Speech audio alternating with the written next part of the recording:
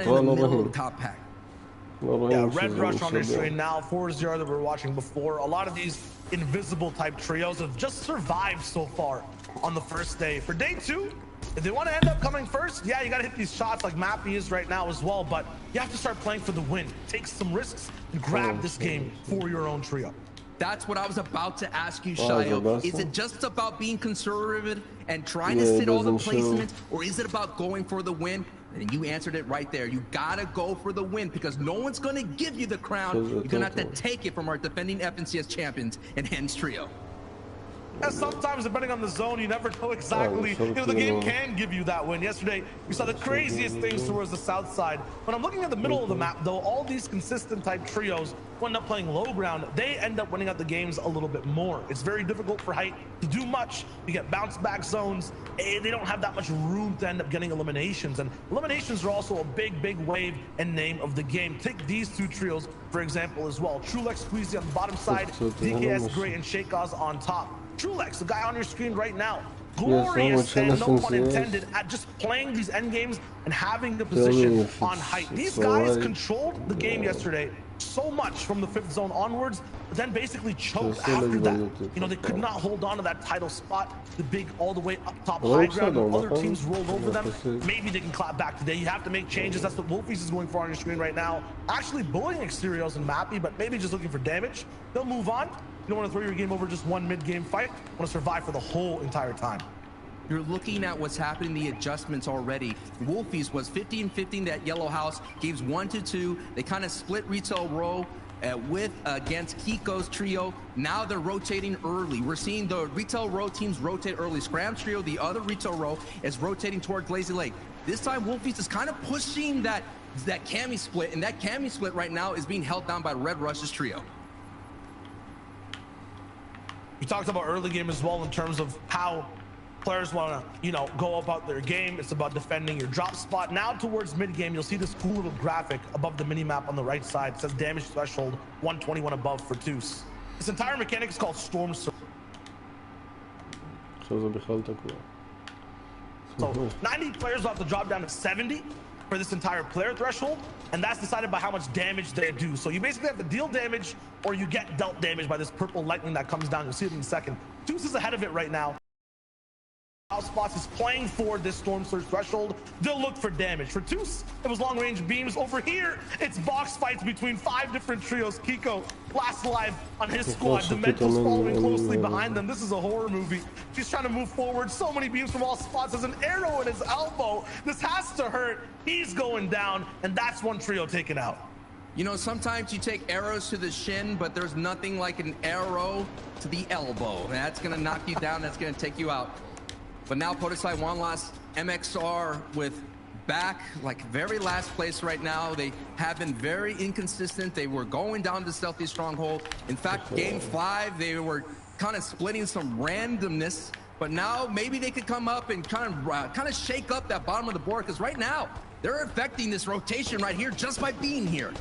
Hey, you're talking about randomness. What is this? This is, I'm counting like 7 different trios at the same time fighting in Storm. There's Fast Roki, the Interrupters, High Ground fighting Stompy right. Down below, Dementos is not stopping. Jamside is going down in the build. Oh, man. This is a crazy 6-way fight. ST's here too, making it off spawn for I think the first time I'm watching, and they're looking real good with this loadout. This is just a repeat of day 1. All the southern teams from Misty Meadows, Lazy Lake, Caddy Corner, all being late on the rotations and all colliding as you're seeing Jamside getting eliminated by Podosai. This is what's happening the entire tournament. It looks like it's going to be a repeat in day 2. If any of these trios want to get better for the day in placement, they just have to avoid this kind of white line engagement that's happening right here, Shayo. This traffic jam hasn't stopped, and this is game 7 out of the 12. It's going to get crazy as the day goes on, too. These are teams playing conservative. Bad Sniper inside Storm, eating some damage, looking for an angle. Not going to really find it, but has some meat to eat, so it's all good on his end. Once again, in terms of reading what's going on screen, it might be confusing. There's health bars to watch. Once that threshold thing pops up on the right side as well, that's like an extra health bar to kind of show you guys how the trio's doing. If they're about 300, 400 damage above, it's really good. Anything below that, sometimes they could be in trouble. There's even more trios, though, still inside the Storm. Hellfire's so far back. Okay, never mind. It's the reverse side. They're actually in. everyone's looking good. Oh, look at this. So many people, Sancho, playing side by side, close together. And like, this is going to be rough rotates all the way across. A very nightmare type of rotation if the zone keeps pulling north, but also a nightmare start for Red Rush, Asterios, and Mappy down already. Our third place team is out. That gives room for ForZR, Tayson, and Nate to move up the board, and Queasy, Trulix, and Jerky right now. Like, you nailed it, man. They've been holding on to height. They will be at height. Like, about 4 out of the 6 games, they were on height, and they got it taken away from them. And only one of them, they were able to hold on and get a victory out. So expect this team to continuously to fight for height, to expend all their mats to hold on to height, do whatever that they can, because they're all in for that strategy. And when you go all in, you saw it already, they get down into shambles. But I'm expecting them to at least get 1 or 2 victory outs here today. This is such a weird game, though. Yesterday we were watching organized driving, basically. Everyone in their own lanes, way far away. They were, following traffic laws. This time, I'm watching bumper cars. I'm looking at trios just bouncing off of each other, shooting over and over again. No one is leaving space for anyone to walk by. Even Nate, so far away from his trio, is looking to affect this one. Trulex getting hard beamed. This is troublesome. This is just what it means, that how much eliminations are. 2 points apiece, Shile. Expect people to go for more elims because they have to make up some ground to catch up to the top of the leaderboard. Everyone's also just bunched up at the south side right now. There's a river all the way in between. Some elevation will be tricky to actually navigate. There is one big hill, and there are some kings on it. A god trio maybe who's watching, kind of an opposite lifeguard on this river. They're actually in just a second. Jerky's already down, so Trulix and Queasy are already looking bad, and look at who they have to go by. Snazy, Andalex, Tus Kiriachi, Shakel's up top. This is like playing a game on the hardest veteran difficulty, and you have no ammunition. Your movement speed is slower as well. I don't know how we're gonna get out of this one. This is going to be a ruthless rotation. All eyes to see who could be able to look at all the hard mats already expended here, because they have been box fighting. They have been trading blows here. The entire south side of the map here in zone 4. Let's take a look at it. Yes, so many trios are on the south side here. The north side is still a little bit going to be troublesome, but not so much. And there's already a team right middle of that map. They're going to have strong positioning. That is the high point of this section. But the river is available for rotations. On the top right of your screen, that is Squeeze's trio, who've had a rough start to their tournament run. Shifting down to Camp Cod, having trouble with Storm Surge, not being able to get what they normally do. Let's see how they do here in day 2, making those adjustments. No one's holding anything back. Stormy Red already going down. Tus Kiriachi, they need consistent games. The reason they're inside the top 10 right now is they're really good on placement. Woo! Just like all these teams you see on your screen. They're lacking eliminations. Janice and Chapix doing their classic, what we saw yesterday. Low ground mountainous rotation. Every time they end up doing this, the zone plays for them. I'm not sure if this is like a type of rain dance, but they get every zone when they're in this position. They look good while doing it, and they end up clutching games.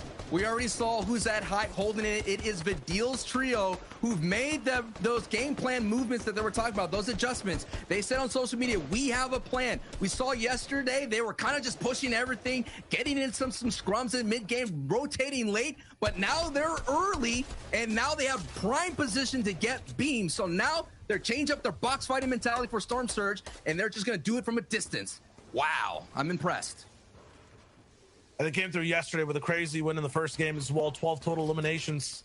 Looked really good. Are these guys hot starters, though? Because after that, it was just mistake after mistake. They fell down the board, and they're in 16th place now. They used to be first on the day, and they ended at 16th. If they could just chill out a bit, just don't use the NOS, don't use the the turbo, just kind of just ease off the gas just a little bit, coast, put that bad in close, and maybe they could just get on through. Because when they get to in game, they're dangerous. We have yet to see them perform in this tournament at in game. Jason ForZR, Nate, similar type of circumstance. They just need to end up grabbing this game for themselves. I watched a lot of people rotating beside them. I'm still feeling a little bit of a survival vibe from this trio. They're not looking to be in a big spot to win the game currently, but at the same time, they have a max zone to rotate. So let's hold off on that for a second. Tayson getting tagged from the right side. There's even other trios rotating later than this. They have to move through a maze. They don't have a map. They're not sure what's going to be in front of them right here. It's going to be Wakey and Floki into Sipto setting a trap. Andalex uses the river and goes by fast. MXR one last Podicide. They're moving too. And right above them, is Bad Sniper with Andretta as a solo player. Ref Gordon Savage down. How did this happen? This is their first place team right now, cumulatively over the 7 games. I know it just says 7 points right there, but that's just for day 2. The first place team has 1 person left. If Andretta goes down, their team stops getting placement, they might drop out of first. All eyes are on Andretta for this end game, and there's so many people looking to take him out to try to grab the lead. Andretta has to go back at the time machine. He finished 24th in the World Cup solos, so he could kind of dip into the past, pull that rabbit out of the hat. Maybe there's some magic here because his job is just all about getting placement as many points as possible before he gets lobbied. Oh no, this is trouble. This is the 3rd time I'm watching this happen. It happens. This happens, CS. It happens. So these things close range, they're so lethal though. Look at Boobok's health just go down more and more. Now he's at 30, used to be at 100. He's going down to 20 as well. It's so hard to run away from those stingfish, but once again, you use them in close range, they end up doing damage to you as well. This entire box too, this complex of builds has so many top trios and making sure he medkits up. These guys are going all in on their HP. They're looking to just take this end game by storm. Oh yeah, and the storm has already moved away from all of our competition. The first moving has been revealed and is going back towards Dirty Docks. This is going to be a very dirty, a very dangerous rotation. And Thomas AC and Austin Flick, we said that day 2 is their day. Are they going to be able to seize it and have that pop-off game, Shio? This is not only the most important day, but this has to be the most important game. The thing we've seen on EU, especially early, is people like to contest height. They like to interrupt Thomas, Flick, and Anas. But look how far this split goes. Thomas is back in an old zone a minute away. Anas and Flick are already all the way on the front side, building a new base. So these guys have real estate on all corners of the map. Janice Hen and Chapix, they're going down to on the backside of Storm. Man. This is absolutely ruthless. People have to make it up a mountain, go down a mountain. It's tough. The hill's in the way, and Chapix is the last person alive on this squad to make the rotate. Chapix is usually the tarper. He could navigate these builds. He could do those layer switches. He could just hold on as much as possible, but he cannot just get any attention looking his way. Down at the ultimate low with only 25 HP. This is the defending champion here who had the momentum leaving from day 1, walking away with the Victory Royale. He's going to do all that he can. Now they're in the 2nd threshold of placement. But let's take an eye on high. Thomas AC, Anas, and Flick here, putting some pressure down below. They have the ammo. Look at the AR. They have all the options they can to put the pressure down on low ground. Every player playing scared, but fear gets relieved as the zone actually bounces back. Everyone on middle and low ground, even the people getting struck by this purple lightning from Storm Surge, are safe and can breathe for the moment.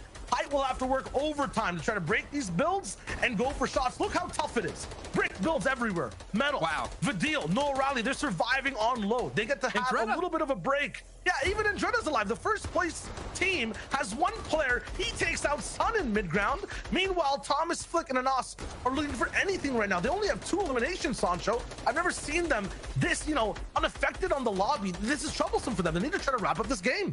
Yeah, but this is where they start cooking up there as they both get iRes and Andretta right there.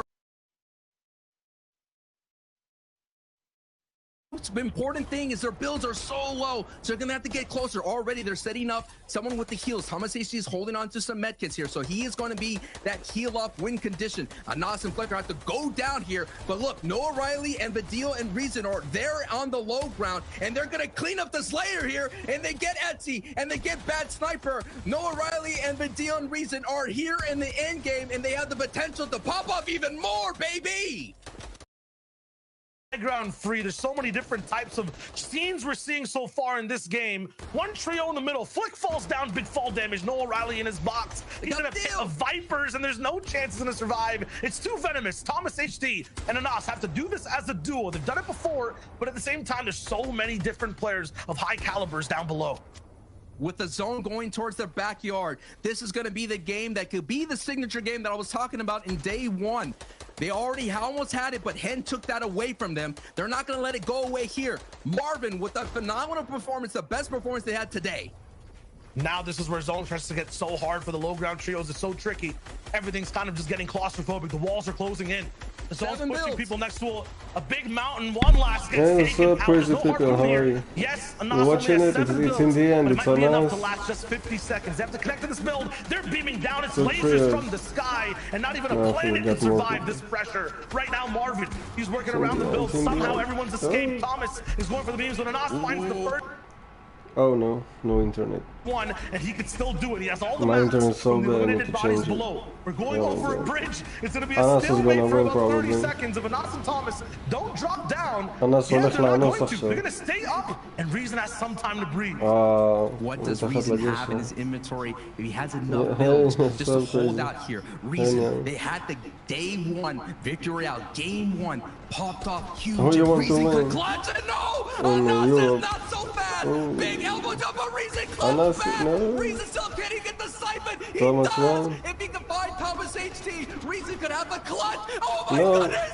What? Wow. What? Are you Nice. kidding me?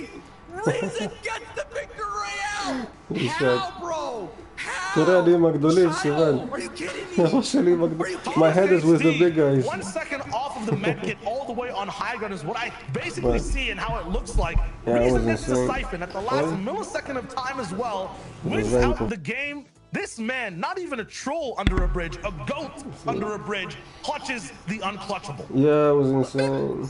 Go to the desk. Go to the desk. Go to the desk, go to the desk. What the heck am I watching? This is just the first game.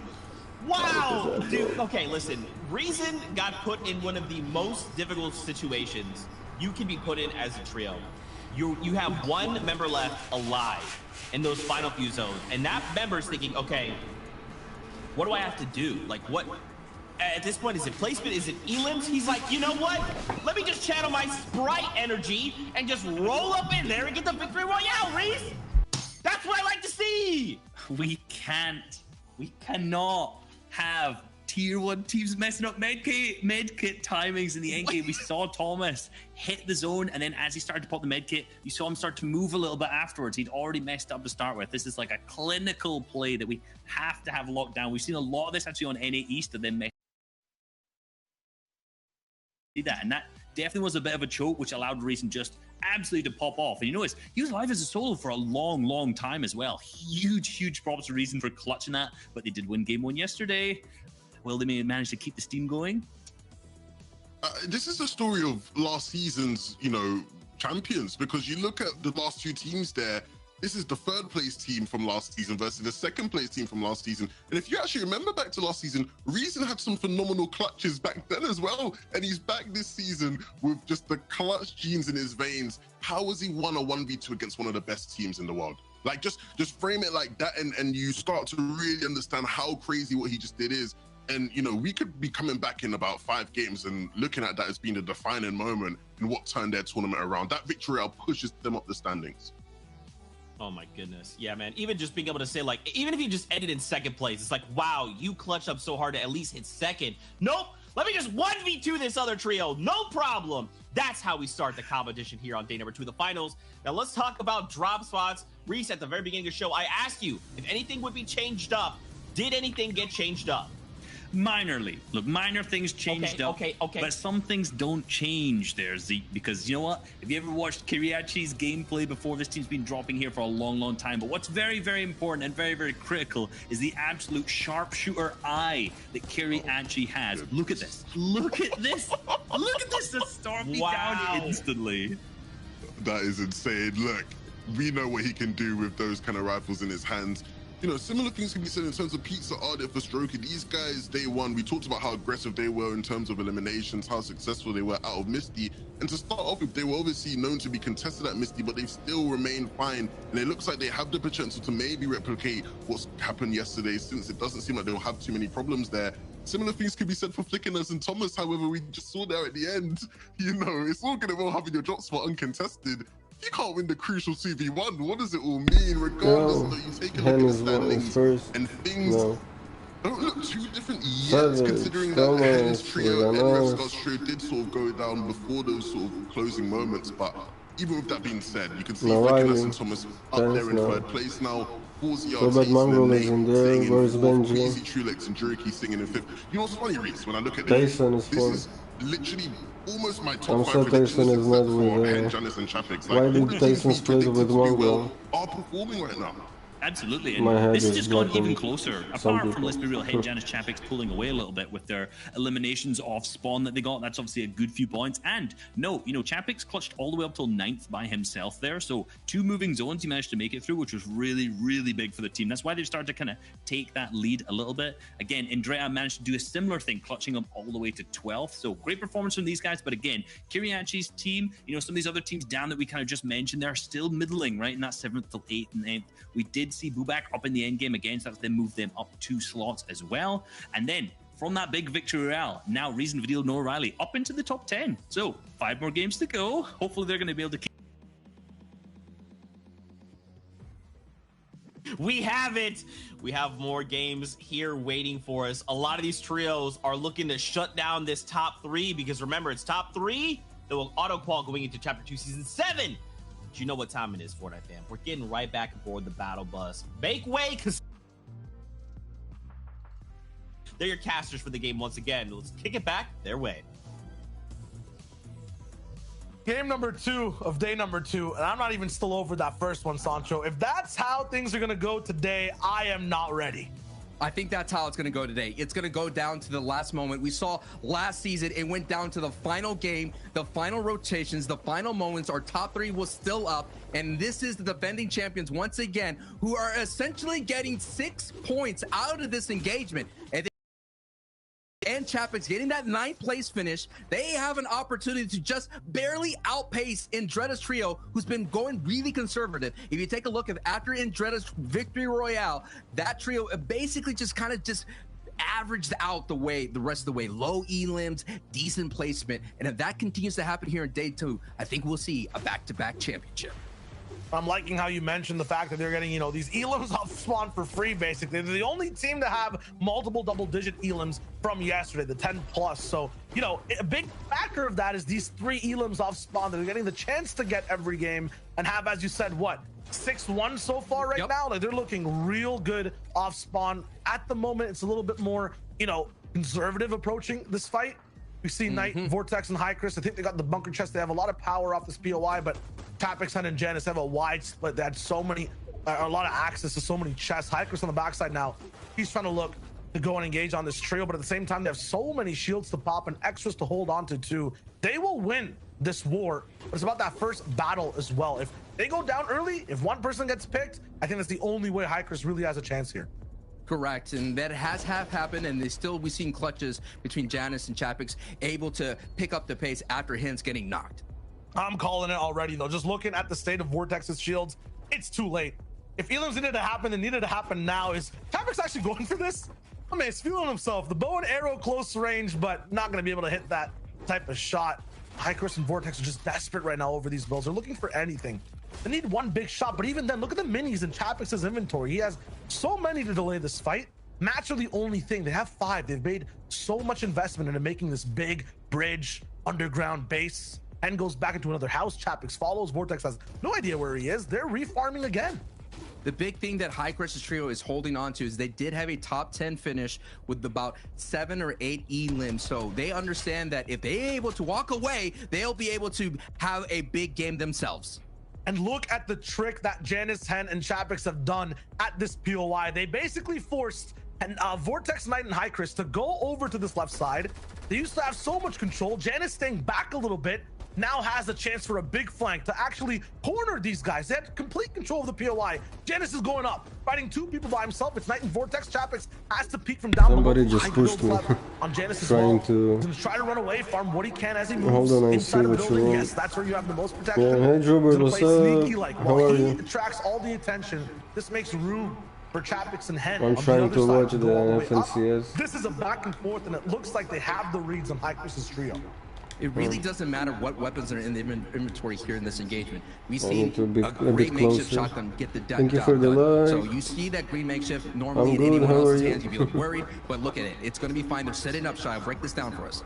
Yeah, right now, too, it's not only a war of HP and kind of loadouts, it's a war fine. of resources. While Janus, I believe, was on the backside and used all his mats as a solo, when Hycris, Vortex, and Knight Who do you think will win in all Europe? 3 of them have to use their mats Then to you catch have up. So America. they basically, look how many ramps are invested over here from 2 all 3 regions. players. They're losing this war on resources. Only Janus has basically used this match right here. Chapex and Hen have been just farming up the whole time. We'll see how that goes.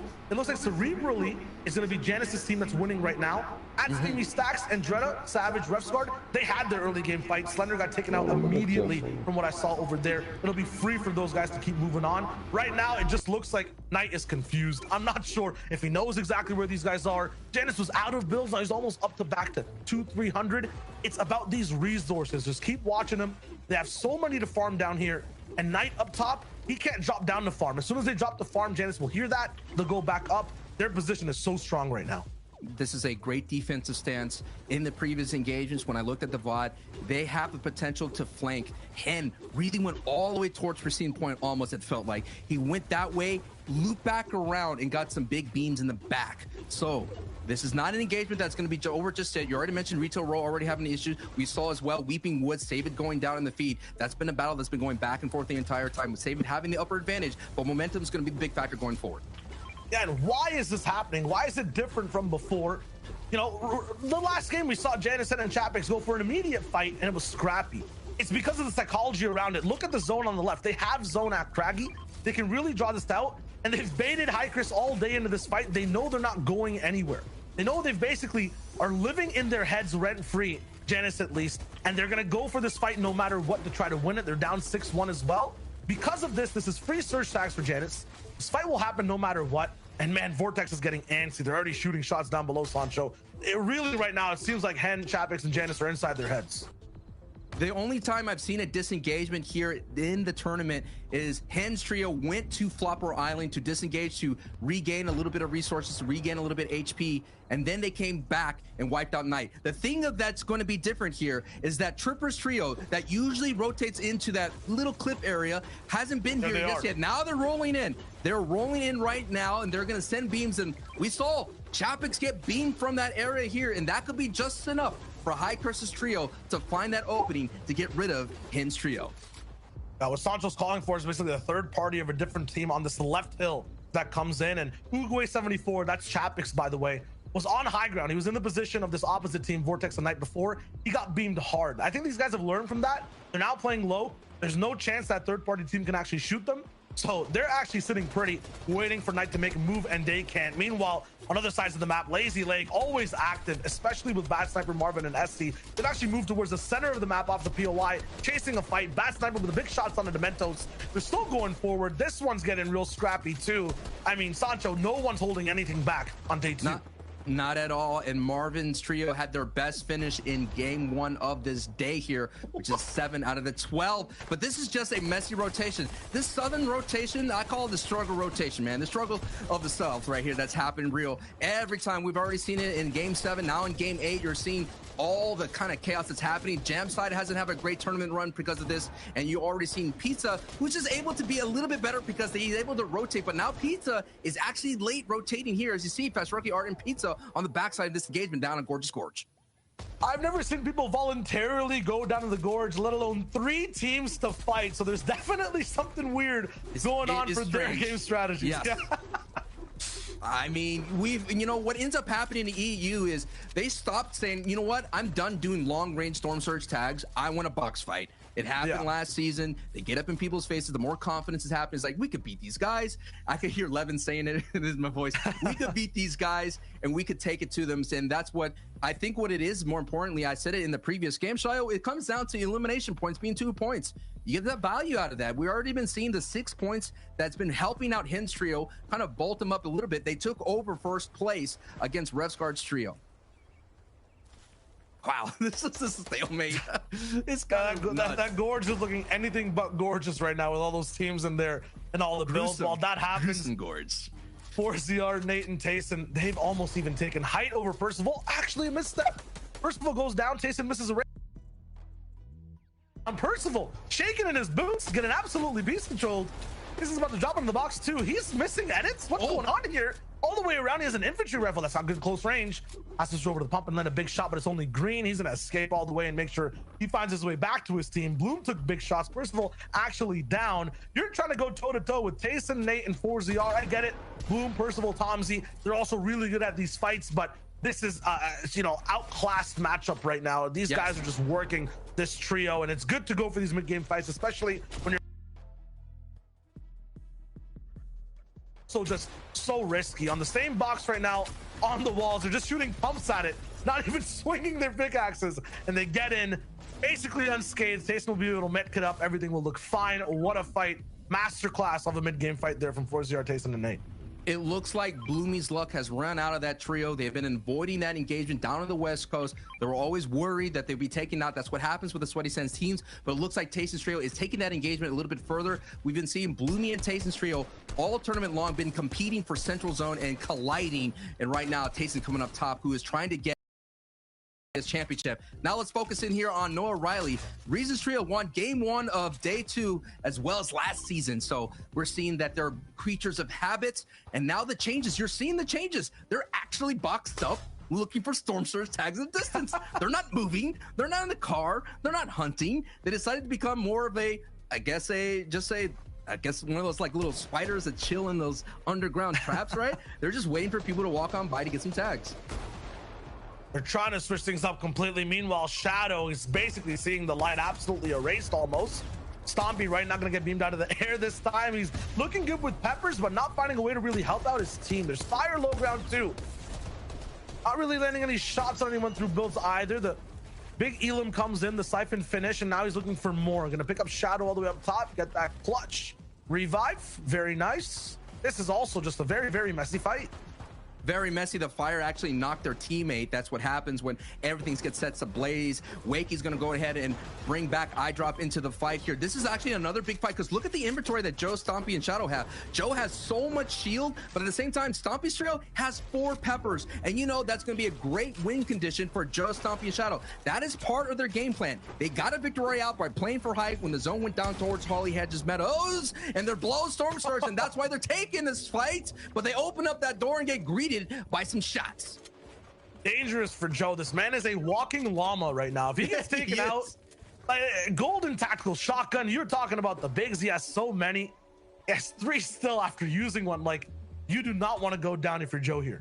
You know this has to kill the deal, right? The feeling like they want to get down into that. They're so anxious. They're so HP thirsty. They want to get down there. Yeah, they want to get into that fight, but they're trying to slow down their ways. They're trying to slow down that temptation to get in there. Stuff on both ends. People are definitely learning from yesterday. Every time a team went third party into a fight, didn't really come out with much and sometimes lost a teammate. So they're letting everyone just isolate and do their own thing. Like us, they're watching along and having a good time. Hope you guys are too. Endon is here now with Jaku as well. Crazy solo performances from Endon all across the season, and now he's looking to get into this fight close and personal as well. Some teams are still on that classic game plan of invade boxes, look for these aggressive tags, and most of them are also lower on the leaderboard. You were talking about it, Sancho. Elims are a dope way to make up, some of the mistakes from yesterday, but at the same time, going for Elims, even in this spot, is so risky. Now we're taking a look at the rest of the board here as a Squeeze is being pressured by Kirachi here, and it looks crazy. They're nowhere to be found. They've been not having this tournament run that we've all expected them this entire season. Has been just more like a Hyde, or was it a Jekyll, situation for them. They're just not the same French trio that we saw last season, the previous season before that. And two is Kirachi. They have an opportunity to close out that chapter here and lobby that trio. I'm just flabbergasted, sir. Flabbergasted. Red Rush Exteriors Mappy coming through the first game, not that consistent, just 2 points in total on the day. They got to look to actually just, make things up. When these center zones, I feel like that's where they struggle the most. It's so hard to stay invisible, be passive, go for beams. They're fighting Flois on the same box right now, but not going to really find much. He's going to build all the way up towards Kaiser, down a teammate. Meanwhile, now this entire server is just devolving into box fights left and right. Even your former first place trio is fighting your current first place trio. Hengenis, Tapix, and 2 of them are down. These guys are leading the leaderboard over the cumulative 2 days. And their chances of getting points this game are running out. Flames ablaze around Chapix, and he's taking ticks over and over, down to 16 HP. There's nowhere for him to hide. Shots on all sides. Every single bullet you see go by is trouble for him. His builds are still burning. Chapix, be careful. Flicks on the other side, low HP too. He's walking through flames, not even affected. What is this? through the fire, and I don't think he's going to have a 9th place finish. No way. Not this game, considering that you have Andretta here that's trying to take that 1st place spot. You have Lanouf as well. This is the team that kind of lands at risky reels. And look at that. No. Storm starts going down, and Thomas HD gets taken out. And Nas is left by himself. And Andretta is now pushing Slicks. And Lanouf is just trying to back up his teammate here. And Anas is in a big shamble situation here. Storm Surge still ticking through. And Savage is going to look to clean that up. Yes, takes it up and cleans it up. Now he's going to push forward towards Chapix, and maybe Storm Surge is turned off. Maybe Chapix could breathe just a moment. Yes, he could breathe for a moment. Yeah, Nas, Thomas, and Flick, they were the last team that had basically, you know, no surge tags whatsoever, no damage dealt on the map. That lightning was just striking them over and over. It took down Flick first. Thomas went away second, and Nas could still not find any damage and goes down as the last player for the threshold. The Loof 6 and Marine is not going to be here, looking to also go across. Andretta is just shooting them with stink bows. No, that's actually another trio from the left side. Lanouf's having so much trouble moving in. Savage tries to relieve a little bit of pressure off from him because they're getting shot too. This is so tricky, and Zone is still moving. Savage's weapon of choice in this tournament has been the stink bow. When I VOD reviewed, they would get into a little bit of the Storm Surge. They'd get like a couple spaces in and turn and just rain down stink bows. He was basically crop dusting the entire lobby, man. It was just stinky. He was getting a lot of 5 HP tags all over the place.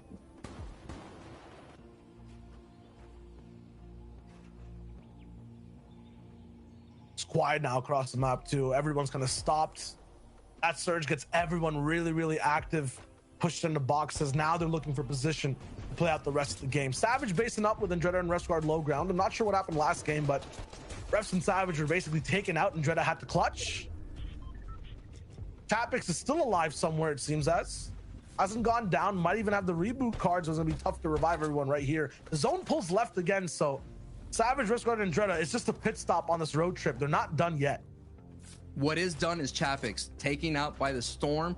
So now 1st place is out. That's going to be an opportunity for Resguard and Andretta and Savage to move up. Also 3rd place, Flick, Anas, and Thomas HC we saw in the previous engagement taken out.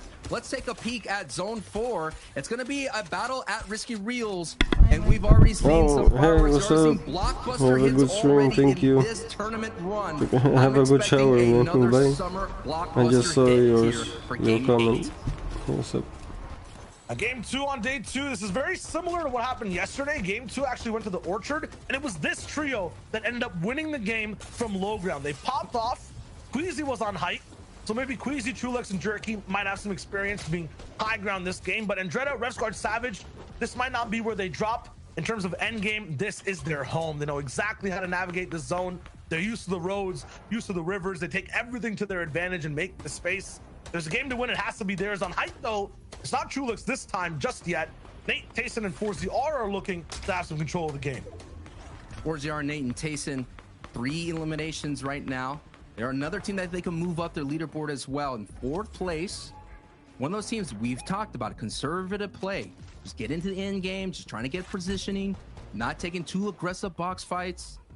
We all know that Tayson and 4ZR and Nate, they're on the road to redemption. Tayson decided to switch out his teammates. He wanted a more serious trio mates in this back, someone who's going to grind with them. We're seeing the fruits of their labor right now, getting within striking distance of a championship. Nate, 4ZR last season, of course, on the road for redemption, didn't really make it into the grand finals. We know that their finals is all about that. We thought they would be there. They weren't there. So this is going to be an opportunity, a chance to kind of turn their fate and let everybody know that they still got it. Definitely the most improved trio of the entire season. They're still looking for shots. They're not exactly in zone all the way just yet, at least not that half of the base. Gonna be praying and hoping that it pulls their way, but we'll have chances to move no matter what happens. Wakey down below, there's trouble inside a little bit of those lower tier boxes, lower ground bases. People are going down left and right. Exterio's taken out. Alpha having trouble, and then taken out by Noah Riley as well. These guys are popping, but there's so many angles they have to cover. I'm surprised. Stacey brought back his teammates. Stacey brought back that team. And wasn't he all by himself? Like, weren't they just being pressured by Kirachi? Yeah, it was a solo. I guess they brought everyone back. Yeah, okay. Run. Okay, they're not. Big reboot came through, but no matter, they were coming from the south side. They must be exactly where Noah Riley is too. Look at the zone. This is a huge rotation and builds are burning at the same time. You cannot cross that ground. Noah Riley will have to go around. And Alexis Suisse, yeah, I guess the reboot came through in the Spire or Boney Burst. Yes, they'll actually end up playing out the full game. That's clutch from X Squeeze. Meanwhile, near the river, this is where patience is tested. Haven't moved just yet, and they have the longest and toughest rotation with a team beside them. They've been coming from Coral Castle, and for them to actually finish day one in around 15th place is already a feat in itself. They solved the puzzle of Coral Castle.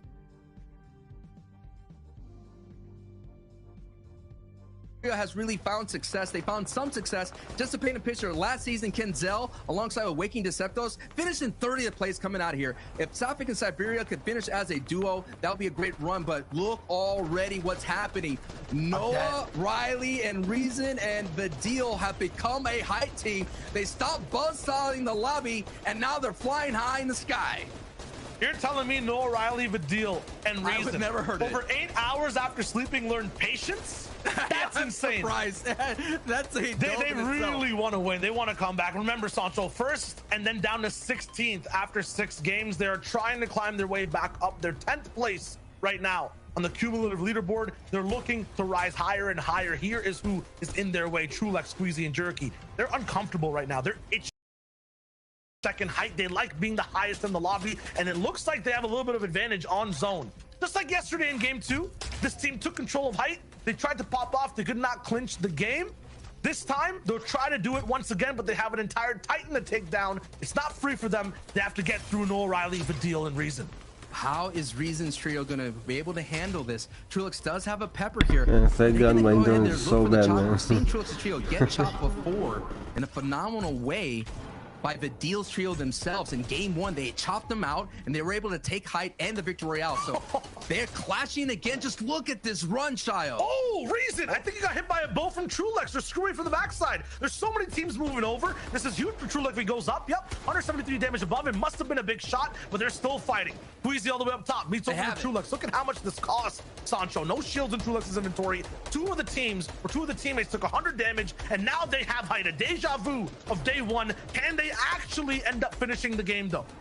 They need the resources to hold on. Day 1, they couldn't hold on to height at all. They kept losing it here around zone 7. So they have to keep an eye on the backside. Let's see who's second from height.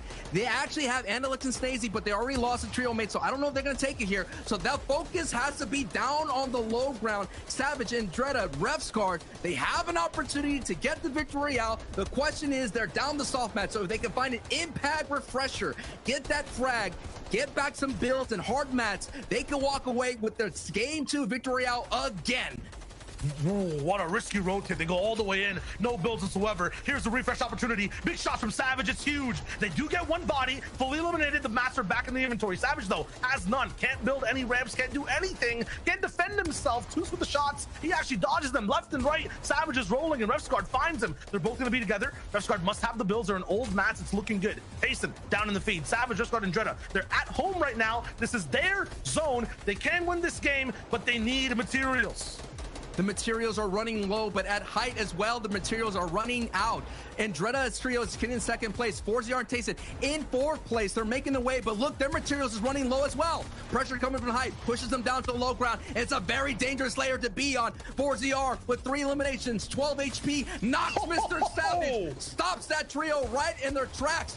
4ZR on the track for redemption here, is barely alive, and is gonna have to go to the medkit play and hopefully catch someone else on the backside of the storm.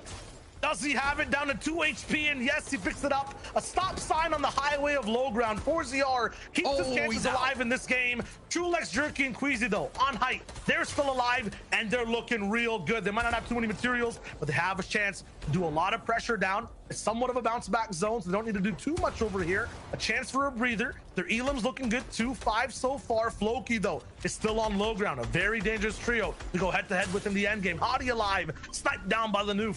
So many different teams down below that are so good at these high-pressure situations. Trulex, Squeezy, and Jerky have a big task ahead of them, and another misthink that might cost them a lot in the end game.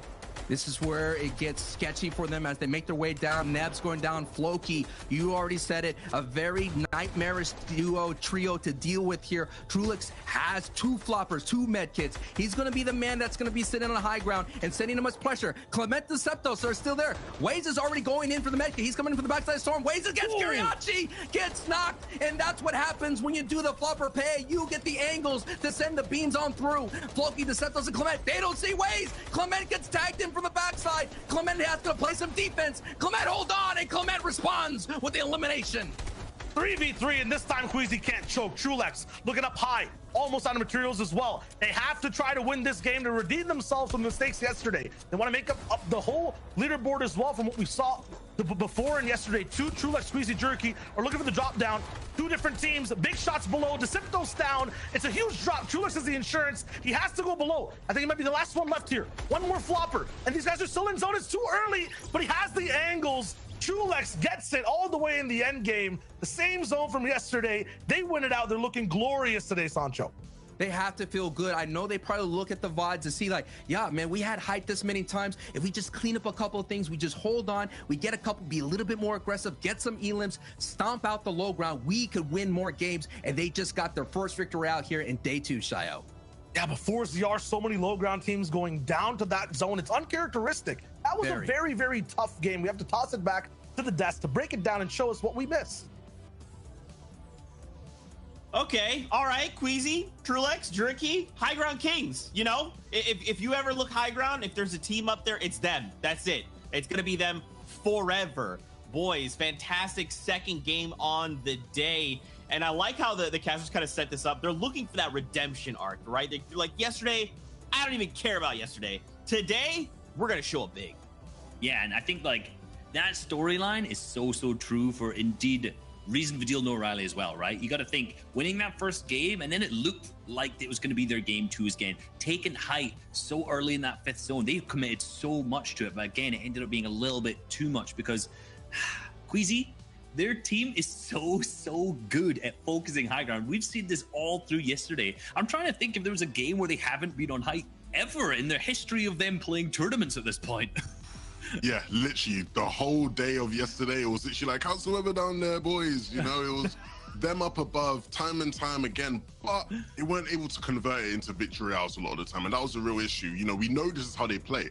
You look at Queasy and Trulex historically throughout multiple Fortnite seasons, they opt to play high ground. This season, right, Jerky's been a spark for them. You saw Jerky when they were taking out, he took the Germans down, right? No Riley, they'll wipe them out, you know what I'm saying? And from there, it was really great play, and they held out height, and they was able to convert into a win. More of these, and they might sneak into contention, guys. I'm calming down a bit, but it's possible. It's always possible. Look, Fortnite's taught us, right? Anything is possible. It just depends on how you approach that end game. So let's actually talk about this end game coming out of last game, game number 1, because we saw a little bit of a heel off that was a little bit of a flub.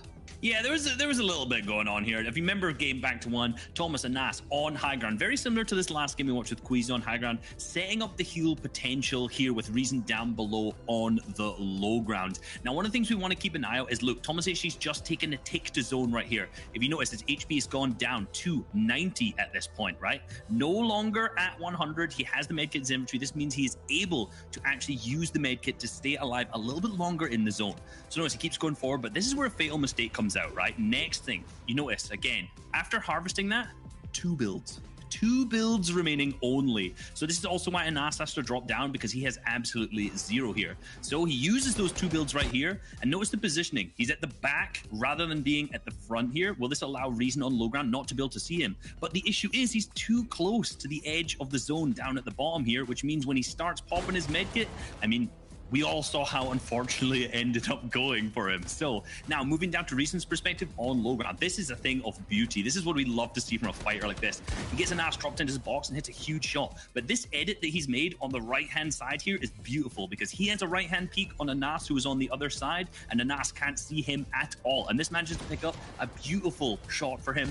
And this, look, 5 HP and the elimination goes through. And then we said, playing on high ground with the medkit too far to the back, with not enough time, and unfortunately he ends up being eliminated. Let's see how that last game also kind of transitioned onto these standings.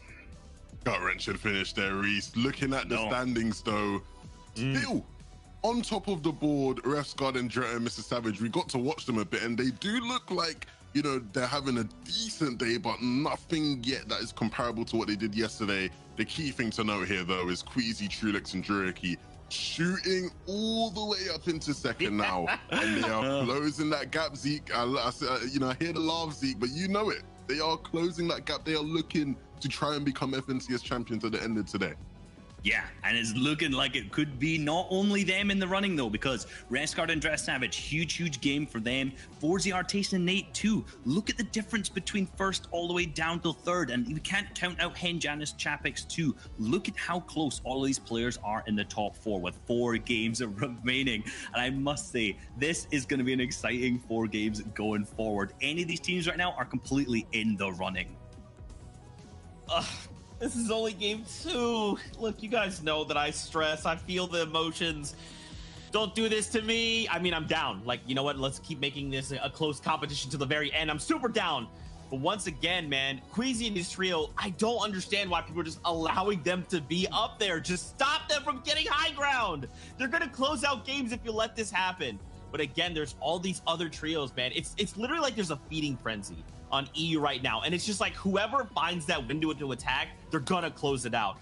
But okay, I know, Zeke, I know it's game time. We're jumping back into the action. This is game number 3 on the day, aka 9 of this series. Let's get into all the action. In EU right now, it's all about the win, Sancho, and it looks like Trulex, Queasy, Jerky, they're doing it the best. You gotta think about it. Aussie Antics on the NAE's broadcast, it says, you know, high ground gets games, low ground wins tournaments. But so far, Queasy, Trulix, and Jerky are flipping that table, putting it on the other side, and they're looking really solid here in day 2. As I mentioned, day 1, they had high all the time, and they almost were able to walk away with multiple victory royales. And they most likely decide, you know, we just got to cheer up the defense. We have to make sure the backside is being protected, because that's all the time they had been happening, is they would lose it on the high ground retake coming from a flank with just normal builds. And that's what's so fantastic about this meta, is that you're able to kind of hold on to height. There's no bouncers, there's no shockwaves, there's no caddy launcher to kind of come up in there to take it away from you. So we're seeing what they can do. Now, the question going forward, as we're going to get into the later stages of the game, as you do see Weeping Woods already, the Save It battle versus Blaster is still continuing there, is who is going to change up their kind of strategy. And when they change the strategy, and this is, as I mentioned, what ends up happening as the tournament goes on, people change up their strategies and they try to stop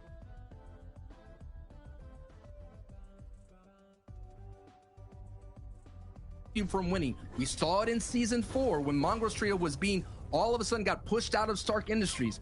We saw it in season 5, right? All the teams landing on SETI to slow him down in day 1. So the question will be, who is going to slow down Refsguard? And it looks like Elo, Crass, and Hottie and Tripper are here to stop and slow down Indretta's trio.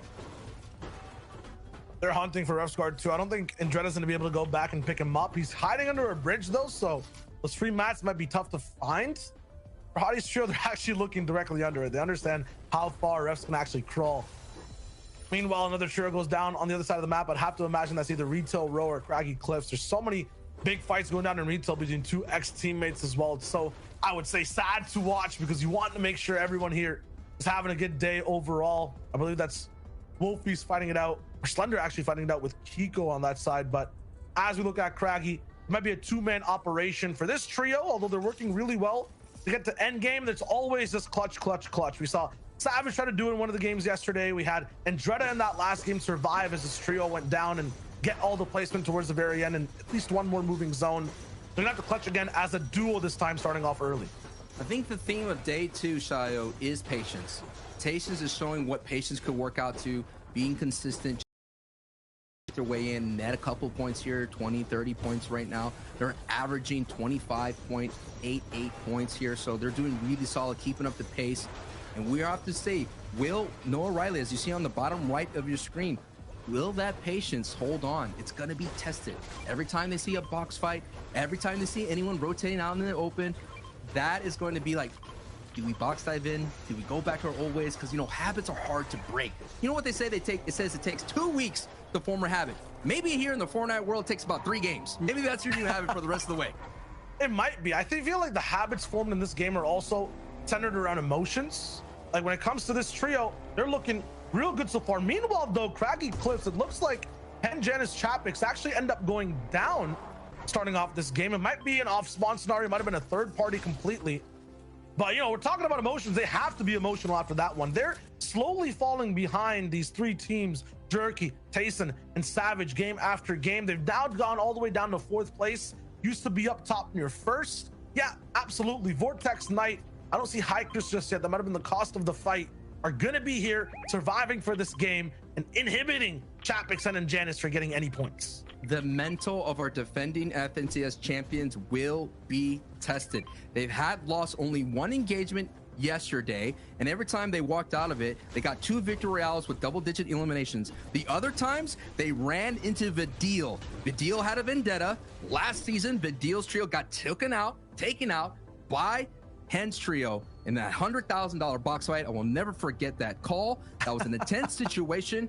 And that's what it all came down to last season. We're getting closer and closer to the final game here out of the 12. This is just the halfway point here in day 2. And already, we are already seeing like all the Savage fans are High Chris fans right now, right? All the Hin fans are like the Tripper fans right now. They're all just hoping that the other can like drop spot fights go the opposite way. And wow, this is the FNCS. Think about the ramifications of that off spawn. Now we have a trio in 30th place who's allowed to end up playing this entire game, right? Usually boxed out by a higher team. In terms of High Chris, Vortex, and Knight being in 30th, being inside an end game, you might not be thinking totally of the comeback. You might be thinking about, you know, taking more risks, going just completely for the win, not doing the most consistent and expected plays. It's going to be dangerous for everyone else. This game might be a lot more trickier to navigate. If they could break through that threshold, we're talking about thousands of dollars. So it's worth them to throw everything at the wall, throw that spaghetti, see if it sticks, because we're talking about a couple commas and zeros every time you move up that leaderboard. Yeah, but they're going to be working against the grain, right? For people like Kiriachi, like 4-0 we saw right now. You talked about it, Sancho. Patience. They're waiting. They have a game plan, and it's working. For trios like High Chris, like Vortex and Knight, they don't care about patience. This is the first time they get to play a game today, right? They're going to be going through fast. If there's a box fight they're not meant to take, they might just do it for the elims. That might change everything. We have a very dangerous trio playing this game. And this trio right here, we haven't really shown a lot of love on the broadcast, but it just seems like every FNCS tournament, there's always a trio that, you know, when they do that drone panning shot in game, like, oh, hey, look, Stormy Tiz, they're there, right? They're there. Yeah. You just keep repeating their name. They're still in this fight. And that's what their ride was in day 1. And they're still keeping up that same set of pace here. Right now, they're looking at 5th place. And with 4th place already down, they can move up the board even more. I'll tell you why this trio doesn't get love. They're endgame mannequins. They don't do anything when they're alive. They don't get any elims. Usually when Kiriachi 2s are playing around, they survive. They make very smart rotations, maybe getting 1, 2, or 4 elims a game. The thing, though, I feel like, you know, this might be a situation where mannequins come to life. Last game, 9 eliminations, 4th place. They're definitely switching things up. Their win condition today is eliminations. They're playing the right type of Fortnite game. They need to play the other side of it, though, and actually have an impact in their zones and lobby. And Nos is by himself too, walking around right now. But yeah, Kiriachi needs elims. They're doing it off the start of the day. Need to make sure they keep it up. Mannequins Coming Alive is totally an 80s movie reference right then and there. And now we have no O'Reilly Reason and Vidil. It's so interesting, though. I thought this trio would be able to push out to coast. I thought they would go back into being more aggressive, being more that ruthless trio, you know, taking out those legions of players. But I don't know who is it? Who is this team? Like, I want to know who is this team. I'll tell you what, Howard. I was talking about emotions before, right? These guys feel really good and they're happy when they're pushing teams and it works out. When that doesn't happen, you start to get negative emotions associated with that push, right? Now today, they're playing patience and they're getting points. You get points, you're happy. They're just riding those emotions, and now the patience is coming naturally. So very emotional team. What they're doing is making them very, very happy. They know it's working. They're getting points. They're going to keep doing it. They're going to the gym. You know, this is like their 2nd week. They're seeing the abs kind of pop out a little bit. They're like, okay, maybe I'll stick with this new lifestyle. And at the same time, I'll stick with this diet. But these guys, they love to eat. And right now they're just holding on. You know, they're just, hey, they're calorie deficient. They're making sure they're leaning out, because when they get lean, they are dangerous and they are mean. other side of it, we're watching it. Ways actually in the distance. They also like fighting a lot, but the patience sometimes comes at an offbeat, like a weird time. Sometimes too patient when they should be aggressive. They're still learning that type of game, and they're actually very similar, I would say, to Vidil, O'Reilly, and Reason when it comes to, you know, approaching mid and end game. But we'll see. They're kind of in the same spot. Maybe they can also bring it up. 7th place, rolling into. They're looking really good throughout the day. The aggression hasn't been turned on completely, but you know, they're very consistent at just making games. 2/3 back to back from Nebs, Bubak, and Waze rolling through actually gets them all the way into the top 10. If they can get another third, I mean, lucky number 3 for this trio. They're looking real good. Meanwhile, 4-0 Nate, Tayson, I mean, there's so much to talk about with these guys. Top 3 right now. You know, lots of doubts in the preseason, lots of doubts while we were watching them from qualifiers to heats. They fixed everything. Yes. And once again, they're surviving. I have their win condition just kind of written down, as we talked about it last game a little bit as well, Sancho, for the tournament. They need to start owning these games, making it their own. What are the names we've been talking about in the last few games? We said Trulix a lot. We said Savage. We're talking about Hen. It feels like, once again, 4-0, Tayson, and Nate are paint on the wall. Definitely there, but they're not the talk of the town so far. They need to be that way. They need to make these flashy plays if they want to win this tournament. They can do it. 22 elims in the heat stage. Yeah. It's in there. It's in there. It's in there. Mappy, Red Rush, Asterios, not kind of having the same success that they had in the previous day. Slowly slipping out of the top 3. And right now coming in 8th, Shio. It's just right now their style is about playing center. So they're coming out of the Cami split. Now Andrea, Savage, and Rescard now back in full force. They were able to get the reboot card and bring them back their trio mate. So that's looking good. It's slowing down though. So they may not have strong weapons, or they may not have all the mats and resources. So expect this trio to be a little bit more aggressive. Marine is now sending in the Sting Post to open up their rotation to slow down the peak. And so what you gotta do, man, you gotta send in those stink bows just to open up a little bit. That's gonna give the signal for Refsguard and Jordan Savage to rotate through to Lazy Lake, which has been a battleground in this tournament. These guys have to have extra health or something. They survive so many crazy situations. Refsguard going down off spawn. They have to travel to get the reboot. They do it in enough time and then have a chance to actually have some type of loadout. You're right, Sancho, it's kind of weak, but what does this mean for Refsguard being rebooted? This trio allowed to play this game. They're in first, Sancho, right? With them alive, full forces. This mean Queasy, Trulex, and Jerky, they have a tough time, you know, kind of taking hold of this game. They're off screen right now too. This is perfect. You know, they're gonna have a tough time kind of taking over first if that team's alive. Same thing for 4-0, Nate, and Tayson.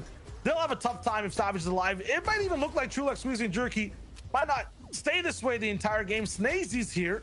This is Southside and Alexa's home. It's been invaded by multiple teams. And now they're looking to just fight one off for the moment. I'm not sure how far this fight will go, but you never know right now. These things are still being thrown in. This is a wrestling match that's getting sweaty and is getting dirty right now between the old guard and the new. This Trulix's trio is a newly formed right now. Trulix, of course, playing last season with Pink and Stormy, or I believe it was Stompy. They had a fantastic run. Trulix arming that RPG. Jerky and Queasy, of course, forming with their respective trios here. Queasy playing with Rasco and Paco. And wow, I mean, for them to be able to hold on right now, look at this. There's a 3-trio kind of standoff right now with Fast Roxy, Ardent, and Pizza coming from Misty. And then you have this team from Camp Cod. You know, Snaze's trio, they're going to want this fight because they're low on Storm Surge. Because you come from Camp Cod, you know this is your opportunity to get those tags in. Wow, Queasy's still finding a way in these bases with 2 teams around them. Shoot off on another way far away on a hill. That's crazy. That's huge for the tags as well. And man, I wish Ardent, Pizza, and Fast Roki had a theme song. It feels like every time there's a third party coming through, these guys roll in with a jingle and they're the ones to cause chaos every single time, whether it's at Lazy Lake, now it's down below at Camp Cod. I always have some type of song playing in my head when I see Fast Roki on screen. They just make things crazy. It's basically, that's a third party, right? That is what they're, that's a third party. So that right now is just being so aggressive all over the place, and Lazy Lake is where they like to push on through. So they've seen some opportunities to get some tags here on the Storm line edge. Red Rush in center. Zone is pushing them a little bit further. This is very going to be interesting in-game, Shio, if it goes down to Misty Meadows Lake. We see Zako's trio already setting up an opportunity here. We've seen when it was here in Lazy Lake yesterday, Jules was able to hold on to height there in game 4, but there was 3 different height retakes and they lost it, and Pizza is actually getting gobbled right now. Down he goes. Wolfies is getting eliminated. Elocrass is getting eliminating the feed. Now this engagement is opening up just a little bit more, just like Pistachio Nut just opens up a little bit more. Before you know it, they're going to be able to gobble that up and get some confirmation and some 2 elim points. Fast Roki down. The third-party trio not going to be able to operate today. For this game, the one trio to watch has to be Red Rushes. They ended up coming second all the way on low ground, played it really well. They're kind of the kings of navigating Lazy Lake, but what it looks like right now is they're actually under Surge. This is going to be a very crucial pump shot map. He has to hit. Surge actually goes away. You can back up, my friend. No! At the last second, Surge stopped 70 players. Mappy overstepped. The trio that clutched out this zone yesterday is going to be 1 man down. Mappy is also most consistent in terms of surviving and being able to support his teammates too. He's not going to be there. This is looking tough on day number 2 for Red Rush. That was a big refresher elimination right there for Andretta's trio, knowing that they had a reboot teammate. Now they could take his loot, Mappy's loot, and be able to move on through right now. That was always a question mark for Red Rush. If you're going to play center, you're going to have to hit your tags. You're going to have to find people on your rotations, because if not, Storm Surge will be knocking on your door to collect that build. This is actually tough, I feel like, for Savage and Jetta and Refsguard. They like wide open low ground that doesn't really switch layers. Their lifeline for this entire tournament and their playstyle is low ground. If they don't have a consistent low ground type of terrain to play, they're going to be in trouble for games. Lazy, I feel like it's kind of like that with all the builds, the buildings, and the fact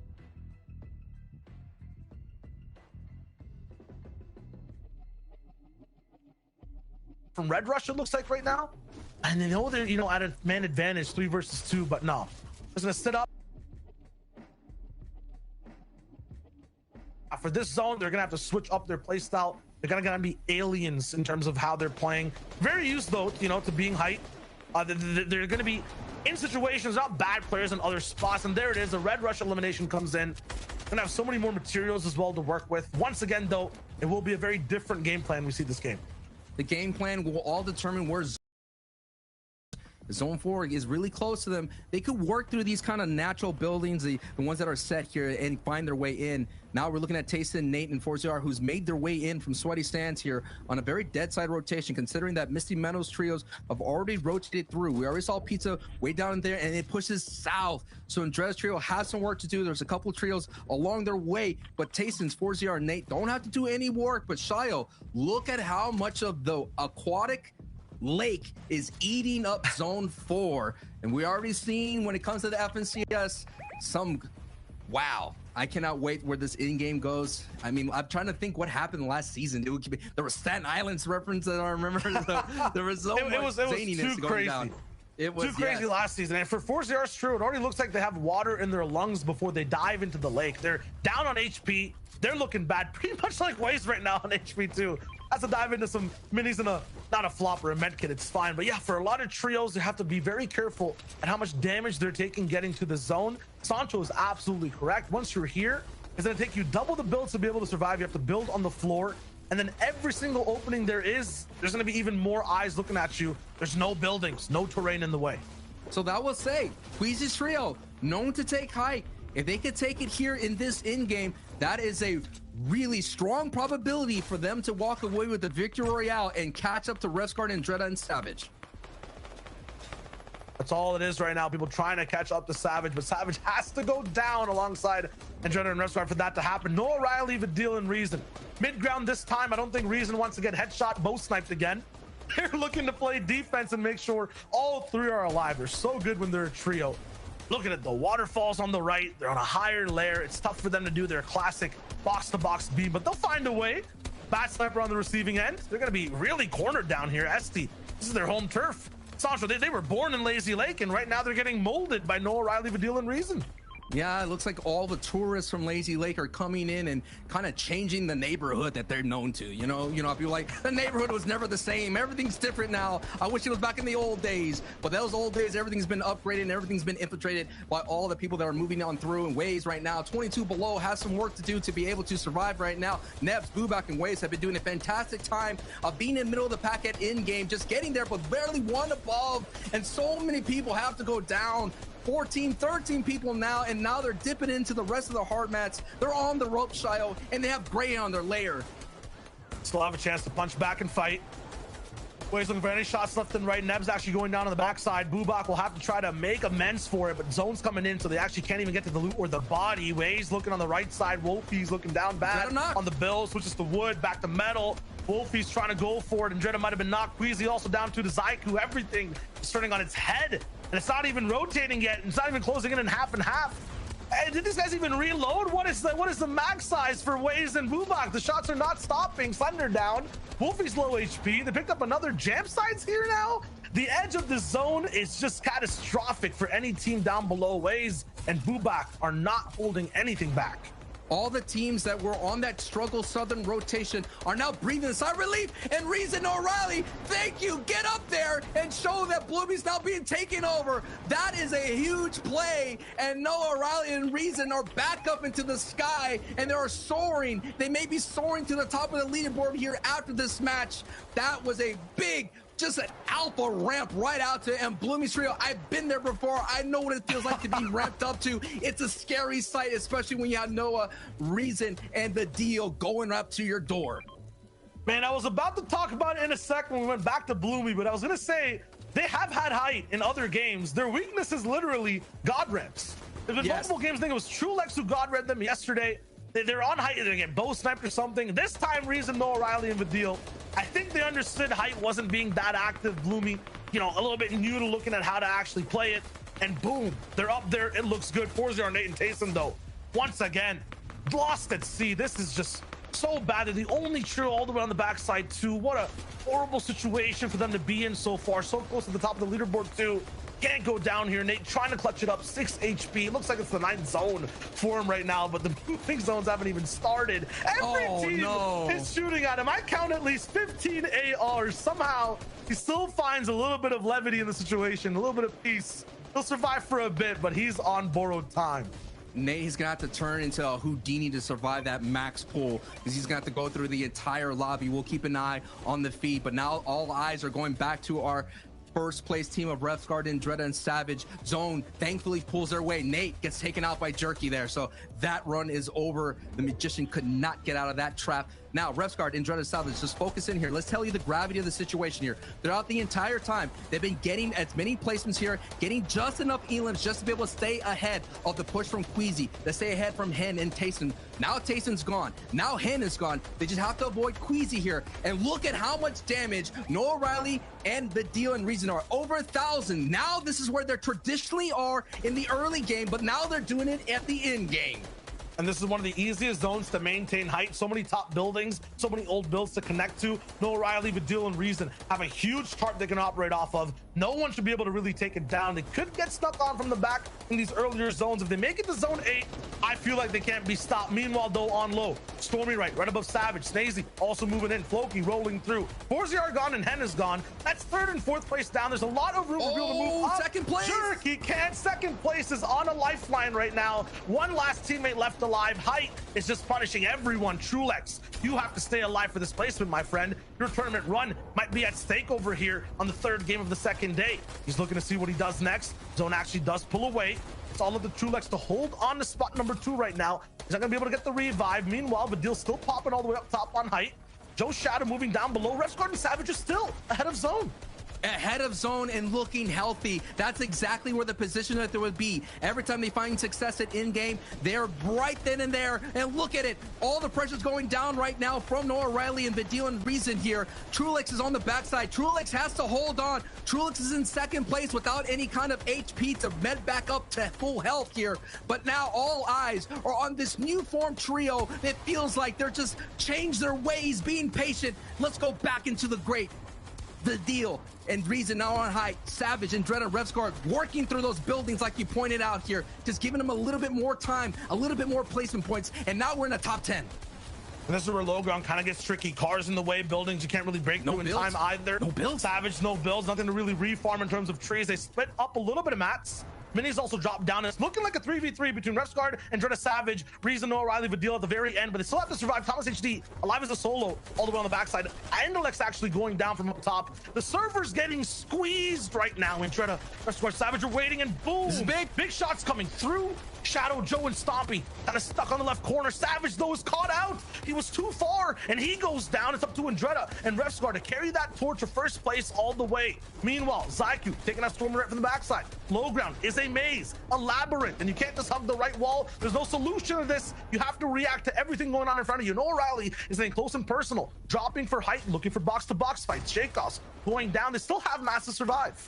The deal, Noah Riley are the dogs are sending down there to get some big bites on the low ground. They're going up for some air and they're diving back into the mess that's on this low ground. Opportunity here for another victory royale. Stompy gets bopped. Here we go. This is it right here, Shayo. It's a top 4 situation, and I'm just taking a look, and I believe Andretta is still holding on. This is going to be a big game for them, but if Noah Riley, Badil, and Reason could get some eliminations and the victory royale, they're going to be able to get into that top 3.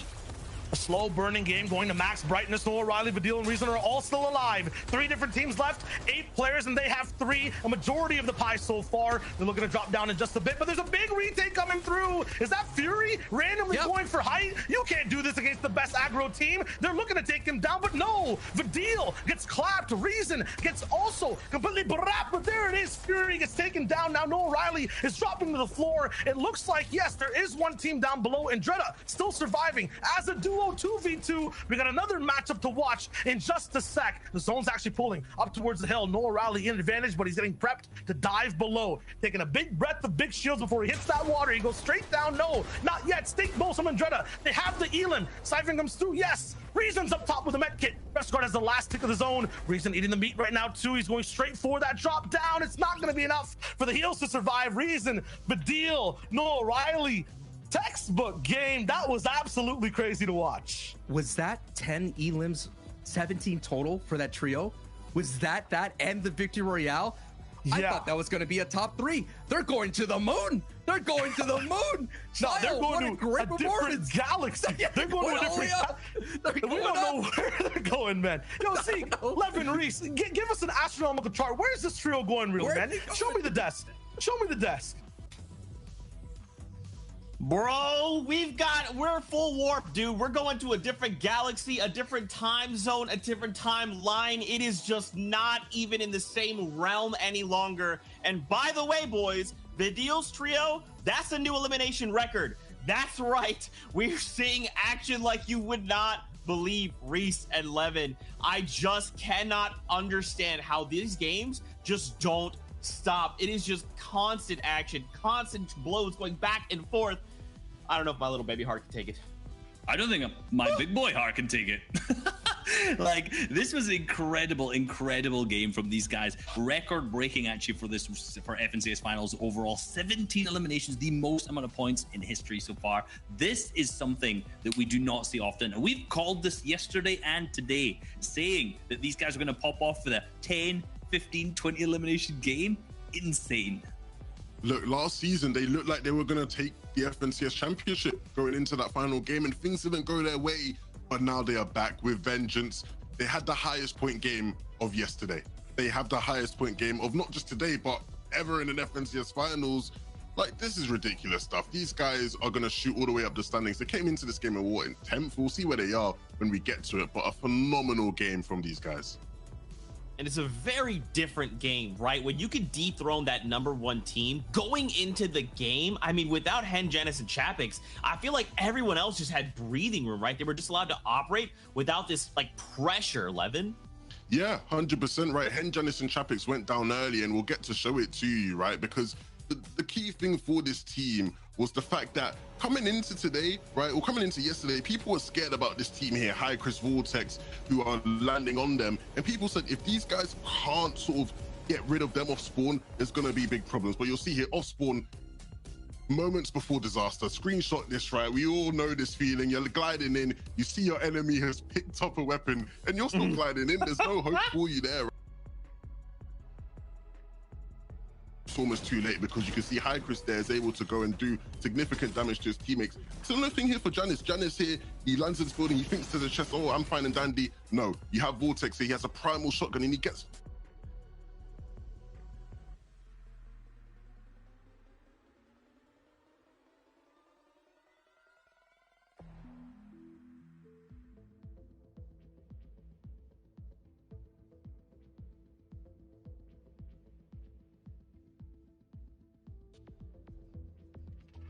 you need, and you will just go down like this. If this continues to happen, they're not going to be able.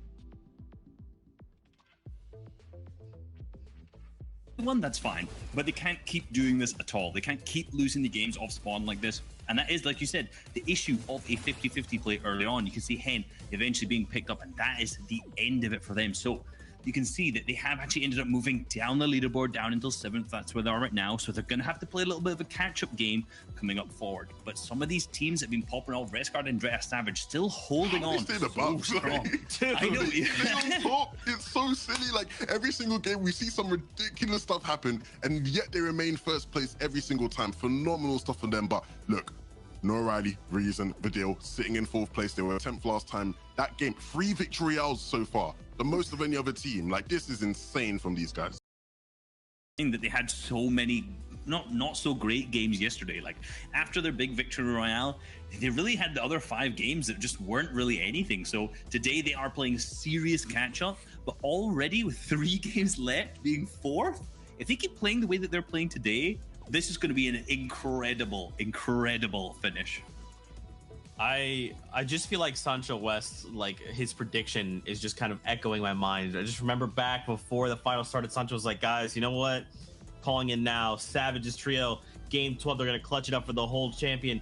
No, apparently Sancho was just like, what he meant to say was they're going to clutch up every game at all the times, at all the points in the competition.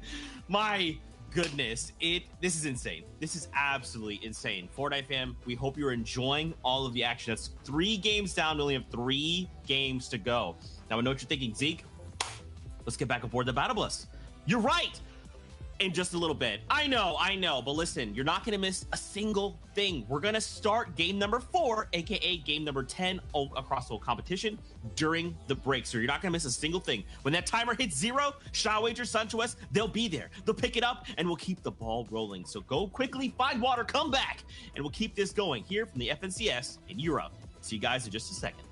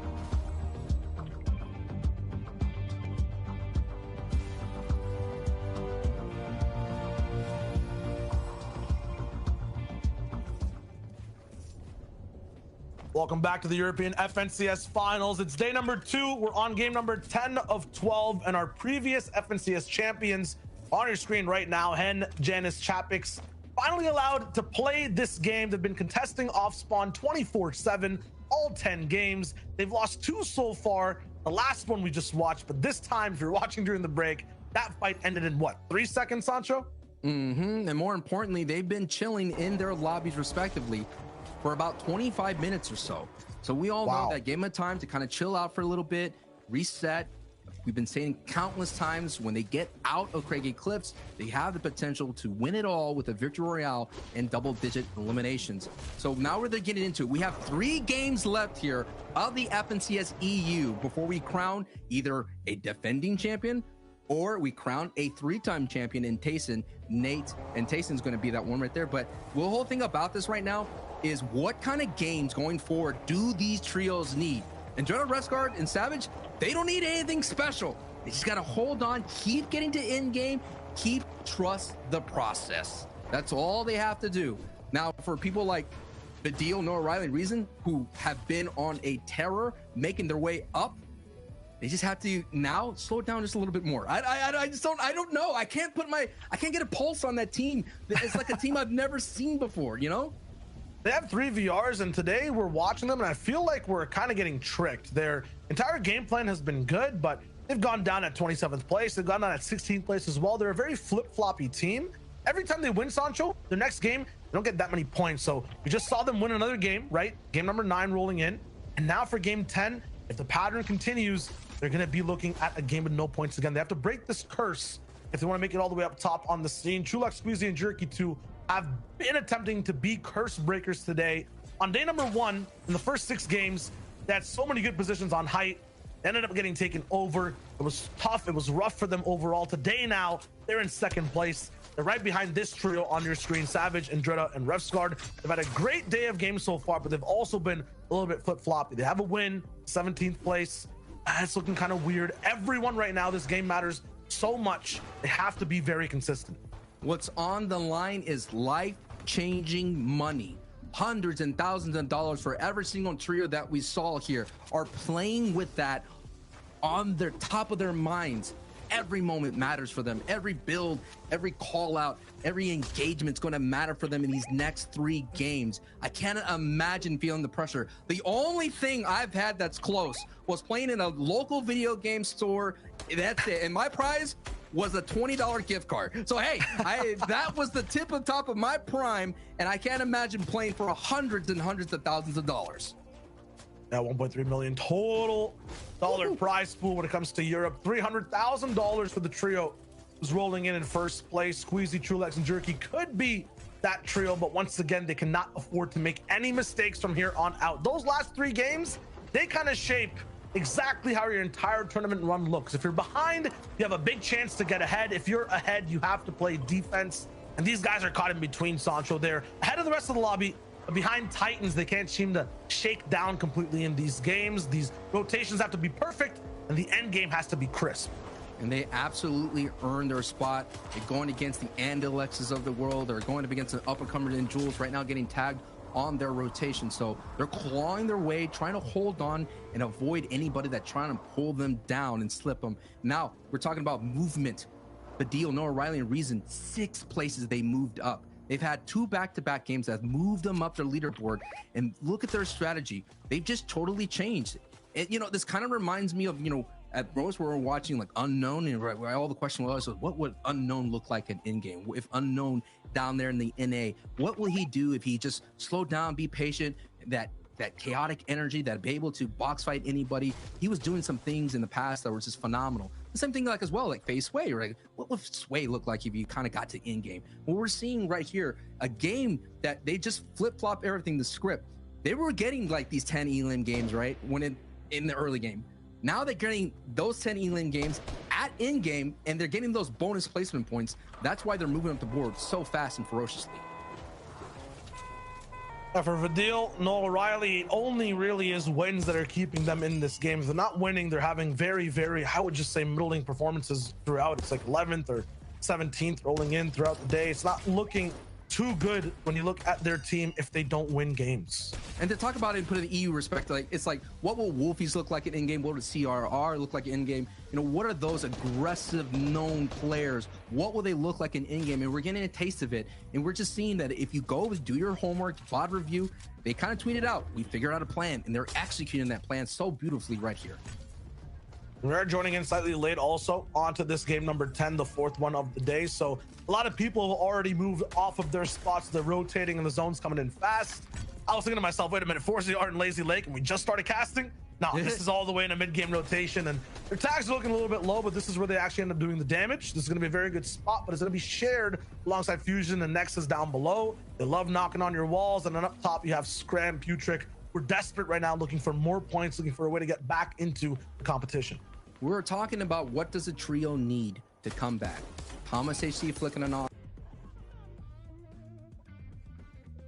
in this FNCS tournament, 2 times their signature pop-off game, holding on height, losing it at the very last moment. We saw the misplay by Thomas HC with the med kit here. Now Reason, Noah Riley, the deal in trouble right now. Things are going to do.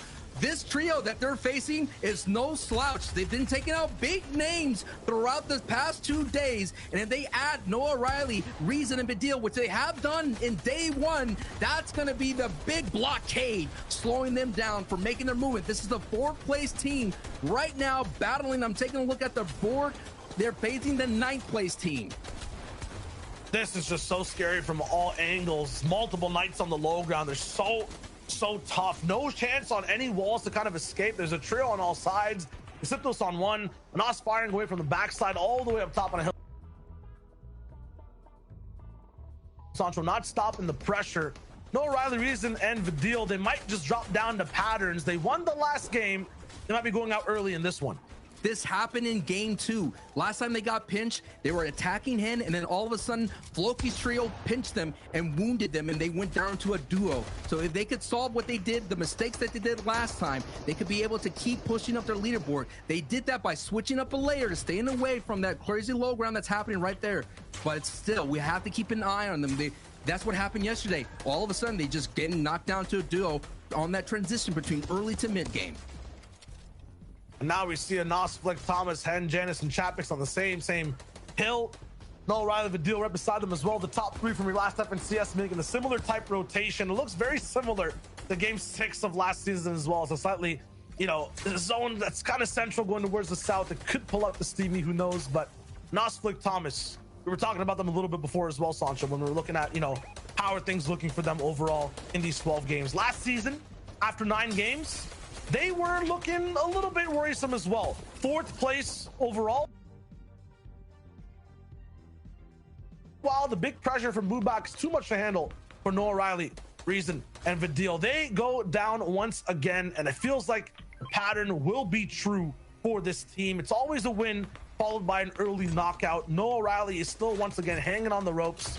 You can try to see if he survives and plays for a little bit of placement, but they're kind of deep in this game. Reboots are very difficult to kind of take away when you're so close to so many trios. It should be wrap-ups for that squad. If there's a solo that you want in that trio, is Reason. Reason finished 7th place in Chapter 2, Season 3. So that is going to be interesting to see what Noah Riley can do as a solo. But Anas Flick and Thomas HD, who have a great day 2, have yet to have that. They're doing okay, but not by their standards. And now you're seeing in the feet Blasters, who just finally survived, save it down there in Weeping Woods, not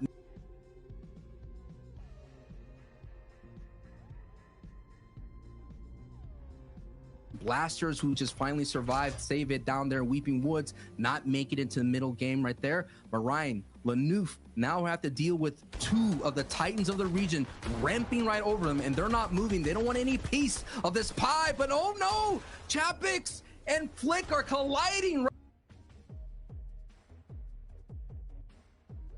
Literally clawing at their ankles right now. Anas, Flick, Thomas HD, making sure there's no chance that they get any higher. They're going to keep moving forward, and this is going to be such a tricky rotation, Sancho. We've been looking at wide shots of this entire zone. There's so many trios that heat angles and locations. There's nowhere to really stop. Flick and Anas, Thomas HD have to keep going. They can't slow down. And the ramification goes beyond just eliminations. Now that Janus is by himself, the solo champion here has to hold on as much as possible. I was going to say Chapix is that in-game leader. He kind of puts Hen close to him, but now Janus is feeling the lobby pressure, and it's just too much. Nos, Thomas HD, take him out. They got the Elim. My question is, if they stolen the energy too, there's always one type of pop-off game that comes through with Nos, Thomas HD, and it usually happens side of the map. We'll see if it's possible, but there's so many different trios, shoulder to shoulder, side by side. Savage, Repsguard, and Dreda are kind of gatekeepers here too. That Stinkbow, Sancho, you were talking about it. It's rolling through. Noah Riley gets an elimination, so Noah Riley is still on his feet, adding valuable points to the board here, especially now that we're seeing the top of the board.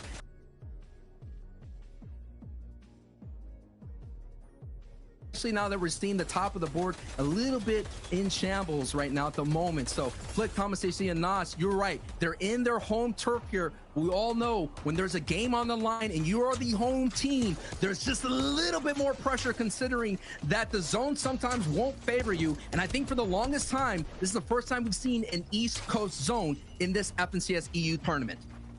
That's very, very tough. Last time we were watching yesterday when Game 4 rolled in, it was Lazy Lake we were looking at. This time it's going to be Dirty Docks kind of, or at least the mountain where the grotto used to be. Trying to take away the life raft that was basically thrown to Anas, Thomas HD, and Flick, trying to get them out of the top 10. They're saying, no, I'm going to deflate it. There's no way we're letting you sit in this base rent-free. You're going to have to pay a little bit of tolls with your HP pools. And yeah, those things really bled through these builds. You can see Anas's HP, it's still slightly low. Thomas was on at 40 at the top of medkit to get all the way back up. They have to make this rotation now too. All that healing lost them a lot of time, and now every single trio is looking at them. But because they move first, and now these guys are moving late, they have a lot of different builds to kind of block the sight lines. They can just reuse them over, save on their mats as well. This is a pretty good angle as long as they don't get shot. And along their way of this rotation here, very treacherous. You see Savage right there in the distance. We've been seeing Savage just rain down those stink bows, getting those valuable Storm Surge tags that way. Triple, Elocrass right in the distance here. Shakos and Gray close to height, but I'm just guessing EMXR is at height actually with Podosite. Very, very cool to see them again. Whoa. Welcome to the tournament. Now you see Jerky Trulix as well at height as well. And if you look over at height for just a second too, that split is absolutely insane. You have, I think, MXR on one of the mountain peaks. Yes. And then Podosite and One Last on the very other one too, so they have so much control. Andelux popping off against Nate in the feed. That's a top 3 team getting affected by some people who are way, way down on the leaderboard as well. Now, Trulex undersurged. Their entire team found some big tags. They're also looking okay for now, but in a desperate situation. We're seeing what happens here when the FNCS on the line, former teammates could go back and forth here. Of course, Andelix and Nate being the duos champion. Now they're kind of go into this battle here. Now we're getting closer and closer to the end game. It's all determined where Zone 5 pulls. And hey, all you people that invested in this mountain real estate, you're going to have to sell it. You're going to have to move up north. Absolutely. And every time there is a mountain inside these end games, it's always the top trios that end up suffering, who are pushing for that real estate, who get kind of trumped down and then don't actually have their builds worth anything when the zone moves back and forth. So I'm really looking at the top 7, the top 8, and how they handle this zone. Historically in EU, every time high ground's a thing or there's a big mountain in the way, all those big trios suffer. You saw it happen in Game 6 yesterday. You saw it happen in Game 1 as well. It's so unexpected on what you have to do to survive these big zones. The big height is going to be tricky. We're alongside Kiriachi, Stormy, and Toos to see how they rotate. Everything's going to be low. Builds are going to be low. If you hold on to height, you're going to run out of builds. If you're on low ground, you're going to run out of builds. If the zone keeps pushing further and further away and there's no bounce back, expect this game to end up and wrap up early, as you already see Queasy's trio already making a stamp on height. No surprise here, but let's go back into the ground. Look at the gravity of the situation that Flick and Thomas HD and our Nos are facing now. Thomas HD and Flick have to go as a duo style. This is not going to be easy because it is Savage and Dreda there at their front doorstep. And Dreda actually gets hit by Flick's harpoon, so big shots and wow, pulled before the wall comes down. Siberia knocked down by Flick. That's a huge elimination for the points. Big for the mats too. This trio has been bleeding on low ground ever since Savage saw them. They haven't stopped the stinks. They haven't stopped the pressure. Sancho mentioned it. Their builds so low. Their teammate down, Anas, one of the clutch gods, not going to be there to see the end of the game. And their builds are on fire. Luckily, it's metal. It's not bleeding to the floor just yet. It is. and they have to go all the way into a corner. They can't really build another box. Look at Flick's mats. There's just 140 to work with between both teammates. Oh my goodness. This is not fine. This is not fine. Now the zone does pull their way, but they're gonna have a tsunami of trios pushing right over them, and the one that's riding, surfing the top of that wave crest is Queasy's trio. They've already committed to this height here, but they have to go back and chop out who's holding it, and that was Potasai's trio who late rotated through. They're setting it up. They could possibly actually remove all of height here. It might be just one more floor that's connecting, but no. A quick drop down, smart from MXR. This man must have the best headset in the world to hear that from that distance. He reconnects. Meanwhile, you're talking about surfing. We're not going to be surfing waves. We're surfing on the side of a mountain right now, Sancho. This is going to be a very tricky zone for all these low ground teams to play. I'm worried for Savage. We're already stressed about Flick, and they also have no mats. So up on height, Queasy is still trying for it. Here comes the big retake, blocked by a floor. He has to waterfall down. MXR was hit, though, by Trulex, and oh my god, he's completely down. Marine picks up Floki on low, but it looks like Queasy, Trulex, and Jerky have height again. The retakers on EU, they might be the best in the world in doing it, but their mission's not done yet. Kiriachi wants a piece of the pie, and he's going to the sky. Denied by Trulex, though. They have height. Time and time again, the theme for this trio is holding on height. They already have a victory royale, and they're right now in second place. But we all have to keep an eye on the low ground. Refsguard and Dread and Savage are still doing well, and when they're on their feet, they're not only going to get placement points, but the potential to rack up elims here. So the story is going to go back up to the height here as we focus on in. They've only had 3 eliminations, and they could hurry up. If they could get into the front, they could stop everybody that's trying to get to the front side of the storm and just get more and more eliminations. But look at how much this is so claustrophobic right now for Savage and Dread and Refsguard. Refsguard on the sliver of HP, and now Savage without shield is going to retreat back into the shadows and just hope that the storm just gives them a moment just to breathe a little bit longer. It is the first place on the line, and there is that big sigh of relief as Savage gets a huge siphon from Marine. He has the HP, but didn't grab the mats. Refsguard goes down. Right now, we're in the underworld of this end game. Another big shot from Savage. He takes down Void and Dread on the backside, but he's inside zone, getting tickled in the back, but it doesn't feel good right now. Savage down, and then a clap. That entire trio's taken out. The bottom side of the zone has been invaded by the high and mid ground teams. Queasy and Trulex, we didn't forget about you. Let's wrap up this game. In a blink of an eye, they had low eliminations, but now look, they have 8 eliminations, and they're gonna get another one. 148 Elo Crash. You got greeted by the big shots right here, walking out of Storm, and now Queasy's just gonna get enough of the little builds. It's a top 3 situation. The 25 HP rock shot. Queasy, what a big strategy right there to get that elimination. After that, more elims and siphons come through. 2-man situation on height right now, but they're at the advantage. It's a 2v1. Snazy is back and looking to try to clutch this from low. He has lots of builds to work with, but the pinch is too strong from the height god team. Retakes, pressure, and strategy you can't expect. Queasy, Trulex, and Jerky are amazing at this game.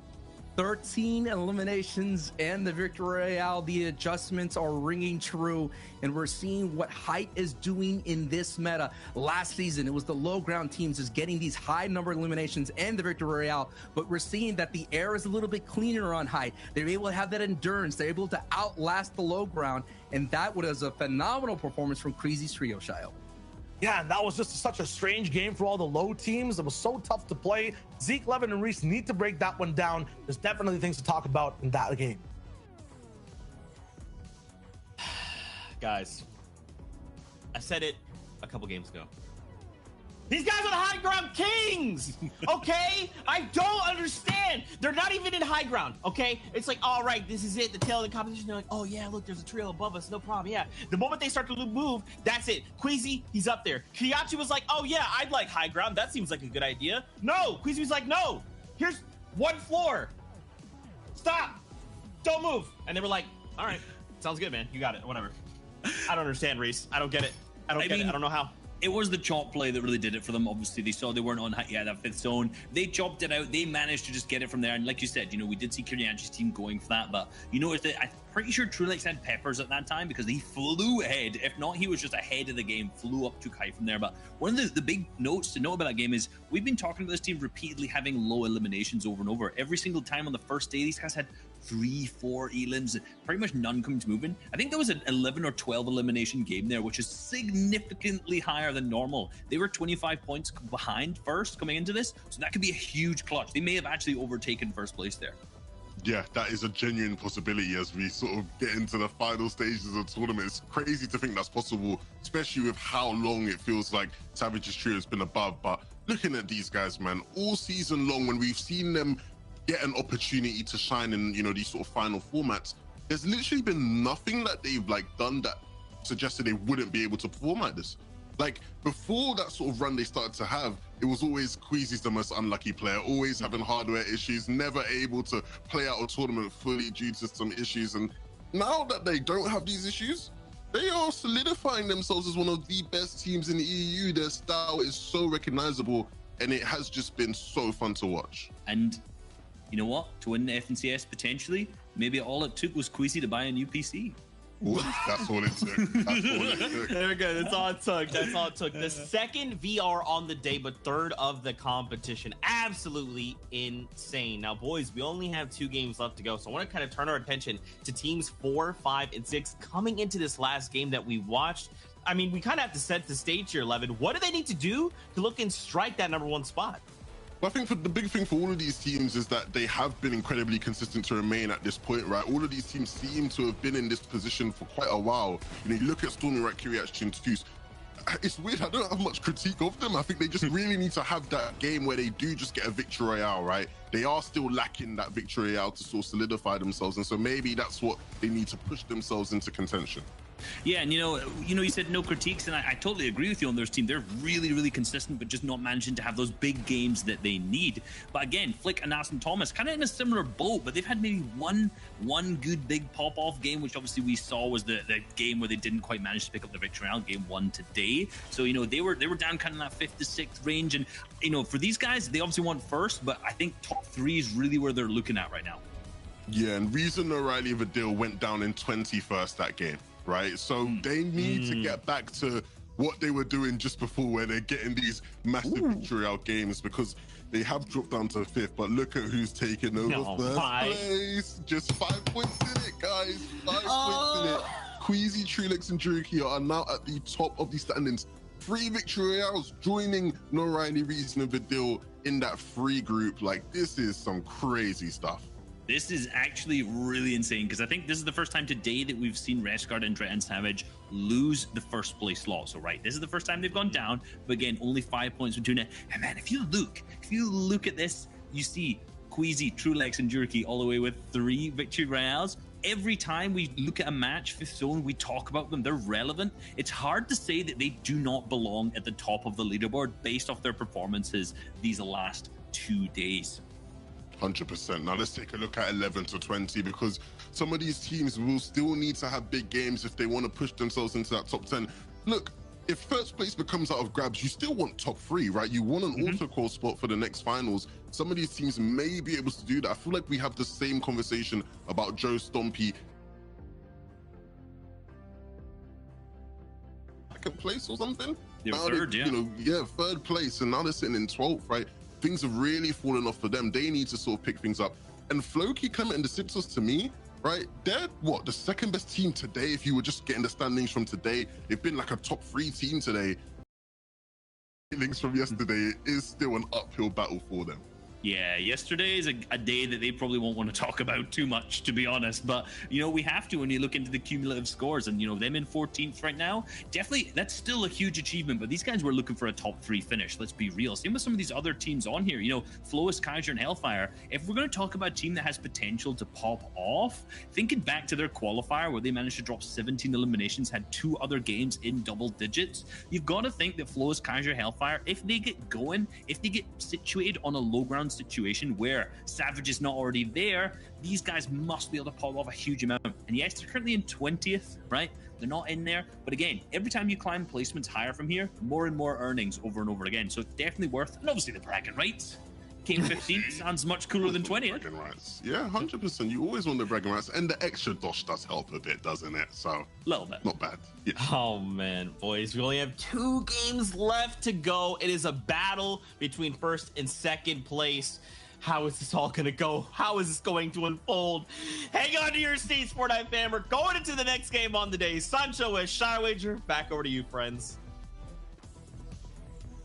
Thank you so much, Zeke, Levin, and Reese. 2 teams at the top with 2 more games left to play. Sancho could not be more perfect. This game matters the most for everyone on the board, though. It's a 2-trio race, and it's going to come down to the final moments. 2 more games here for the FNCS EU region.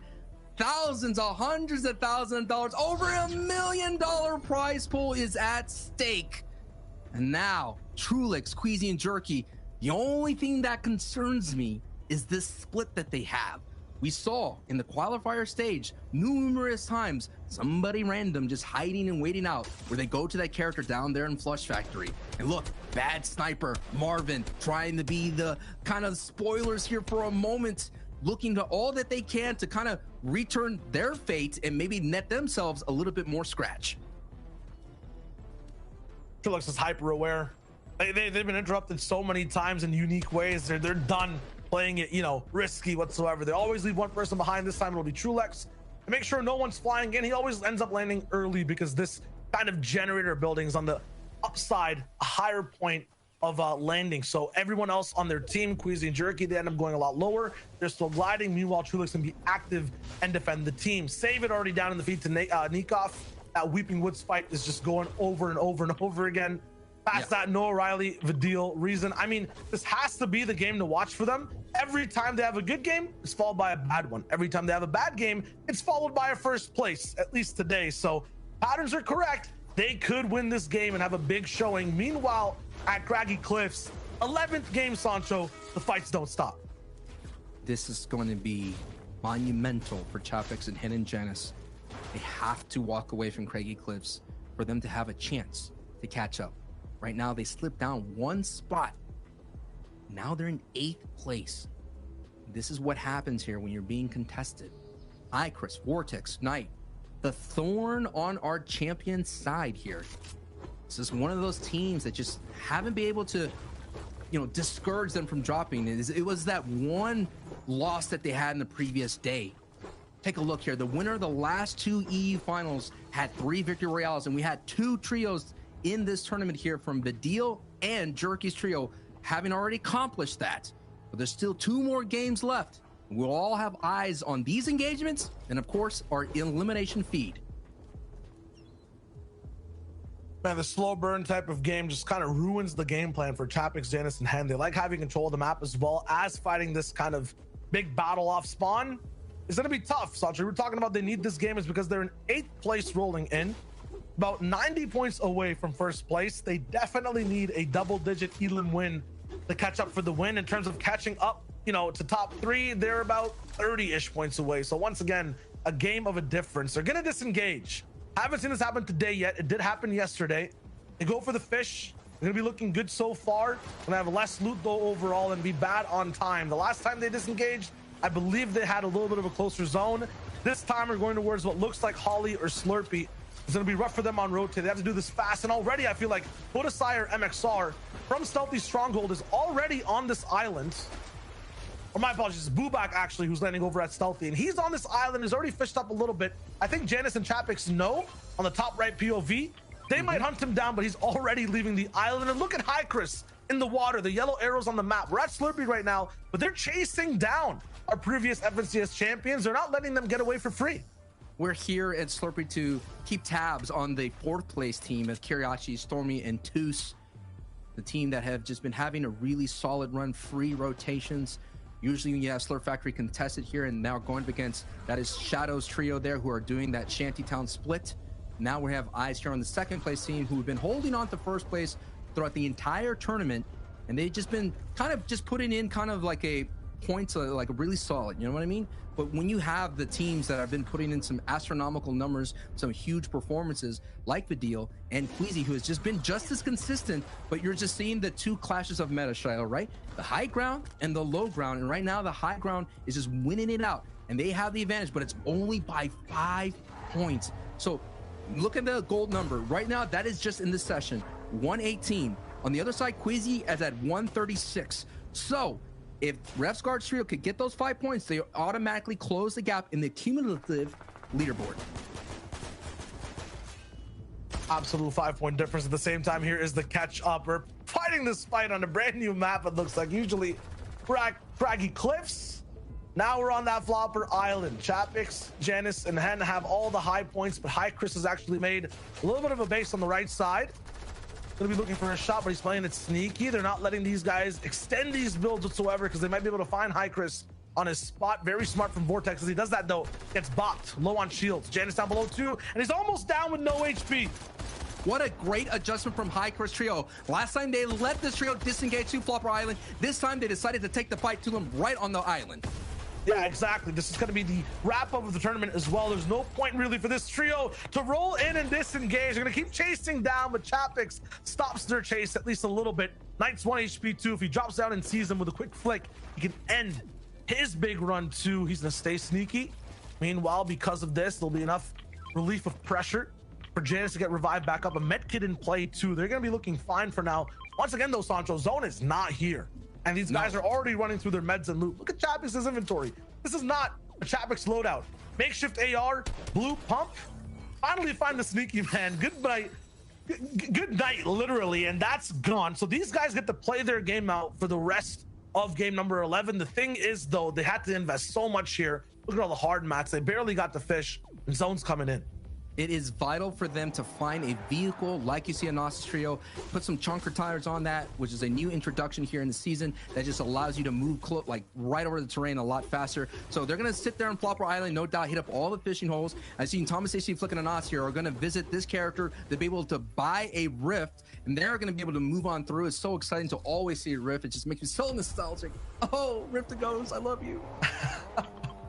They'll be able to rotate fast. Meanwhile, Savage, oh my goodness, almost thrown off course. It's good. It's a little, it's a little trouble. The chunker tires a little bit, the suspension's a little high, you know? Yeah, I'm not sure if they were made to literally jump buildings, but Refsguard makes it happen. And while he does that, they're gonna look for tags as well. This is a mobile surge of vehicle, and they're looking for it. They'll try to go for it. They'll move out. Refsguard will be able to heal and drive at the same time, or at least be in the car at the same time as he heals.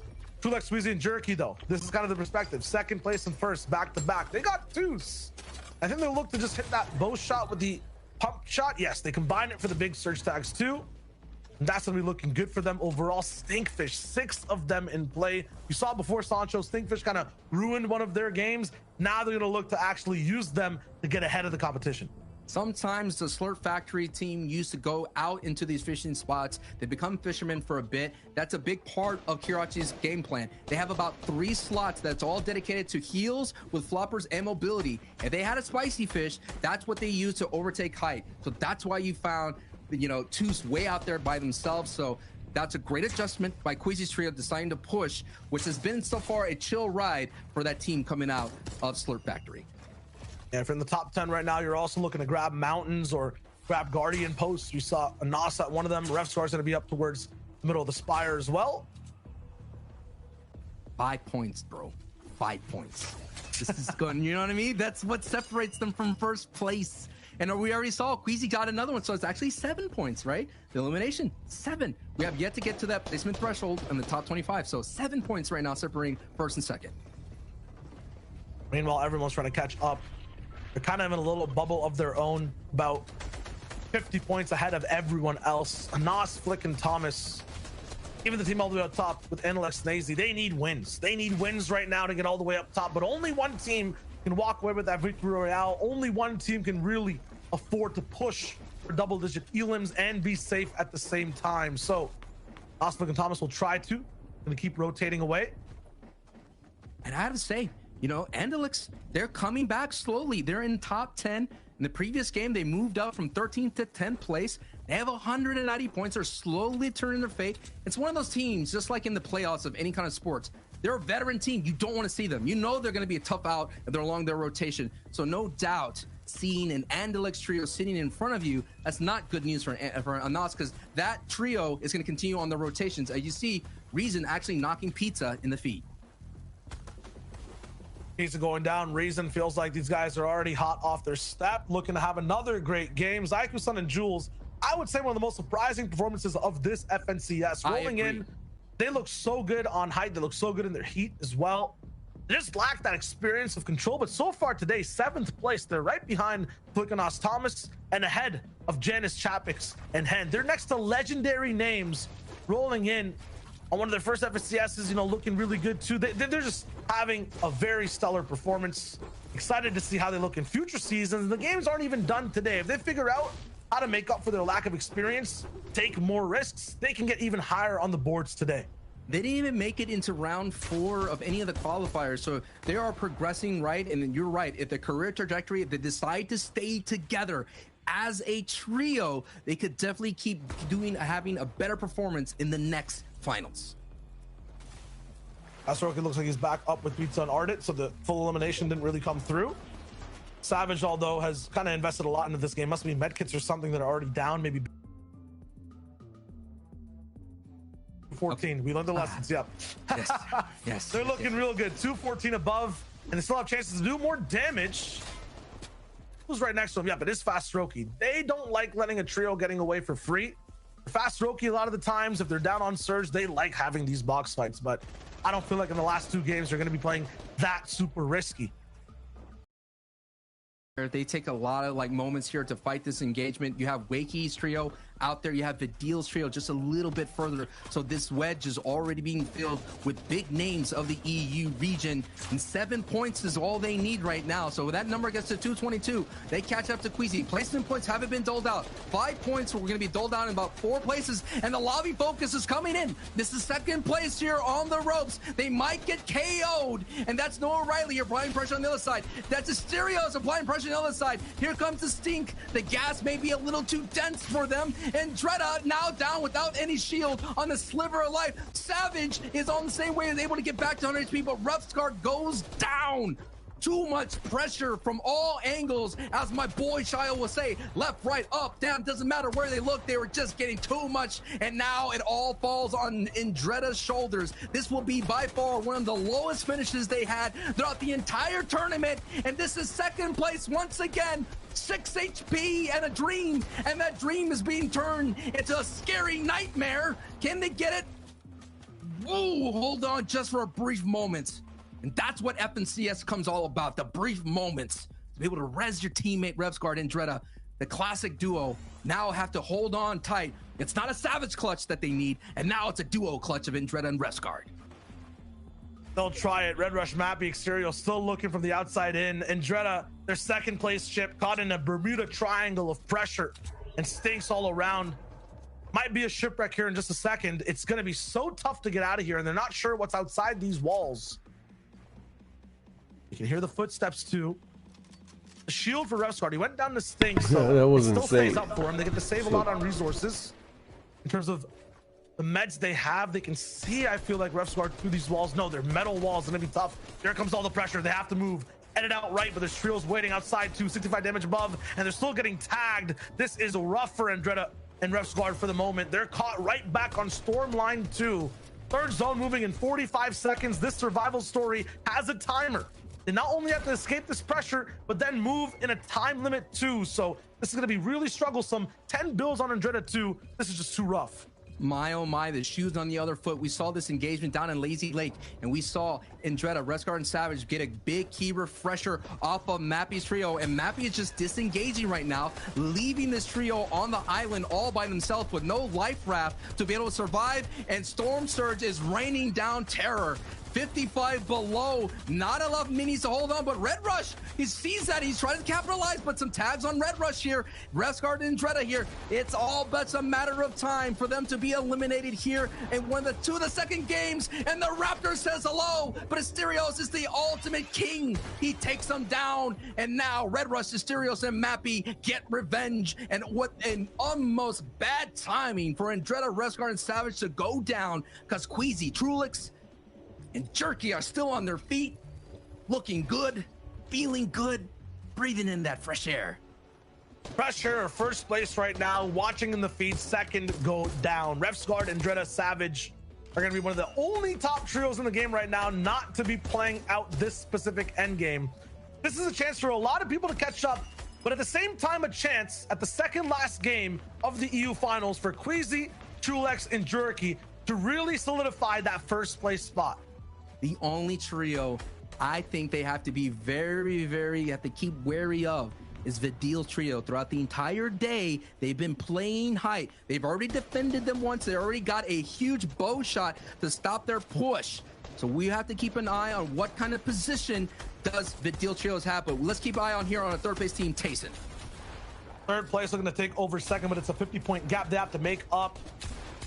Looking in for a big fight too. It's a Tomzy. Bloomy already a little bit affected. I think Percival's down. They're not going to be trading lives either. It's just damage. They pick up another. Find Percival. Looks like they found one more as well through the entire engagement. Haven't taken out the full trio, but they'll take those points. Let's talk about patterns and weaknesses for the two trios we were just talking about, Sancho, Queasy, and Vidil. For Vidil, once again, they're having bad games and then a victory royale, back to back to back. Their last game was just bad. They're slated to get a VR right now, especially we've been seeing them picking up eliminations all throughout the map. Now for Queasy, Trulex, and Jerky, their biggest weakness is having height like they have right now and not being aware of the lobby getting overtaken. This is a scary situation. The only games they've really choked and lost is when they actually have high ground. The consistent games is where they play mid, they look fine. This is such a good spot for them. They look like kings right now. But that throne is definitely up for grabs. They have to be very, very vigilant. Think about Thomas HD Flick and Anas as well. This is not a pattern we've seen for an entire season, but these last two games usually is where they operate. They love the pressure. They like being in sixth place all the way behind. Now, it's a big gap. They're about 80 points away or 60 points away from the first place, Queasy, Trulex, and Jerky. But if they can catch up now, it has to be the time to have to take them off of height as well. Let me introduce some other foes of Queasy's way. You have Shadow's trio, who are known to be aggressive at height. You also have a trio in Hen right behind them, who in game 4 yesterday were able to flank them and sneak up here. So it all depends where the zone 5, half in and half out. You already see Noah Riley already invested here in about 0 seconds. Here we go. About a minute. We're going to see zone 5 revealed. And let's see if Queasy or Noah Riley or Shadow gets that first moving. We'll talk about the zones in the map too as these guys drop down pressure. You'll see a bunch of eliminations come through. The more important thing is we haven't seen a Slurpee endgame zone just yet in these FNCS finals. We've seen Caddy multiple times, Lazy Lake multiple times. The Orchard, Spire in the middle as well has been big, and Vidil, Noah Riley like to operate there. Everyone has experience on all sides of the map. Over here though, the bottom left side of the teams have their take so far inside this lobby. This is going to be a brand new, fresh game. Noah Riley's looking for picks already. Thomas HD got some in the feed. Slender is still alive this game. All the trios we're used to seeing go down are up and ready. This is a completely fresh experience. What a solid position right here. Look how much lobby is just coming their way from Noah Riley, Vidil, and Reason. They haven't been able to get there. There is finally a good knock on Domentos right there, but those are the valuable elimination points they could to close the gap, because they have a lot of work to do considering that Queasy is still up. Here we go. Zone 5 is about to be revealed. This is going to be huge for the second to last game here of the EU finals. Let's see where it goes.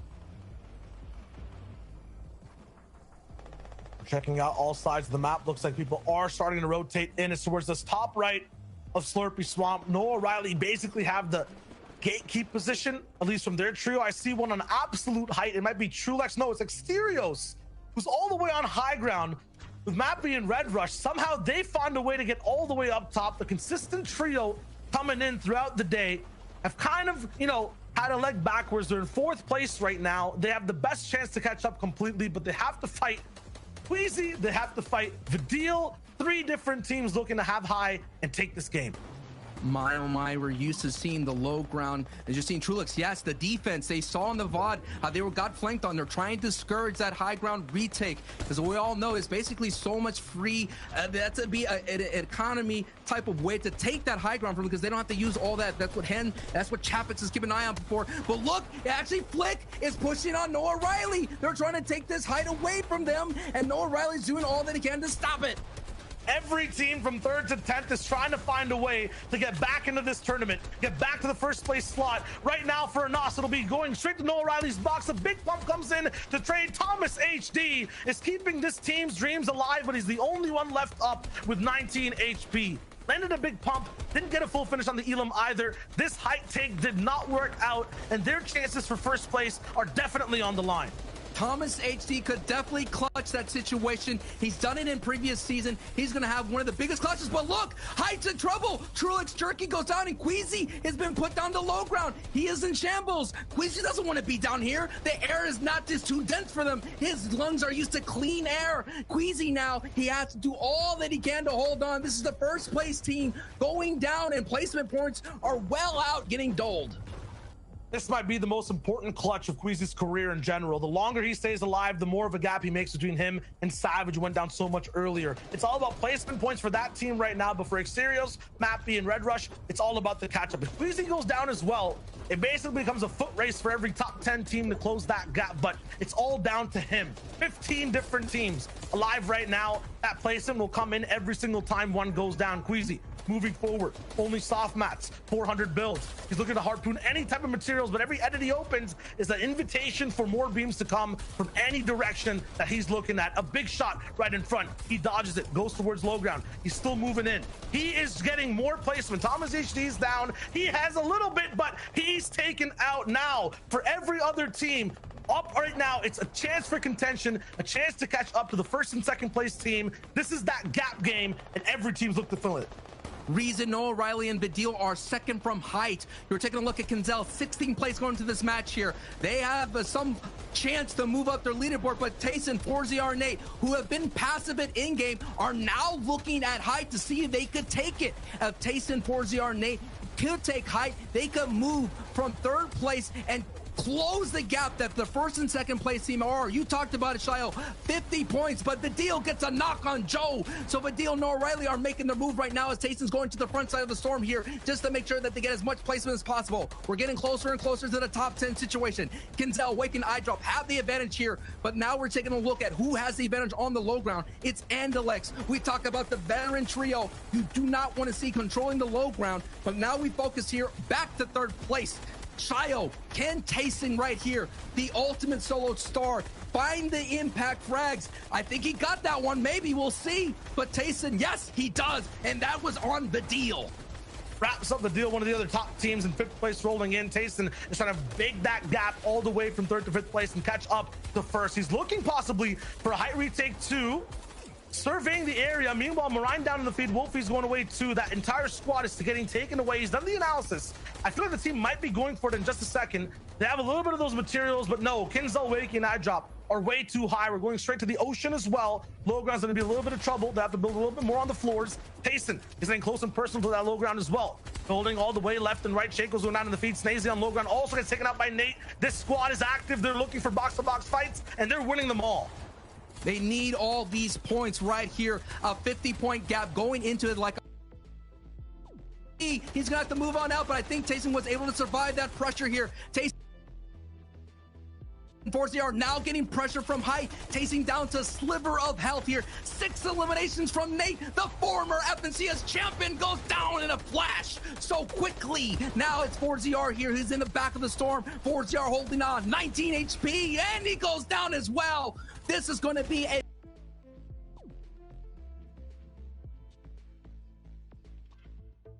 old names, old guard here on the line. Clement diving into the water here, holding on as much as possible, but iDrop, Waking, Kinzel, too much to handle, too hot to hold.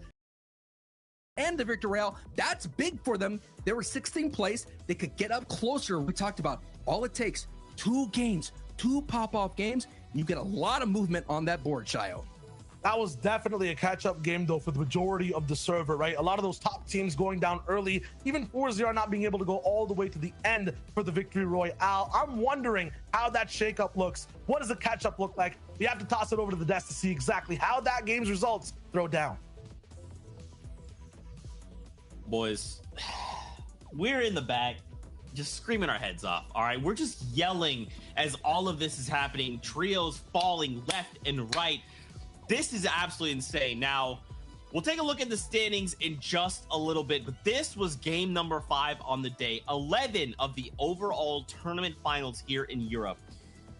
Gentlemen, at this point, it's a battle between first and second. Everyone else is playing for third. And when we're looking at these like spots, we're talking about a large amount of prize money, okay? And all these trios, They're looking to climb as high as they can to walk away with more of that pie.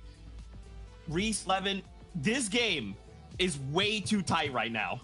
Look, you said it's a battle for first and second, but it almost was a battle for first and second. This was a full southwest zone. It looked like Queasy completely had it in them. This is basically the worst possible zone for Savage's team, pulling all the way from Steamy Stacks all the way to max distance map. We saw it not work out for them, but at the same time, it looked like it was going to be Queasy's zone. As soon as that fifth zone pops, they're situated on height. No way to build over. They can't do their signature height play, and it all falls apart on the rotate. So both of our top two teams eliminated early in this game, which means that we saw 4ZR. We were watching 4ZR tasting and Nate through that entire end game. I think that was a third for them there with, I think, 7 eliminations, which is a ton of points, which means it was a battle for top 2.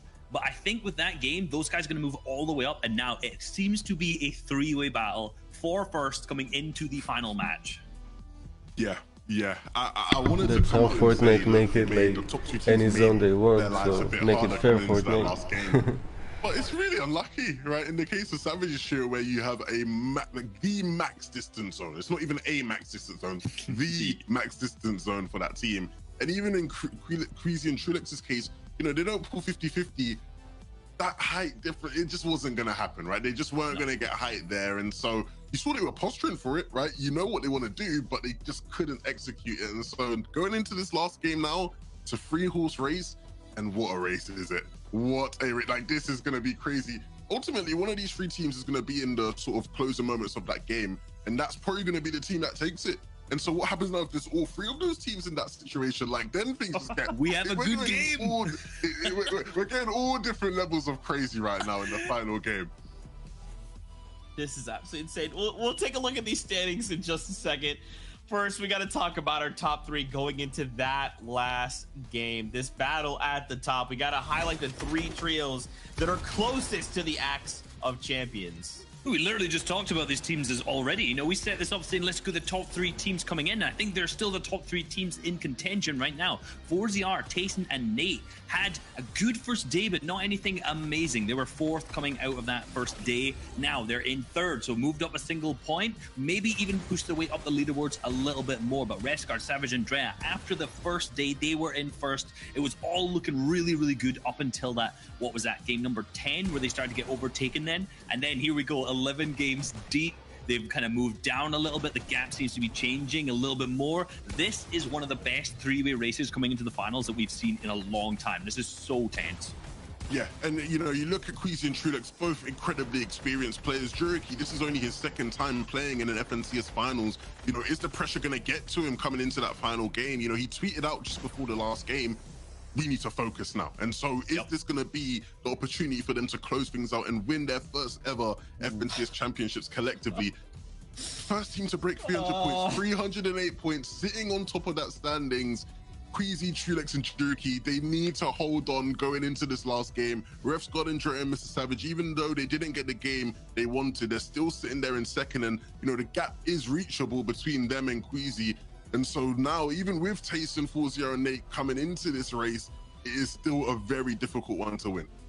Look, here's what I'm going to lay out for you. The worst game that Queasy, Trulex, and Juriki have had so far has been 10 points. So let's assume that's the same again. That puts them on 318, which means that Rescard, Andrea, and Savage, 4ZR, Tayson, and Nate will need to win the game, and Queasy, Trulex, and Juriki will need to have one of the worst or equally worst games they've had throughout today when they're extremely consistent already, which is very, very unlikely in order for them to win. Watching Queasy, Trulex, and Juriki's early and mid game is going to be so critical, because if they go down early, it's an absolute open field for any other 2. Potentially, I'm going to go out on a limb here. Reason, Vidil, Noah Riley. If they win with a huge elimination game, which we've already seen them do, and the top 3 don't perform, which again is possible, they could potentially get in there too, but they could also get up into top 3. Yeah, I think that's the thing, right? We are all focusing on who's going to be the one to clinch first place coming into this last game. But of course, there are still stakes that need to be set in terms of looking at who can get top 3. You want to auto qualify, right? So all those teams that, I feel bad for Sancho and Shire in a way, because they're going to have to keep a track of everything and let us know what's going on, because there is going to be so much riding on this final end game. Like, I just want to sit back now and just enjoy the action. Listen, I just checked, okay? Queasy has just tweeted, "This decides it all. Good luck to all." Juriki, good luck, everyone. Good luck. They are aware. This is confidence coming into this game. Will they take it home? Will they be dethroned? We're about to find out, Fortnite fam. One final game in Europe. Sancho West, Shia Wager. Bring us home, boys. 3 teams, 1 dream, and the best reason to do it in, it's Europe. The last game, Sancho West, is on the line, and we're going straight in with Savage, Refsguard, and Andretta. Second place, about 20, almost 30 points behind. Can they do it? Can they catch up to first place and triumph in the final game of EU? There's only 4 words that can capture this moment. Good luck and have fun. This is the final game of the FNCS EU region. Will we have a new FNCS champion, or will Hen, Janice, and Chapix, I don't know, do the astronomical performance? But all eyes are on our top 3. Queasy, Refsguard, and Tayson all have a chance to win. And it all went down to the final moments last season. Will we get a repeat finish? They have been the most consistent all throughout the day. You can see the stat on screen. The thing is, though, it's not about consistency anymore. They're on the catch-up. They're playing defense. A majority of this tournament, we're sitting very, very chill in that first place spot. Now at second, they need to actually be proactive this game. They can't just stay waiting on low ground. Maybe play for height. Depending on where the zone goes to, that'll be huge. You know what happens in the final games of the day on EU. We end up in the mountains. We end up in the sea. It gets crazy. Meanwhile, though, regardless of all of that, Trulex, Squeezy, Jerky, first place. So good throughout the whole day. Reset it best just to show you how dominant these guys are. Their worst game, Sancho, they get 10 points. You have to count on this team to have a good game no matter what. And every team right now in the lobby is preying on their downfall. Essentially, their worst has been a lot of trios' best. They have a 24-point lead right now. If you want to keep tabs on it, you want to do the work with us, you want to do the math. Trulix's trio is at 155 for the session. That means for the day. You're looking at Andretta's trio still locked in at 118. Third place right now is 118 as well. So you're looking about 24 points difference between first and second. Third place right now is at an 11-point difference between third and second. Good luck doing math.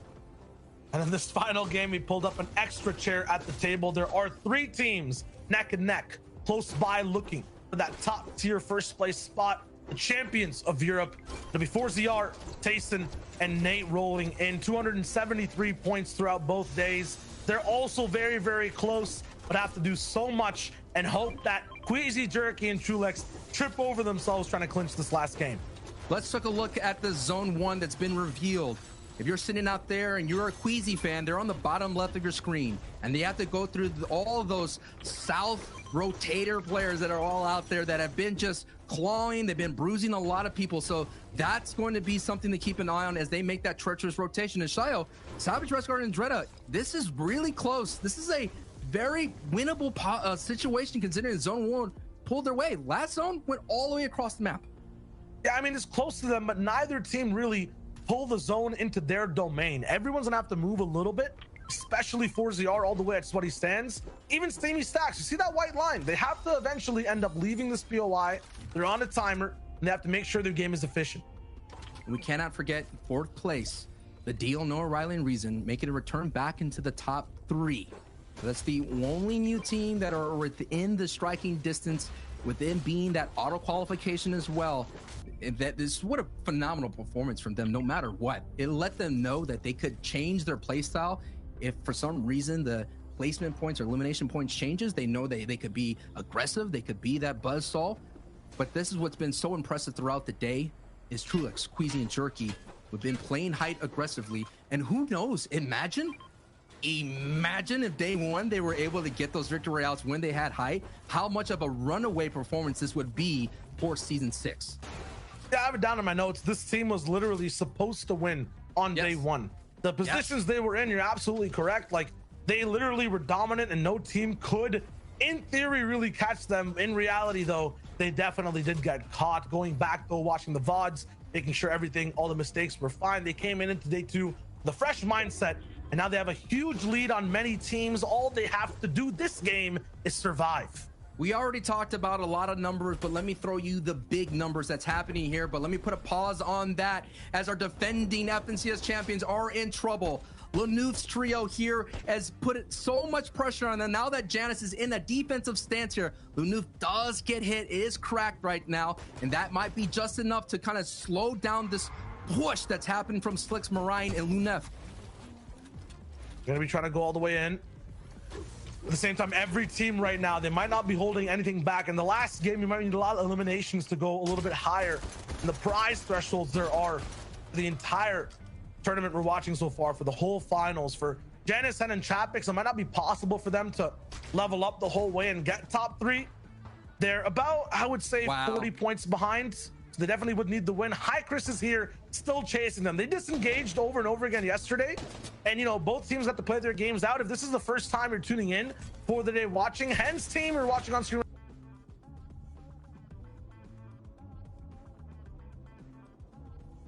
to play this one out, High Chris does not care. They're coming through, chasing all the way. They're trying to have this fight towards the very end. This is so heartbreaking to watch Hen, Chapik, and Janice out that he has never been contestants in squads. And we're just seeing them right now, the defending champions. Not a lot of room to breathe. They essentially need a double-digit elim and a victory royale, and a lot of other teams ahead of them to go down, but I'm not seeing it. As much as I would love to root for a repeat, the repeat is looking like it's in shambles. Entire tournament hanging by a thread, no shields to kind of protect them either. They have to do this absolutely raw. Vortex jumping all the way in. Hen gets taken out. Chapix 1 HP. Both these teams, both these players have such a history throughout these entire finals. And although Janice, Chapix, and Hen have been winning off spawn entirely, it might just be High Chris who gets the last laugh. Janice on his wall. Champions fall. Their run so far for the top 3 is over. Phenomenal though. Contested for 12 games. They had a very good showing and will end somewhere within the top 10 or 15 at the end of the finals. It's just something that when it comes down to this moment, this is what it is all about. FNCS, we still have 3 teams that are just separated by a victory royale. Payson, 4ZR, and Nate. As a team, they're in 3rd place. Only 11 points behind. Again, 118. Keep an eye on that number. It needs to be added by 11 more points, and they're tied for 2nd place. Of course, that's all going to come down to tiebreakers and things of that sort, but this is why I'm casting and I'm not an admin. Right now, we're all eyes right here. Focus. Everyone gather around. We're getting into the final moments of Game 12 here. And you may think, Sancho, this game just started. This feels like the finality of it. You know what I mean? This is it. It is. It is. It's the last game. Jerky, Queasy, Trulex, 1st place. And with the champions from last season gone, it's like we're at the coronation for this team so far. If it was a movie, right, there could be a possibility of hijinks happening at the ceremony. People are still in contention, the top 2 teams, to interrupt. But once again, for these guys to lose their 1st place slot, they would have to go down before kind of the 8th or 9th zone. I don't see that happening, especially from this spot. There's no teams near them. No bow shots really hitting this big Guardian outpost. There's no chance that these guys flip up right now. As the game goes on, it will get scarier. Here's the team that wants to make it happen. Savage, Andretta, Refsguard, once again, 2nd place. They need to catch up. They need to win this game. I was mentioning big numbers before. Let me hit you with those numbers right now. 1st place, $300,000. 2nd place, $210,000. 3rd place, $135,000. That's what's at stake here between the 3. Not only that acts of champions, not only be able to put that social media post, not only to be able to make that video that's going to get thousands and thousands of views, and your clout's going to go up because everyone's going to call you a champion. It's all about that life-changing money as well. And then you go down 4th and 5th, 6th, still thousands and thousands of dollars. That top 10 is going to be a threshold that you want to break, because if you break that top 10, Shayo, that's going to be $10,000 a piece. you want to make sure you can catch up. The other thing on the line as well for every team behind the one on screen right now, Tayson, ForZR, and Nate, basically everyone from 4th place below.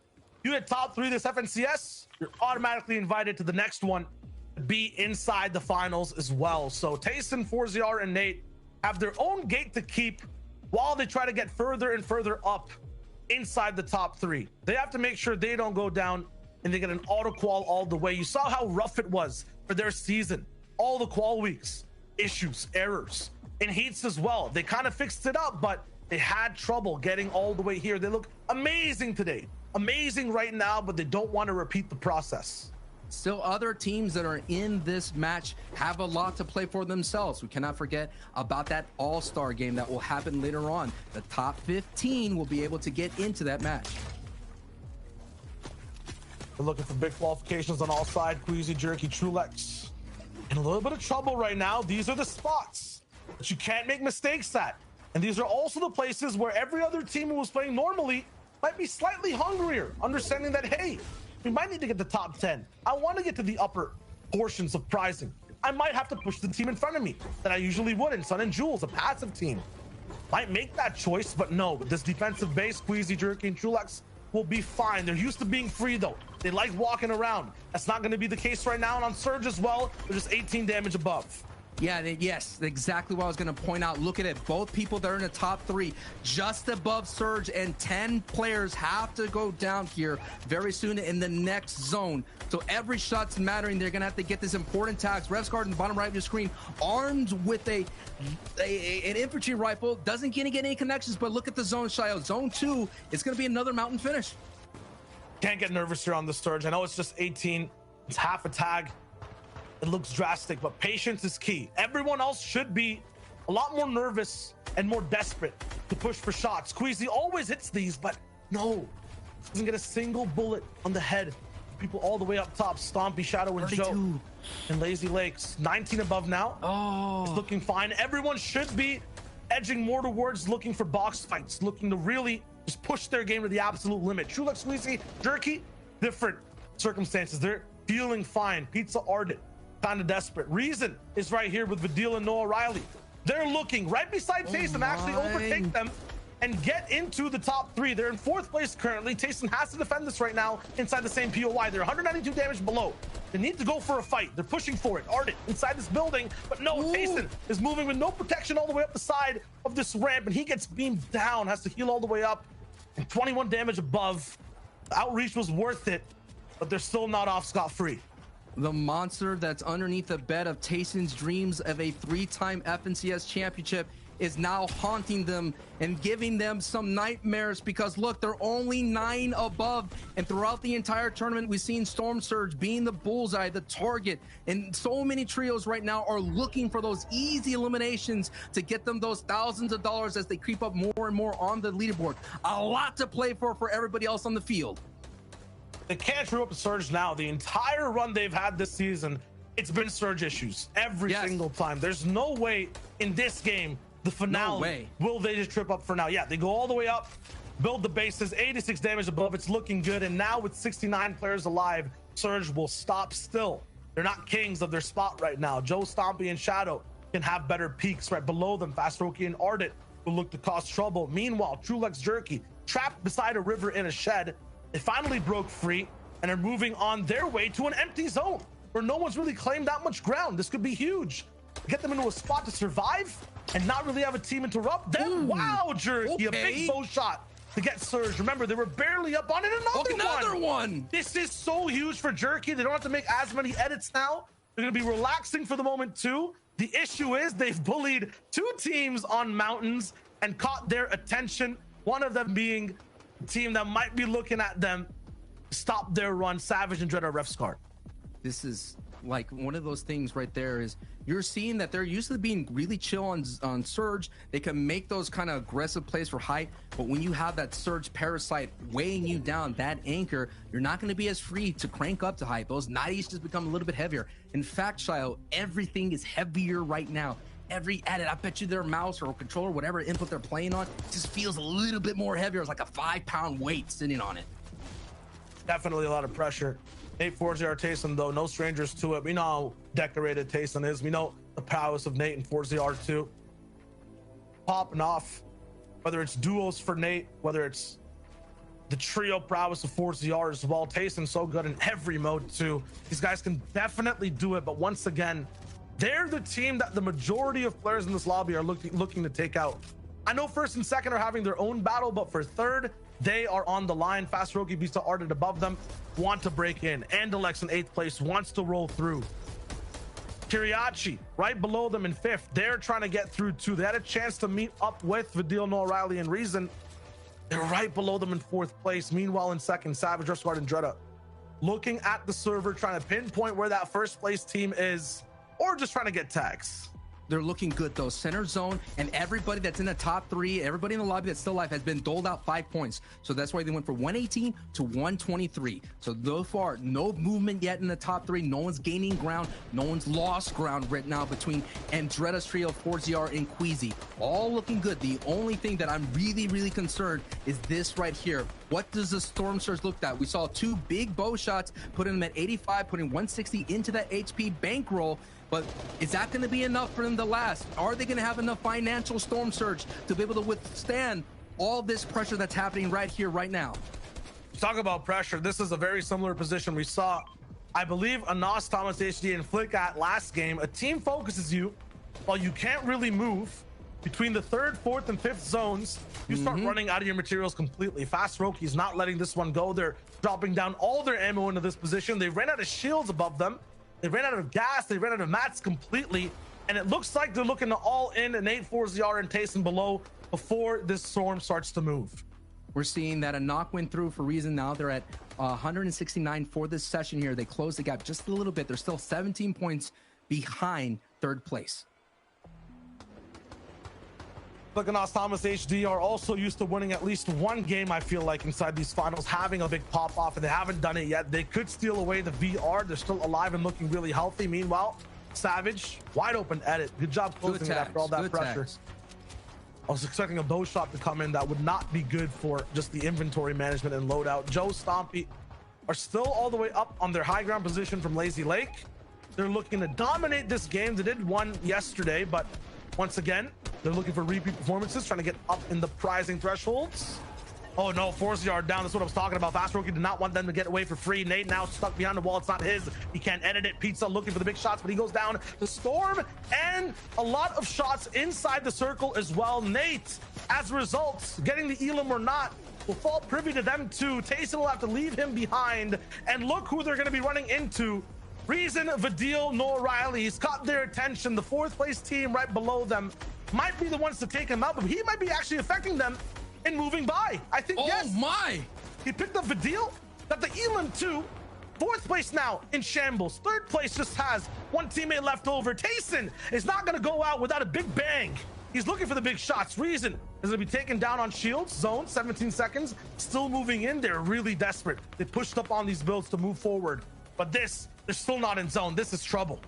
Tayson, the 2-time FNCS champion, a trio champion, and a solo champion, is going to make his way to hold on as much as possible. A lot of ground to move on through to make sure they could get closer to the top here. But we're seeing there still are 2 places here of Refsguard's trio and Queezy's trio are still in. And we saw Savage was able to get a couple eliminations.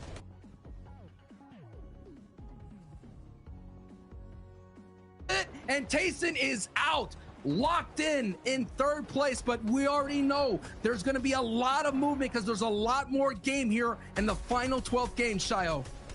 Savage still acting like a frilled neck lizard right now, really puffing out his chest and looking for big positions all the way inside the circle. Every team right now is doing their best to be intimidating and make sure no other team steps to them or gets in their box. Meanwhile, Queasy, Trulex, Jerky, the 1st place trio is not on that wavelength. They're more so operating like a jack in the box. Low ground, being very low key. They don't want to make any over edits. They're hiding from the rest of the lobby. Meanwhile, when that game actually goes through, we get towards the end game, you'll see them pop out. A big scary trio who loves to go for height. They'll still be on their game. There they are, side by side, 1st and 2nd place with a very different play style. And with a full metal base, basically a submarine base, it looks like, all the way on low ground. No one's going to be penetrating it whatsoever. No shots will really come through. They'll be fine all the way till end game.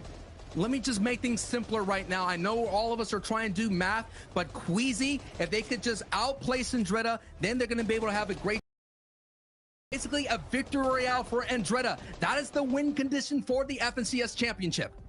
This is a 2 trios race. You're absolutely right. Whoever survives longer wins this FNCS, as long as they get to one of those end game circles. So we're on our marks. We're getting set and ready. In 3 seconds, we'll have the zone and we'll be ready to go. Toos, Kiriachi, Stormy right, Noah Riley up top. You know, but Noah Riley, Reason of a Deal are on height. They're so good at just punishing every low ground team. This could be trouble for Savage and Queasy as well. None of them looking to take height really. They're looking to survive. Same place, same boxes, and they both don't really pull zone completely. It's a pseudo max rotate, and they might be right beside each other.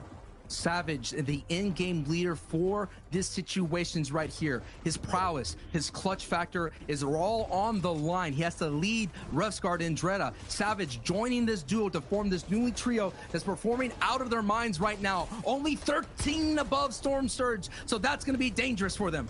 They're following the old tarp of Trulex, Squeezy, and Jerky. They're actually box to box, side by side, it feels like, and right behind their tails, they actually end up on different layers. That could have been so dangerous out ahead of them.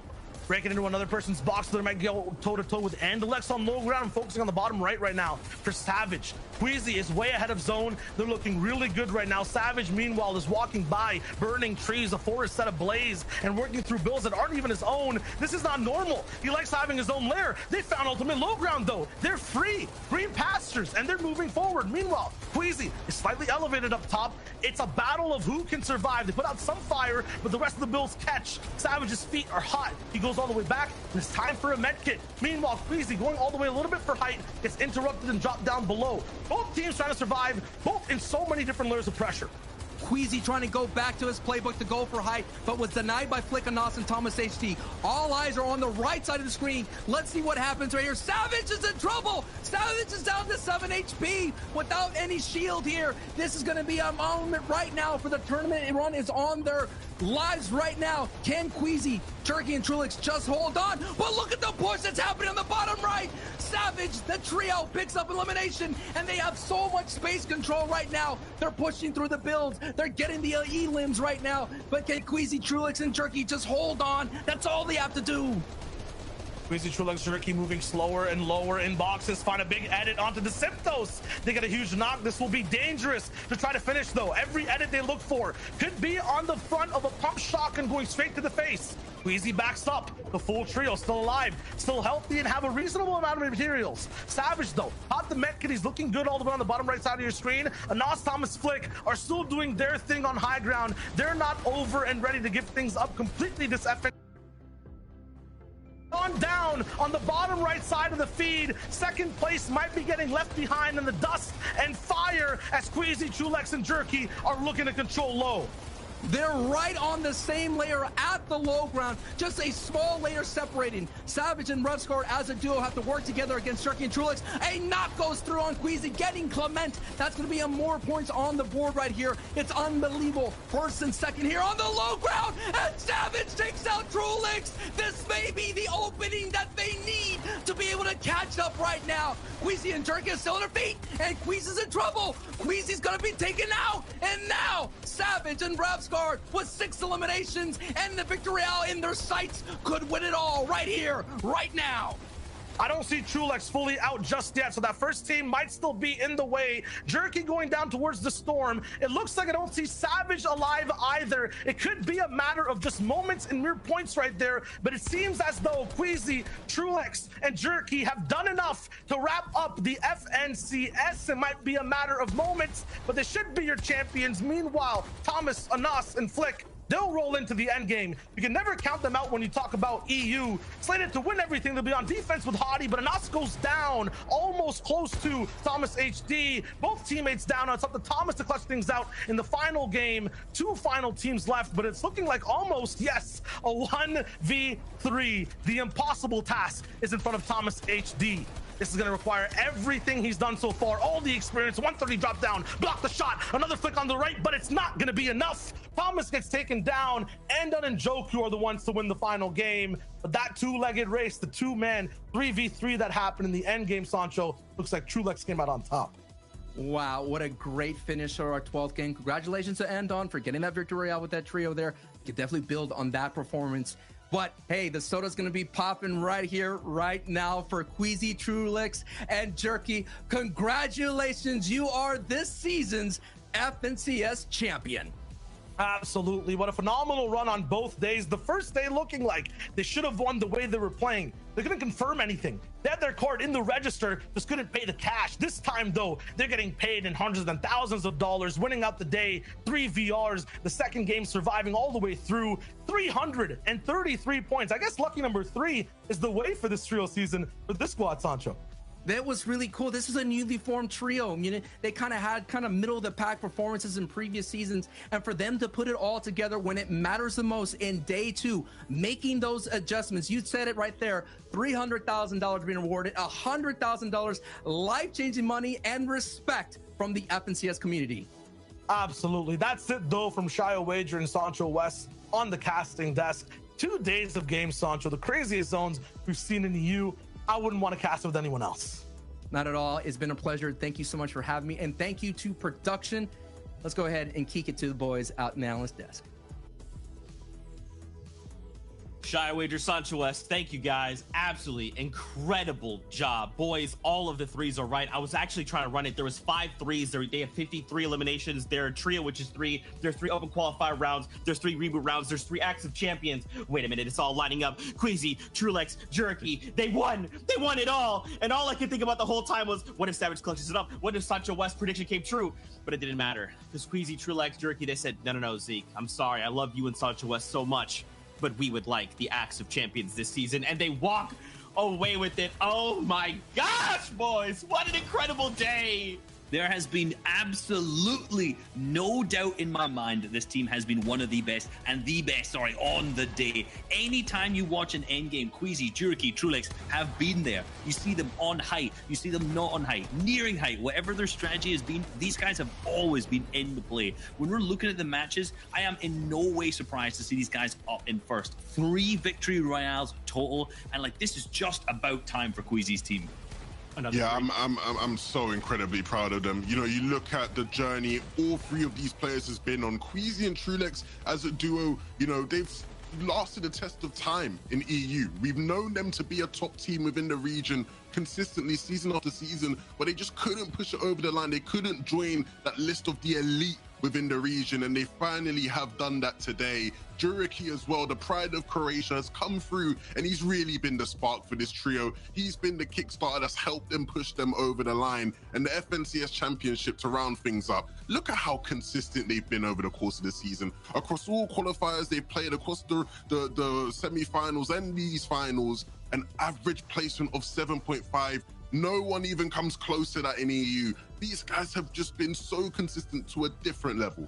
Just remember, I want to harp on about that a little bit, because qualifiers, semifinals, and now on the finals, their average placement was 7.5. That is incredibly consistent. That is the most consistent team today in the finals for the placement, but incredible how that manages to span across so many different tournaments, so many different stages of all of these different kind of moments. Incredible consistency from these guys, and these guys have been absolutely on fire. Note at the bottom, lowest points game, 10. Their lowest point game, I said this earlier, was 10.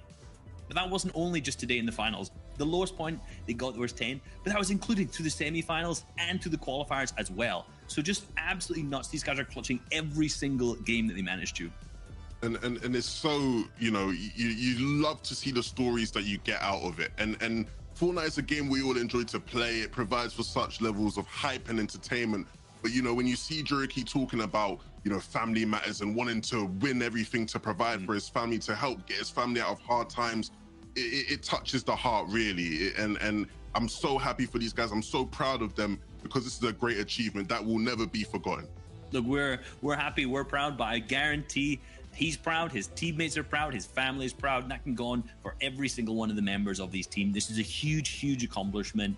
The champions of the region, also obviously the money to their name, which is fantastic, and of course the Axe of Champions. It probably could not have gone to a more deserving team in this season from Queasy, Trulex, and Juriki. Once again, congratulations to the new Trios champions in Europe. Well fought, an entire season, and now you can hold your heads high. With the Axe of Champions in hand, they will look to defend that title going into the next FNCS. We got to relive the BRs from the day, boys. There's standings we got to look at. There's all these things we got to talk through, because it has been a nail-biter, heart-stopping action, heart-pounding action. I can't even I'm trying to process this in the moment, but I can't, Reese 11. I just can't. But we got to take a look here at this next little bit. My goodness. You got to remember, wow. it was a battle, right? All the way down to the end. Obviously, we see Queasy, Trulex, and Juriki. Number one, 333 points, $300,000 earned for the team split each way. 100,000 each. I'm certainly not complaining if I were them. Let's put it that way. But going into the final game, it was all between Rescard and Dread and Savage. They had the ability to clutch up. You know, it looked like it could have been their time as well, but a second, so just falling a little bit short. But again, you can't be upset with a second place finish. This is an incredible, and they played out of their minds throughout the last 2 days. They were in first for pretty much the majority up until the last two games. So really, Queasy, Trulex, and Juriki just took away with it. Yeah, and that third team, the third team that will auto qualify for next season's FNCS finals is Tayson, Forzia, and Nate. And look, of course, all the attention right now is going to be going to the winner, but it's very important to note that this is Forzia and Nate's first FNCS finals in over 2 seasons. The past 2 seasons of trios, they've missed the finals. And look what we've been missing out on. We've been missing out on 2 of the best players in the game, 2 players who in particular will get results like this. Top 3 in an FNCS, not too shabby if you ask me. And Tayson, renowned as the best player in the world, the first player in EU to win a back-to-back FNCS. Paired with these guys, I cannot wait to see what they do next season. A phenomenal result. If you take a look at the rest of the standings, though, as well, a lot of these players will want to, say, oh, we wish we could have done better. But at the end of the day, a great result for a lot of these guys. They should all be proud of themselves. And Reese, we keep going on about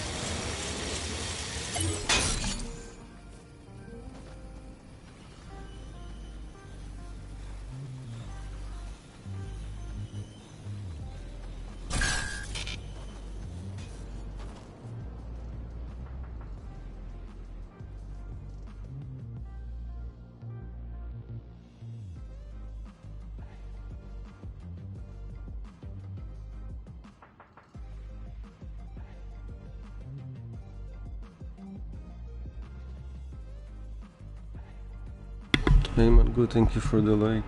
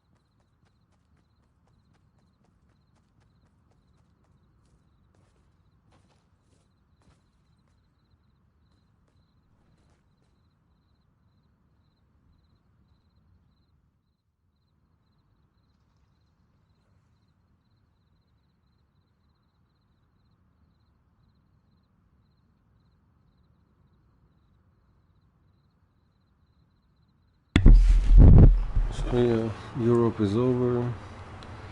Now America's gonna play. It's gonna start in like 10 minutes. I'm gonna stay in here.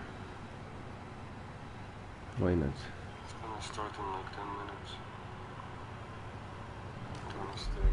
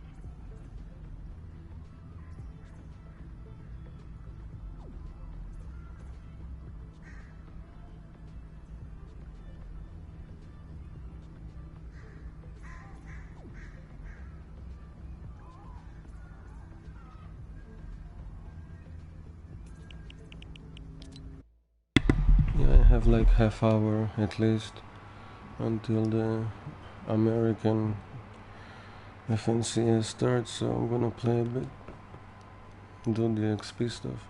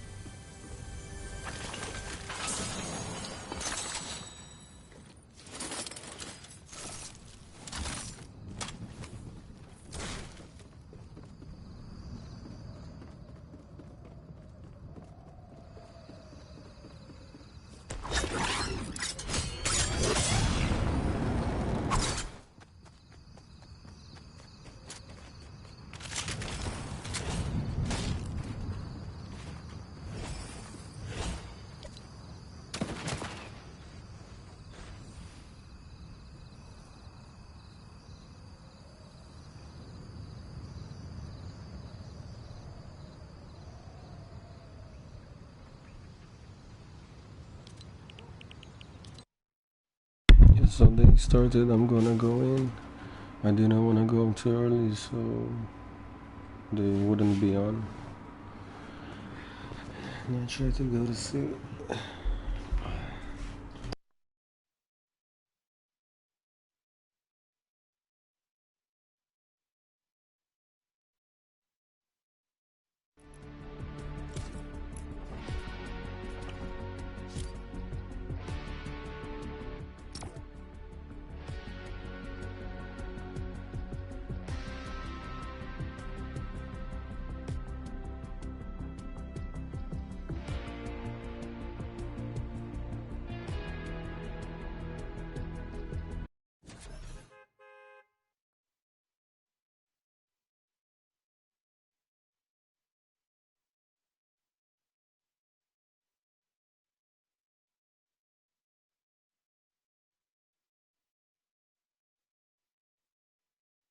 Semifinals. We then went to a reboot round where the top 3 trios came into finals.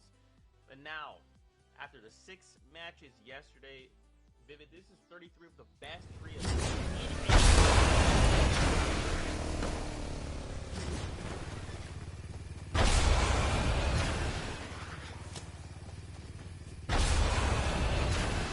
any battling out. And literally every time they interact with each other, whether that be eliminating them, another trio walking away from every single thing that happens on the map.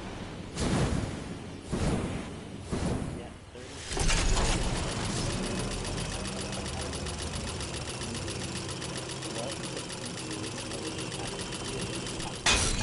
Specifically from that. Should have went by myself. I'm gonna do it again.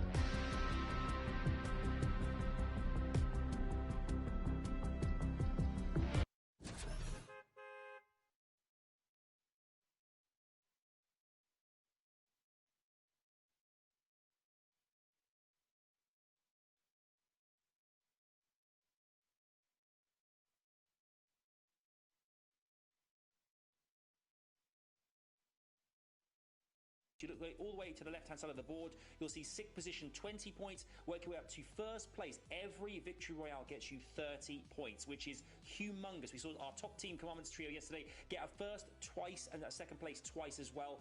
It's all about that. The combination is absolutely...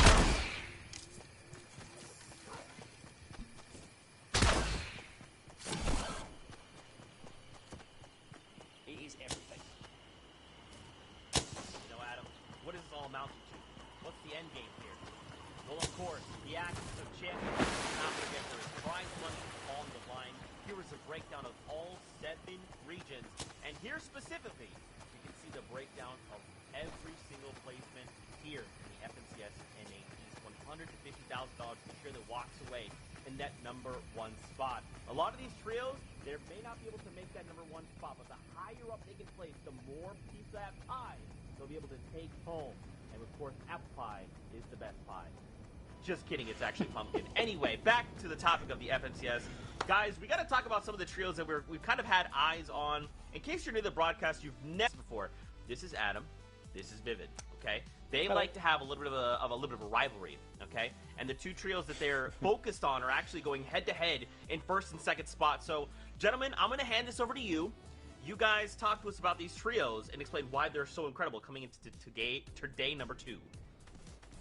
Yeah, arguably the most incredible trio. Maybe not arguably because they are in the 1st place slot. Scented, Edgy, and Commandment. Consistency was on another level yesterday. They had 2 victory royales, 2 2nd places, an 18th, and an 11th place. Now, the 18th and 11th place, if they would have somehow pulled out some top 5s out of those, man, they would be like 100 points ahead right now. But, you know, everybody has those rough games. That aside, though, those good games they had have put them in that first place slot. And how do they get there? Well, they dominate the low ground. As you can see in this clip right here, they just do such a good job of working together to pressure the teams that are either above them or on the same level as them, and it's all together. And it just works so well for them.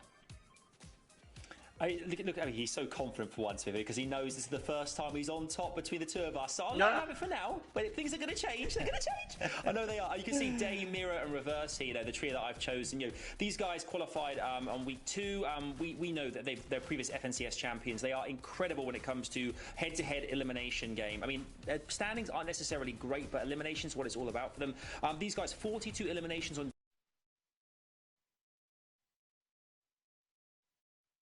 to the end of the game. They could do a massive amount of point making, and DJ skills and ages. I mean, these guys, we know a lot about them. Vivid as well, great team to watch, in 3rd position right now. Recently DreamHack Open Duos champions DJ and ages, so they are on point as well. Vivid. Yeah, they are on point, and to end off, actually grabbed the last victory royale of the day, so momentum is there coming into day 2 for them. But as you guys can see here, this is how our standings are set after day 1. So we'll take the points from day together, and that's how we will create our final leaderboard. So the teams here, our top 10 is looking really, really solid. We talked about the top 3, but a team that kind of flew under our radar yesterday was Jamper, Threats, and Rise. They are up there as well with 162 points, 27 elims, a little on the low side for the top side of that leaderboard there, but nonetheless doing great. Yeah, well, let's definitely talk about those guys later on, because I'm sure they're going to see them doing a lot of business out in the lobbies today. We can see as well 4th, 5th, and 6th position as well. Definitely ones to take note of. I mean, the first 6 teams there as well are very, their POIs, their drop zones are very, sporadic around the map. So I think that's one of the reasons that they've done so well as well. They're not actually kind of going head to head against each other until the end game, which gives them a lot more space and opportunity to kind of take their time and get into the games, as opposed to going out very early on. But you can see, previous FNCS champions Slacks, Acorn, and Jack there in 8th position right now. A bit of a surprise to all of us. I think we thought they might do a little bit better, but it is day 2. There are still 6 games to play, and they still have 127 points. There's still plenty of time to do exactly that. We can see as well one of our FNCS previous kind of automatic qualifiers in 11th position, Bucky, Macwood's trio as well. I mean, Vivid not as well. They're doing as we thought. That was terrible English. Not doing as well as we thought they would do at this point in the game. Yeah, they're not doing as well as we thought that they would be doing. However, a cool statistic is that in the last FNCS, they were actually in 12th place after day 1, and they ended up finishing top 3 in total. So this isn't like unknown territory for them. They have the potential to come back, and day 2 could be absolutely explosive for them. So we need to pay attention. None of these trios are out of the running so far, because the top side of the leaderboard, they could have a bad day, and this 11th through 20th position, they could have great days. They can come out and win 6 victory royales. Maybe this team can get 6 victory royales. So gotta keep an eye out on all of these trios. All right, so Fortnite fan, you heard it. Vivid would like to see a trio walk with 6 victory royales. He's invoking that. It's the opposite of the caster curse. We're going to see if that all happens. And if it does, you can just remember that moment in time where Vivid said that. We'll have to see how that goes. Gentlemen, we have to talk about our predictions. We made predictions at the start of yesterday's broadcast for NA, which teams we think will walk away in the #1 spot. And of course, for you guys, there's really no surprise. The trios that you kind of just talked about were also your picks. This is why I'm talking about the great Adam versus Vivid battle of 2021. Perhaps of all of life. We'll have to see. Adam, Day, Miro, Reverse 2K. Yeah, I mean, the trio here, I can't champion enough. I mean, we've talked about them, a lot of the last, the last 4 or 5 weeks. They got obviously in the qualifier 2, they qualified top of the leaderboard there and did incredibly well. But as we said, experience plays an important part here in FNCS of everything. Consistency and experience is huge. All of our players, all the trios are incredibly talented, but these guys, they know what to do. There's an instinct around what they're doing together as a trio, and I think that they are going to go the distance today. I think if they have a good game, a few games under the belt. They had bad 2 games, 5 and 6 yesterday. They continue doing well. They're going to go the distance. And I look at as well like Aussie as well, Slacks, Acorn, and Jack. A great trio. They obviously FNCS champions from last season. Are they going to do better today? We hope so. We expected, I think, better things yesterday. They went out quite early in the early game, so hopefully they can go all the way to the end and get some eliminations and get those points. Yeah, MDF for the prediction on Bucky, Kanata, and Macwood. A good prediction there. Not paying off so far, but like I said, competition is not over. They sit in 11th place. And then, of course, my prediction is Scented, Edgy, and Commandment. We know where they sit, right? They sit in first. I made the prediction. They're in first. Yada, yada, yada. We've been here before, right? Like, my predictions are always right, right? Oh my gosh, he's become too powerful. If he wins the predictions, we'll never be allowed to live it down. Okay, guys, we're about to jump aboard the battle bus here any moment now, but I kind of wanted to pick your brains as we prepare for these next 6 matches. So we had the 6 from yesterday, and Adam, you actually touched on it. A lot of these trios that we expected to do well didn't really do so hot yesterday. What do you think trios are going to look to change up coming into today's games? You know, it's a pretty individual-based kind of an idea, right? Like, some trios are having difficulties in some areas while others are exceeding in some of those areas. So they've had a bit of a break, you know, a whole day to rest up, go over that footage, go over the replays, see what they think they are doing wrong. So today might even be better competition than yesterday because these teams are kind of seeing how all these other trios are landing, how they're like routing their loot, what they're doing for Storm Surge, and they can make huge adjustments to how they actually play around there. So we may see some cool strategies come to light here if somebody does some deep research into how trios are acting that are landing around them. Yeah, these trios are the best of the best. You know, they've all made it here to FNCS finals, which is, you know, which says a lot about the caliber of the talent here as well. We've touched on a few teams already, but you know, a trio as well like Saf, Stretch, and Avery as well. We talked about yesterday, who, you know, we know them obviously as well because of the history with Zayt and such. But you know, you look at that trio who. It felt that every time they did anything yesterday, it was all about aggression, getting that high ground off the get-go, really trying to get as dominant as humanly possible very early on. And because all the you know, the lobby is so stacked, trios can't afford to really hang back and wait around here. They have to go for this. They have to be aggressive, and that's what we love to see because that's what we want to see: eliminations and great play from our teams. Absolutely. Well, friends, guess what? We don't have to wait any longer. It's about that time. But first, I gotta introduce you to 2 friends who will be casting all the action. It's none other than Aussie Antics and Monster D-Face. So let's say hello to them and jump aboard the battle bus. Friends, over to you. Thank you so very much, Zeeks. We're now one step closer here, Aussie, to crowning a champion here for the NA East region. They said it best. They told us who is in the lead right now, but more importantly, what stood out to me is who can adjust to their gameplay, right? Yesterday was a phenomenal day, but no one team played perfect. Everyone at the top did drop a round or 2. Yeah, I mean, when the competition is this fierce, all we saw was a couple games. Sentence team struggled one game with Storm Surge. They went down around 18th. We saw it happen to Reverse 2K, Day and Miro. EU this morning that just wrapped up were huge comebacks on the board. Rezon, Badil, and Noah Riley, they came from, I think, like outside of top 15 to almost a top 5. Like, you can bring this back in a big way. There's teams around 4th, 5th, 6th that could easily run away with this. But I mean, Scented, Edgy, Commandment right now, they are playing so consistent. Reverse 2K, Day and Miro, they were insanely consistent first 4 games, fell off the pace, but with their playstyle monster eliminations worth 2, they were dropping record-breaking amounts of eliminations. If they tee that together for 3 or 4 games again, it's gonna be tough.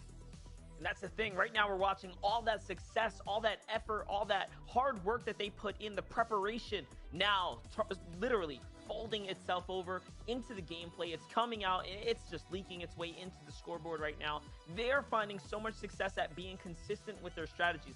DGen, Agers, and Skittles, Reverse 2K, and of course his trio here now up against Scented. It's literally a clash right now between the 3. Honestly, it's a race. I think it's a true race right now between the 3. And again, they still have to play perfect Fortnite. Just outside of that bubble of near perfection, we do still have the likes of Saf, Avery, and Stretch, who most impressively to me have been playing for high ground, right? What we've watched from them is nothing short of phenomenal. A team that wants to play for first, and I personally love seeing teams, you know, push out and try to be the best of the lobby and secure a W.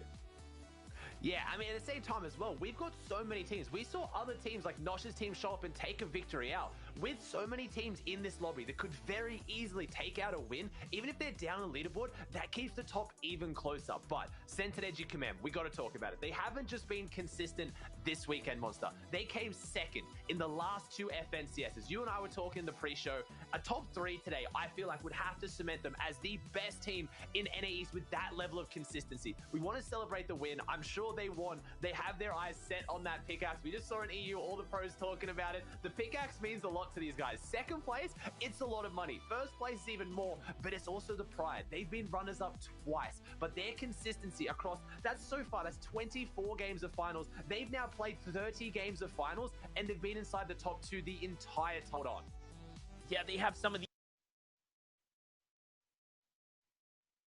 best consistency we've seen across any region. But here and now for day number 2, the game 7, as we start to kick things off here, will start to cement players in one step closer. Let's see who can take it all home here now and who will win the first game of day number 2. It's going to be interesting to see how this one plays out. I mean, I'm not seeing any kind of crazy changes so far. It looks like Caddy Corner's got the same fight we saw going on before, but our big names, Scented Edgy Commandment, Misty Meadows, uncontested. Degen Ages, Skittles up near that orchard. It looks like they triple dropped on the Slurp Truck, uncontested as well. Right now, Day Mirror Reverse, Dirty Docs, uncontested. So there's been no crazy changes so far. So as much as these teams are looking to run away with it, it looks like everyone's starting off on pretty much similar footing here. Yeah, it's definitely a bit of a reset day, not only for the players here, but of course the mental as well, right? You get to sleep things off. You get to hit the books, like you mentioned. You get to literally, VOD review, come up with strategies, figure out what was working for you, what isn't, what better ways can we either rotate into teams to capitalize or avoid teams to capitalize. One of the things that I did notice about Reverse 2K, Miro, and Day, they're pretty much outclassing a lot of the opponents in their general landing spot area. And for that reason, they're very much happy with taking a lot of those early game fights, as opposed to like Edgy, Scented, and Commandment, for example. When they rotate out, they're coming across the likes of Jack, Acorn, and Slacks, right? There's no easy teams on their pathing out, so even positioning here on the map, it just plays such a deeper part into the way that their games are unfolding. Yeah, and I think Reverse 2K Day Mirror, the way they're playing their Storm Surge, because they're in Dirty Dogs, timing is everything. They need to get enough loot and use that uncontested POI to get that advantage, so when they take their first fight, they can win it. But if they take too long on their first fight, that's what we saw was happening in Game 6. Even though they maybe have their opponent outclassed in fighting ability, because of other teams in the area having eyes on it, they don't get to have that straight 3v3 fight they like to have. There was a lot of people, you know, they were third-party taking shots from a distance, and that was the deciding factor. So their timing has to be perfect, and I think, unfortunately for their play style, it looks like the teams around them are adapting to the way they're playing. But this is a fight that we saw break down a lot yesterday. We have Xerxes' team going up against Coop's team here at Caddy Corners. It's usually with the Caddy Corners and then Weather Station split. It looks like things are breaking down early at the Caddy Corners, and Twix right now has the shotgun, has the SMG, has a decent fighting loadout, as I also see Cease go down to the feed. So over at Flush Factory or Hydro Dam, something's changed up there because they were uncontested yesterday. And that's one of those things that Drop Spot definitely yields out some really awesome loot right now for different reasons. But hold up, Twix is under some serious pressure. He's trying to figure things out right now as they're all backed against the wall here. Cobb, Genesis, Adams, and Coop here finding, I'd say, the upper hand in the battle so far. Still is a very scrappy battle between the two. No one trio right now can confidently say they're going to win this one. Not just yet. It's going to come down to the shots. Chubbs, nice job there for the punishment. So things are still in, the story for them, right? They're still holding it down so far. And they're up against the veteran. Coaches has, I would say, close to thinking like, oh, that's a bit of an exaggeration. But I kid you not, when Cod Genesis was playing against Calazo and they were dropping here, it was day after day, 10 games of scrims every day, 4 weeks, 4 months, they were fighting over Caddy Corner. So Cod Genesis really is the veteran when it comes to this spawn fight, but it's going to come down a lot to who has the better loot, as I see Edgy getting a knock in the feed. That's first place getting a very uncharacteristic early knock, so that's 2 more points, and whoa, this is wow, okay, did not expect this. Coming out, they're going to be looking for early fights. Our first place team is breaking the mold. They are changing things. We talked about hitting the VODs, and no one hits the VODs harder than Scented. This guy puts in the hours, he puts in the time, and he's obviously figured out DeQuentin's team is easy pickings near them. So not only do they now have all the loot of uncontested Misty, they have 4 points. I believe that was 2 eliminations because I think Zemo is getting off in the distance, and free Storm Surge. That is a massive start for this team. Yeah, not only that, it's a push towards the Hydro Dam, so you know the good loot over there as well, something they can capitalize on if they find that team. And actually, yesterday, I believe they clashed with that team one time in the early game, and it turned out not so well for them. So I'm assuming that they wanted to go back and literally catch their redemption arc there. Because again, if you can set up a fight and win it the first time, and the last time it didn't end as fast as they liked it to have ended. So this time around, like you mentioned, changing things up a little bit quicker to the draw there, and then winning out the engagement. Now though, COD Genesis seems like he got down in this fight here, but Adam's going to go in and pick him up.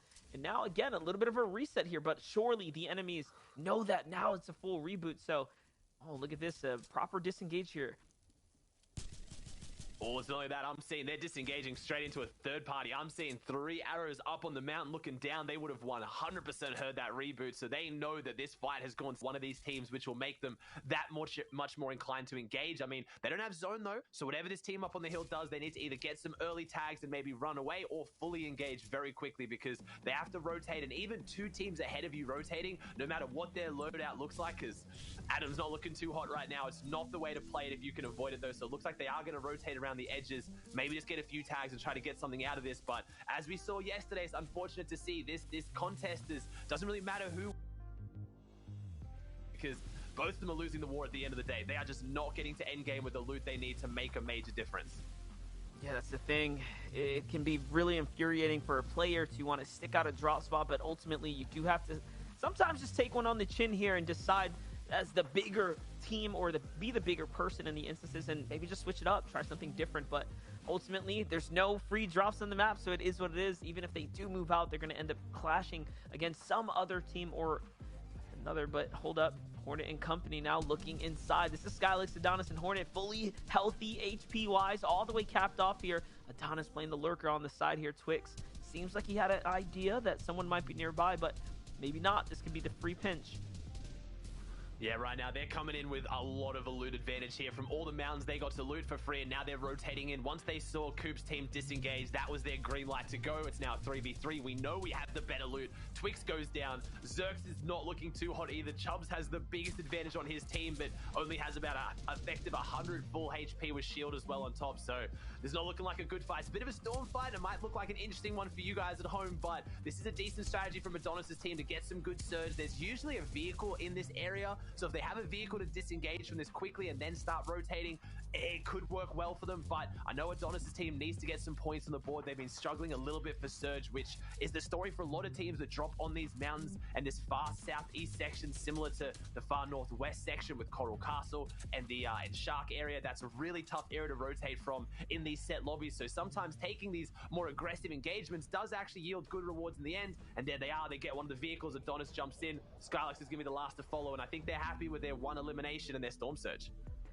Yeah, for sure. They made it worthwhile at least to get to convert there on top of an elimination there, which again is surge preparation. It's everything else in between. Illis, Blake, and Furious though, a bit of a drawn-out battle as well. You can see the white tags on the HP very low there, but the siphon from Knifer is going to cap off Furious. They find Sticks as well, and they're just pulling in the bodies too. They're not letting it go the waste here. They do want to pick up the loot, and it seems like our trio of Blake, Illis, and Furious are now finding themselves at least on an upwards trend here for day 2. The first team wipe for them, or at least, you know, a piece of it. They're catching 2. Not bad at all. Yeah, 2 peppers in the inventory. That means they can't get a full pepper stack. Obviously, you need 3 of them to get every single teammate topped up, but that's still really good. You put that on 2 of the players to ramp height or just make a rotate. The last one staggers behind a little bit in the tarps. Really, really underrated item right now, being one of the only forms of mobility, and it's one of the reasons why Cented's team is having a lot of success. You don't usually think of Misty Meadows as having a lot of peppers. It's not like a caddy corners, but it does have a few non-boxes. With a bit of luck there, you can easily get enough, and we were talking yesterday about how they kind of invest theirs earlier in the game to get better rotations rather than saving them until endgame, as we're getting a very, very late reboot from Zemo. I respect that, but that's even better for Centered Edge Commandment. Depending on where they are on this rotate, they now have the team they already got 2 eliminations on and Storm Surge now rotating in behind them, even more shambles than they were last time. Their loadout looking even worse, so I respect it. I think it's the play from Zemo, but if some of these top teams can take advantage of that, this could be double dip here for Cented's team. Yeah, for sure. And at the very least, you get those extra surge tags. And having a lobby or a team this week in the lobby is a blessing for everyone right now. So it's just going to work out here. Zemo's going to go in and pick up his trios there. He does drop some heals. And oh no, it's only one that does end up being able to get rebooted there, which means he did not pick up the additional reboot card. That's just the way things work out. You do have to get both of those reboot cards before they expire. In the distance though, Chimp, Tabne, Teo, eyes on Furious, Illis, and Blake here are trying to move across. You can see they have opting to go up on top of this mountain here, poising themselves up in a bit more of a stronger position. And now we have the upper hand here for anyone who has to rotate later. I mean, stakes are on today. Ramos, let's talk about it. There is so much money on the line here. There is hundreds of thousands of dollars. We've seen the life-changing money go out on EU today. We've obviously got a team that's come second twice as well, so we know their eyes are set on first as well. The prize money, honestly, I feel like for Cented's team, I might speak for them. I think the win is what they've got their eyes on more than the prize money, but there is going to be lives changed today, and that pressure has to be getting to some of these guys. They are, all of them are competitive vets right now at the top. I'd say Degen, Age, and Skittles, maybe the least experienced, and they have still played in these scenarios so many times before. You've got to think they're feeling the pressure coming into the final 6 games though. You get a bit of a mental reset, but how long does it go until these games where you start to get nervous again? Cented even tweeting out yesterday he was struggling for Storm Surge because he was so nervous. Second place twice. Wow, and again, the profits are nice, but like you said, it's about everything else. It's about the reputation. It's about playing to your heart's content and just proving again that you have the competitive spirit to be #1. That is really what these guys are fighting for. It's everything but the money sometimes, and you can see it. Like yesterday was just such a great a showcasing of teams that want to win. It's so clear that so many teams have first place dead set in stone there, right? That is what they are going after. And, you know, the competition is not easy by any means. NA East has truly proven to be such a stacked region. We saw multiple lobbies after lobbies. It wasn't until the last game things went a little bit faster, but even then, it was surge after surge. And this game is just like yesterday's. We still have 32 trios alive closing. Yeah, there's a lot of players alive, and I thought maybe they were going to come out a little bit hotter. Maybe they were going to try and, you know, run for it, like get a big jump up. We see teams like Niddles. Niddles' team finished day 1 with 86 points in the last 2 games, most of any team. So, Casca, Smacked, and Niddle came back in a big way like any team can. They beat contested Retail Row. We know that by Nobu Beef, Lupian, and Nick FN. They were having a rough start to the day. It looks like maybe something shifted there. Nick FN's team, I think, started dropping in different areas, and with that Retail Row uncontested, they've had a big jump up. So they've got eyes set up there. It could be a little, I don't want to say a little too late. They can have a huge jump up on the leaderboard, which is a lot of money, but also these are teams that can take points away from the top teams. All it takes is for them to get a few victory royales here, and all of a sudden the top teams are really left high and dry for points. As I was talking about, Nobu Beef's team stuck down below in a really sticky situation. Yeah, and Reverse 2K just picked up an elimination as well onto TNA. Stacky off in the distance there too, so just picking away, stealing away from other opponents, honestly. And now Dave, man, he's just got his eyes on 2 trios down low. They can see the weak build there. That floor being edited is the clear-cut giveaway. They found enemies like this before. Actually, yesterday was the day where they found Scented doing that. Just so happened to be peeking out of that box, and they punished him for it, which was Slash, Acorn, and Jack's crew. So these pros, man, they'll pick up any little telltale sign. They find a pixel, they find an opportunity, they do end up capitalizing. And Day, no stranger to finding eliminations. On the other side, though, the story is still on Niddle, Smacked, and Casker. How picked up yesterday. 2 big games at the end, proving that they have what it takes to come out of the drop spot, find success, and then be even better than that. This time around, they didn't wipe the team at their drop spot, so it seems like they're probably hopeful to be a little more passive, right? Make it to the end games and do what they do best. I was going to focus on this fight as well. Next zone was close to this fight. I knew Damir and Reverse are going to try to make a play for this. If this zone pulled max distance, if it went right up towards Craggy Cliff, they would not be taking this fight, but they know they have time because that's a very short run to the next zone. And if you eliminate every team between you and zone, you can't then get held to make the late rotate into zone. And that is how this team thinks. Miro stayed up above. That's supremely confident in Day and Reverse to go down, get their tags, and open up this fight. Stays above, come back up, we'll get a bit of a breather, then we'll go back down. This team has full control right now. I don't think they want to pull off a full engagement. I don't think they're going to go all out here. If this was just one trio, I'm pretty confident they would. If they can somehow get Nobu Beef and Lupian focused here or get them to go down, they could re-engage on the trio, but that is good Storm Surge tags for a team that this is their story. We've basically seen it. If Miro, Day, and Reverse get their Storm Surge early, if they make it through this first and second threshold, that is when they just run away with it, because it's only at the start where this team struggles. They're dirty docs, they're uncontested, all the teams around them are rotating early, they have their loot and they get out, and they're avoiding them. It's that simple. The teams that are between Reverse 2K, Day, and Miro, and Zone are avoiding them now. So they need to find them. But once they find them, they are now good to start making plays like this where they will rack up the eliminations coming into endgame. And the truth is that they need this refresher right now. They're really trying to throw it all at this team right now because they want that loot. They need the material. Just take a look, Ozzy. 38 builds here. If you caught a quick glimpse at Day as well, Day didn't have much to work with. This is why they're trying to get in front of this team and hopefully hold them out.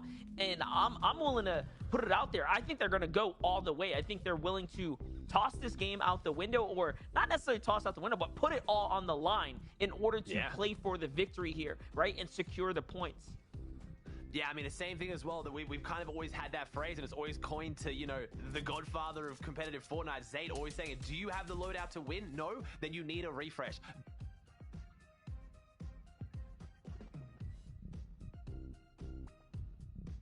Place decently high in tournaments, but if you're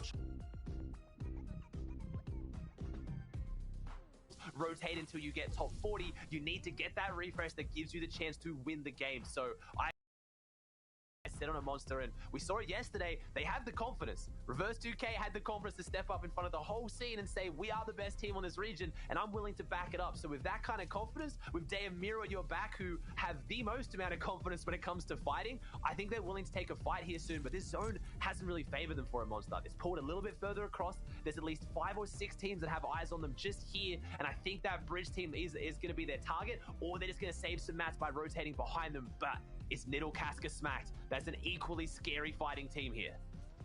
Look at this. They only sent Day, though. Day's just creeping in, trying to see what's over there. Who is there? And there is that full team waiting. So they didn't actually rotate. Could end up backfiring. On the other side, though, you can see the struggle is real to make it to the new zone. It seems like the majority of the zone is fully set up. Look at how many tall bases we're looking at, especially at the heart of Boney Burbs. On the bottom, though, Jamper, Threats, and Rise. Keep an eye out on them. Remember, there are still teams in 4th, 5th, and everyone else just outside that bubble region that can hop up. If any of these top 3 teams fall, it's going to be a problem. DGen, Agers, and Skittles there you saw for a brief moment as well. Having a tough time HP-wise. So already, teams at the top aren't necessarily solidified right now. 2 of our top 3 teams, as we know it right now, Ozzy, are not looking too hot.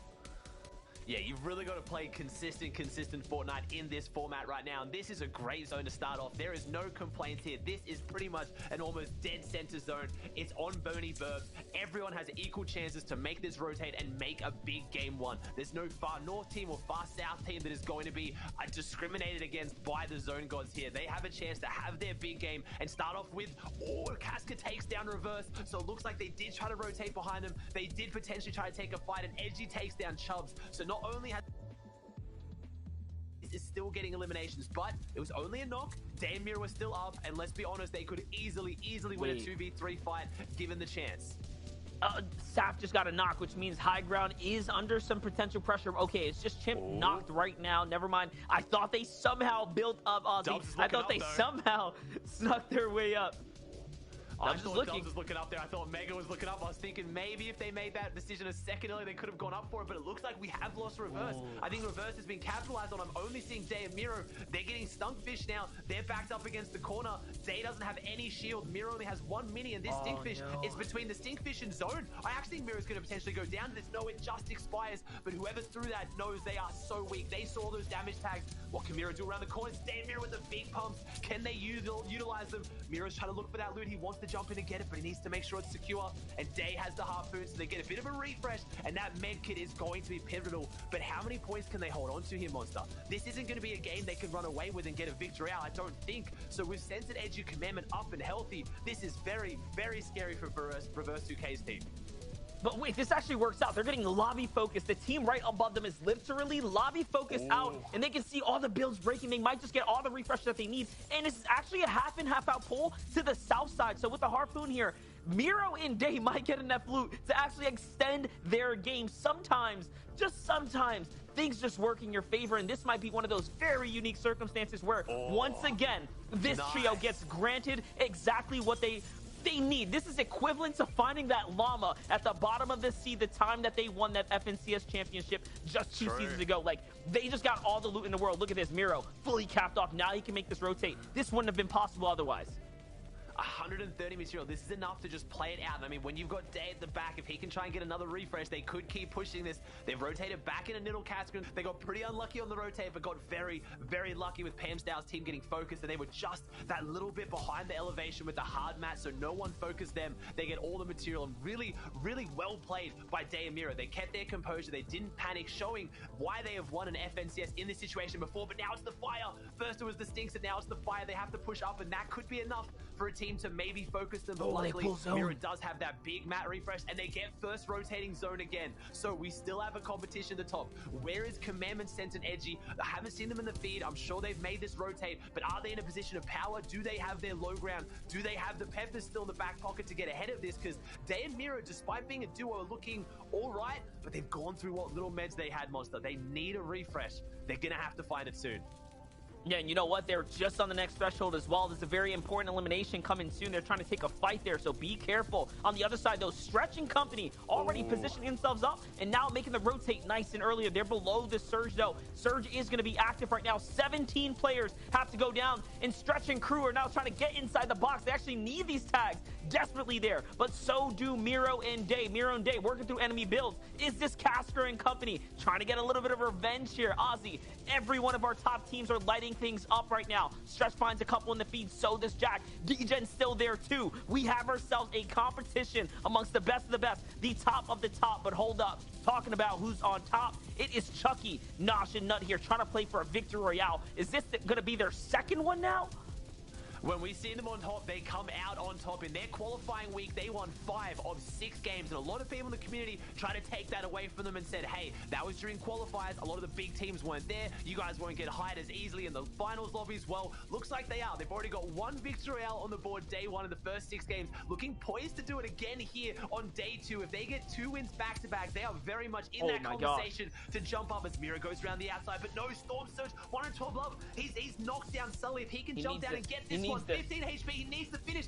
85, it's just not enough. He doesn't get the finish, and he doesn't get the surge, but there it is. He gets the finish, it comes through, but I think Day has gone down. Miro is yet again solo clutching. Me and Monster have built him up as one of the best solo players in the region, and he genuinely is, and he's having to prove it here. But playing solos in solos is one thing, playing solos in trios is another, and then playing solos in trios,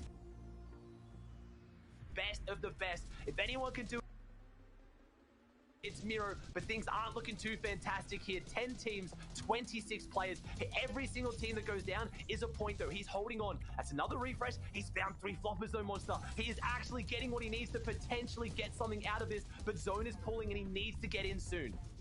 It's a max pull as well. This should be all she wrote for Miro here, but talk about Clutch right now. Top 10 as a solo with 2 eliminations is still nothing to overlook. He just literally clutched up for his entire team right there just now. But on the bottom, Scented, Edgy, Commandment are still alive, and they're alive together. DGen causing havoc here, though. Acorn and Jack still up as well. Hold up, DGen's still doing it, and he finally gets cut out there by Stretch. Stretch is going to be granted a free elimination, but making it tough for everyone else as Edgy goes down, or Commandment goes down. Edgy's lit up right now. 36 HP is up to him to clutch out right now, and that is just how close the competition is for everyone here. But 8 eliminations, nothing to...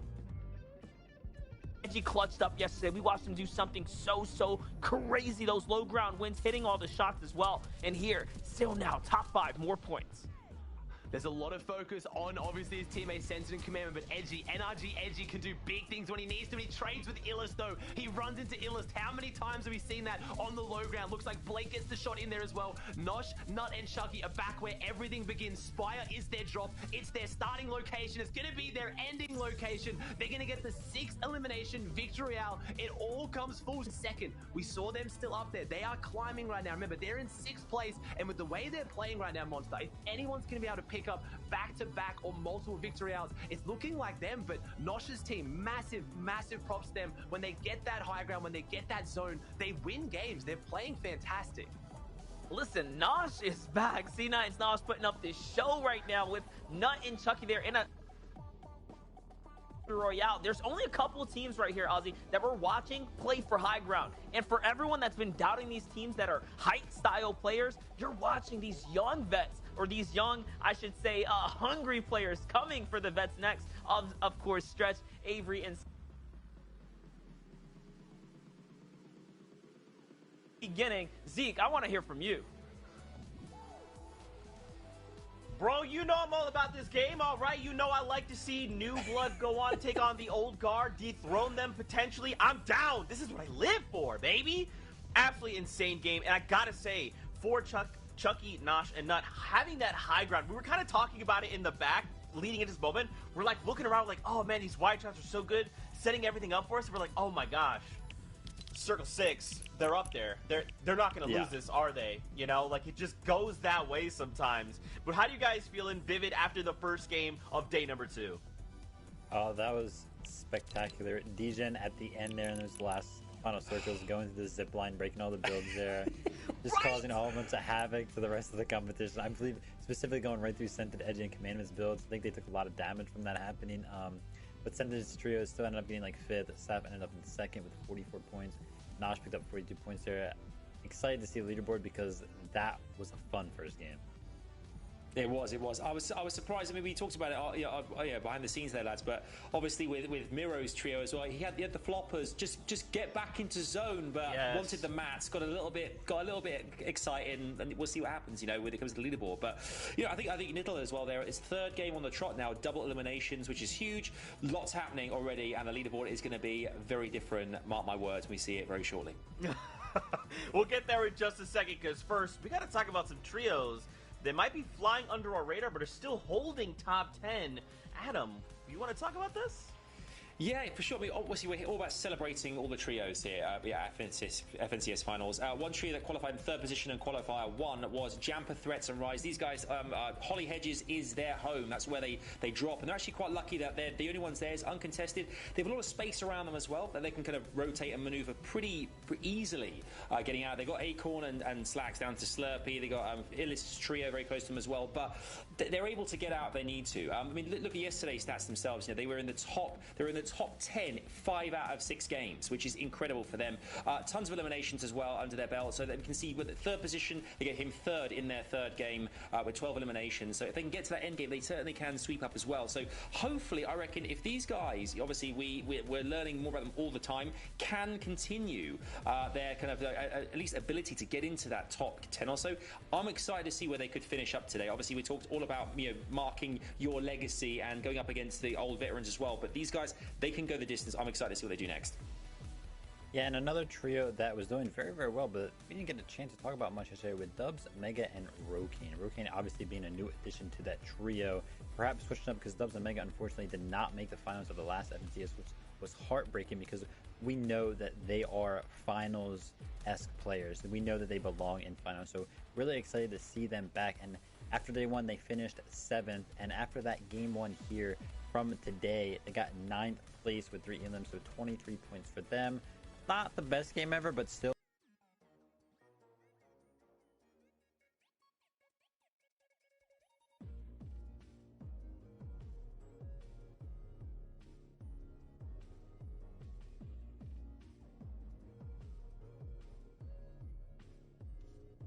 We know Mega and Dubs, they've been a duo forever. They have the potential to pop off, and then Rokane, a really solid player there, to just solidify how good this trio can be.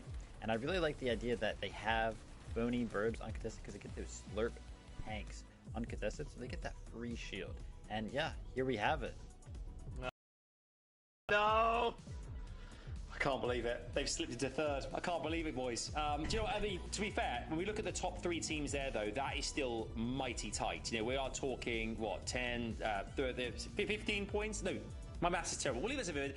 Ultimately, around 20 points or so. 21 points, thank you. 21 points between 3rd and 1st position there. You can see the Victory Royales, of course, coming from Commandments 2 yesterday, and Degen's squad there as well, coming in with Victory Royales there as well. But 45 eliminations, 43 eliminations, and 46 eliminations. We're starting to really see a difference now. Obviously, yesterday, Miro's trio had like a real lead with eliminations. But as you can see, 1st and 2nd place have really stepped up, getting into the 40s as well now. So it's mighty tight up there. All the position points, though, Commandments really are doing superbly right now, but even Saf, Stretch, Avery move into 4th position as well, Vivid, which is exciting because they bumped up, and I mean, it's all changing. Everything's changing. I'll tell you what isn't changing though. Bucky, Kanata, and Mac was still in the 11th place slot. But a team that I really want to shout out there is Niddle's trio in the 8th place slot on the first page here. Niddle, Casker, and Smack. That game 1 right there was their 3rd game in a row with at least 10 eliminations. Those guys are on an absolute tear right now. If they can keep that up, keep that statistic up, they will be finding themselves a lot of points and they will be flying up the leaderboard. So excited to see what they can do in the next couple games. They just got to pair that right with that placement. Just got to make it to the end game right there. Give us a top 5. Give us those double. Absolutely insane. Now, once again, this is just game number 1. Okay, this is just the feeler. This is just testing the waters. We have 5 more matches out ahead of us. So we hope you guys are enjoying all of the action. And if you're watching a Party Royale, what's up, Party Royale? Man, I love hanging out with you guys so much. It's truly an honor to hang out with you. Make sure to use all your favorite emotes. Throw the tomatoes. Do all the things. Friends, we're getting ready to jump back into all of the action. The battle bus is warmed up. It's ready to go. We've got Aussie Antics. We've got Monster Deface. They're standing by. So hang on to your seats because we're jumping into the next game of the FNCS here in NA East.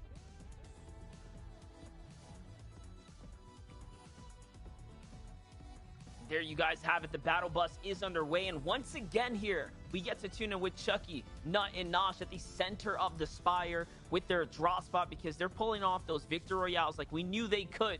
And again, it is still one of the only teams here to actually put up a high ground style play. We're watching that high ground can be so successful when it all connects for them.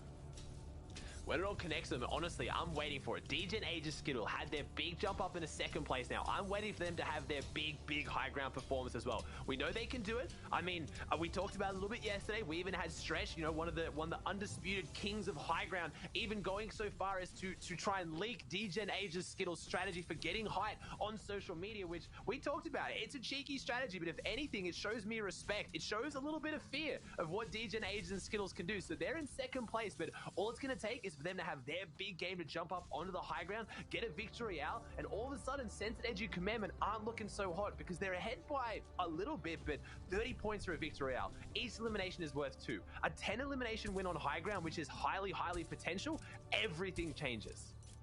Yeah, no doubt about it. Everything can absolutely change, and we like to say this, that's how quick things can change for any of these teams. One mistake, one drop of the game, you're out of the round, you're in shambles, and there goes the lead that you've built up. And even now, you just called it, like, this lead is not that big. It's a very small margin, all things considering, and we've seen how teams can slip down. Just what happened in the last round for Day Miro and Reverse here. Big credits to Miro, man. I don't think we gave him enough props for the clutch that he pulled off there alongside Day. With Reverse 2K falling so early, it looked like it was all but over. But again, those refreshers, man, finding that loot there, that could be the difference that at the end, when we do get to see, after these end of these 12 games, how close, or if not, they take this all home.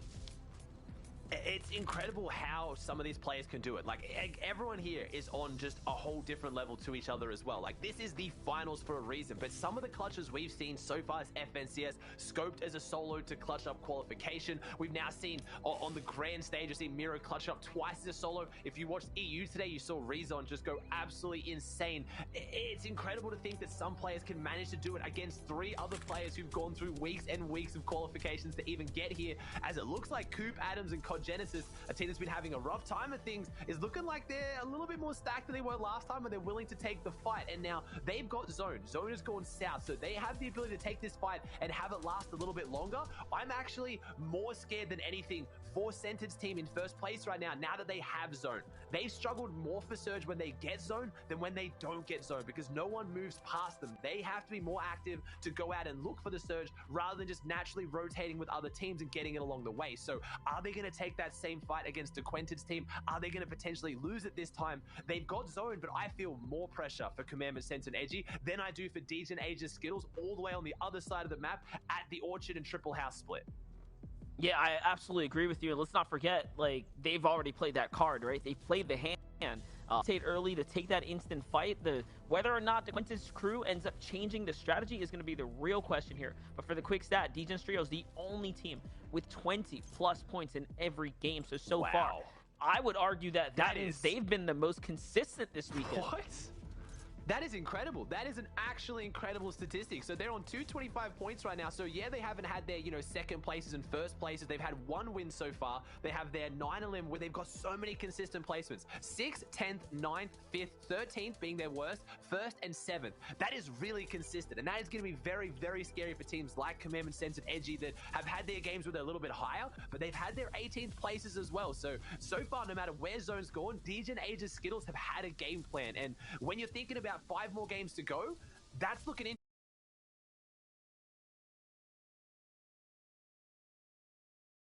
So they've shown us, hey, listen, they can take these wins here. That was the end of yesterday, but right now for Coop, Adams, and Genesis, they've rotated themselves into another battle right now.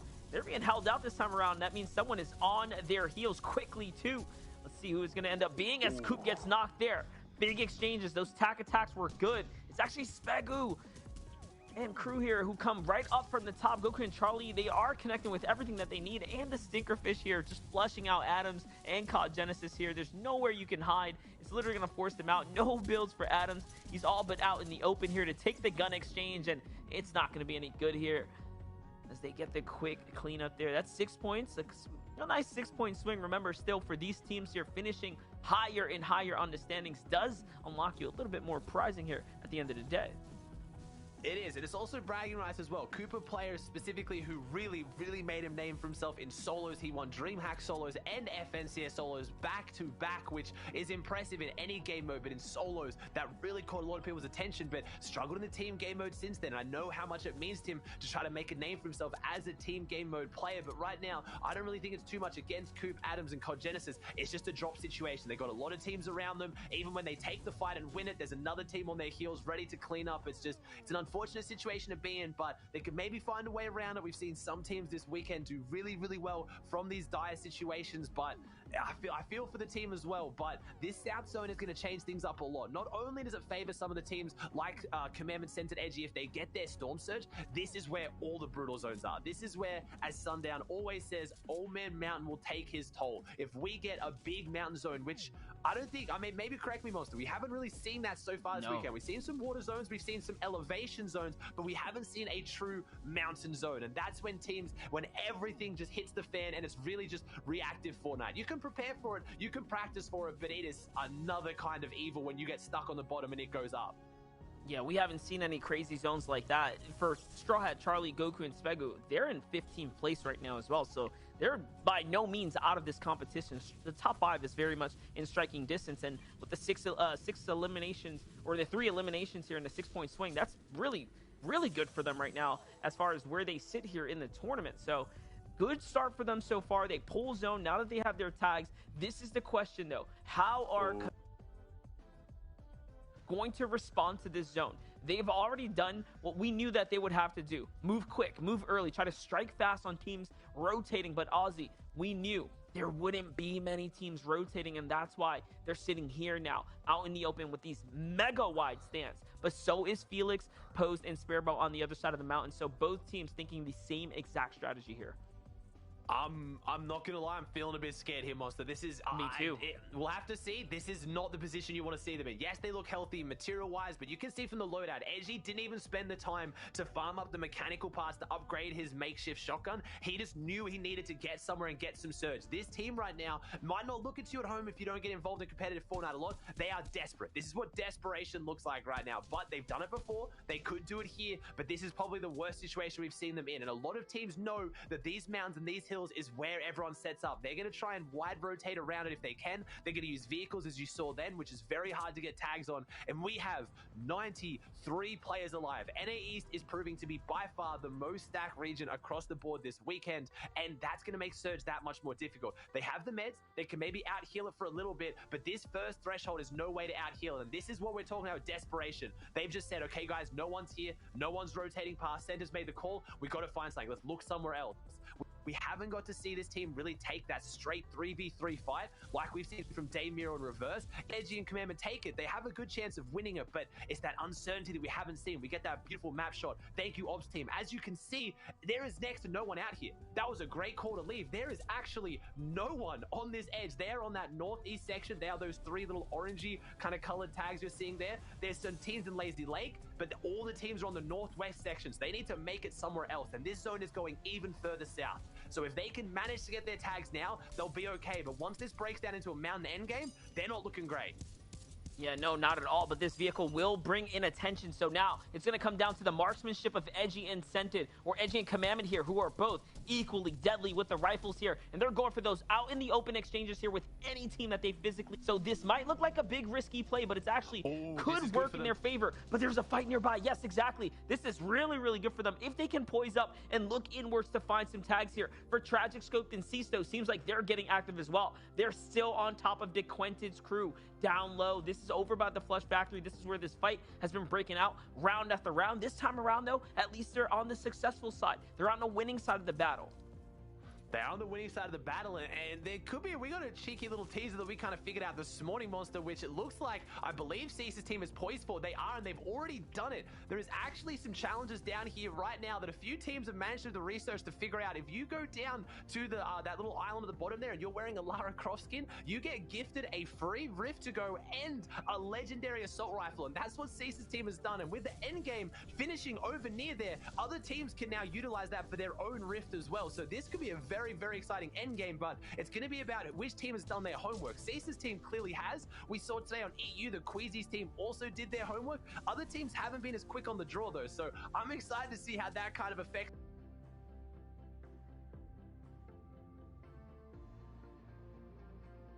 plays up their sleeves, how there's always something that you pull out, that trump card that you save for these days. And honestly, they never cease to amaze us. I mean, we saw it last season with the Big Chill, or, you know, just ever season.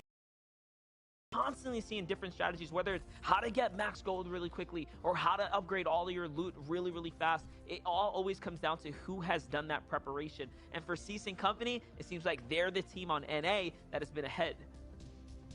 And moving forward as well, always trying to find the strategies. Like I said, that team has been putting in so many hours with the coaches, with the VODs, improving, Scoped, just jumping up massively back to his, you know, previous form of just incredible mechanical prowess. Scoped has never been a bad player by any means, but he's a player that at one point was, I would say, unarguably one of the best fraggers in the world, and he's jumping back up to that rise to prominence, and it's through preparation. I hope they can do something big here on day two, because day one was a little bit cold, sadly. Similarly for our elite trio here as well, Zlem, Crunchy, and I believe Elite Naruto will be Narwhal. They managed to have a really, really good qualifying week, and I want to see what they can do here today. But where did Centered Edgy Commandment go? Have they found their surge? Are they okay here? I mean, even Reverse 2K Day and Miro, nice shot from Zlem, are going to have to rotate their way in as well, and there they are. Reverse 2K Day and Miro right next to Ages, Degen, and Skittles. That is second and third place, pulled up on top of each other at the home base of first place. But for some reason, Centered's team's not here. They clearly had a different strategy for their surge,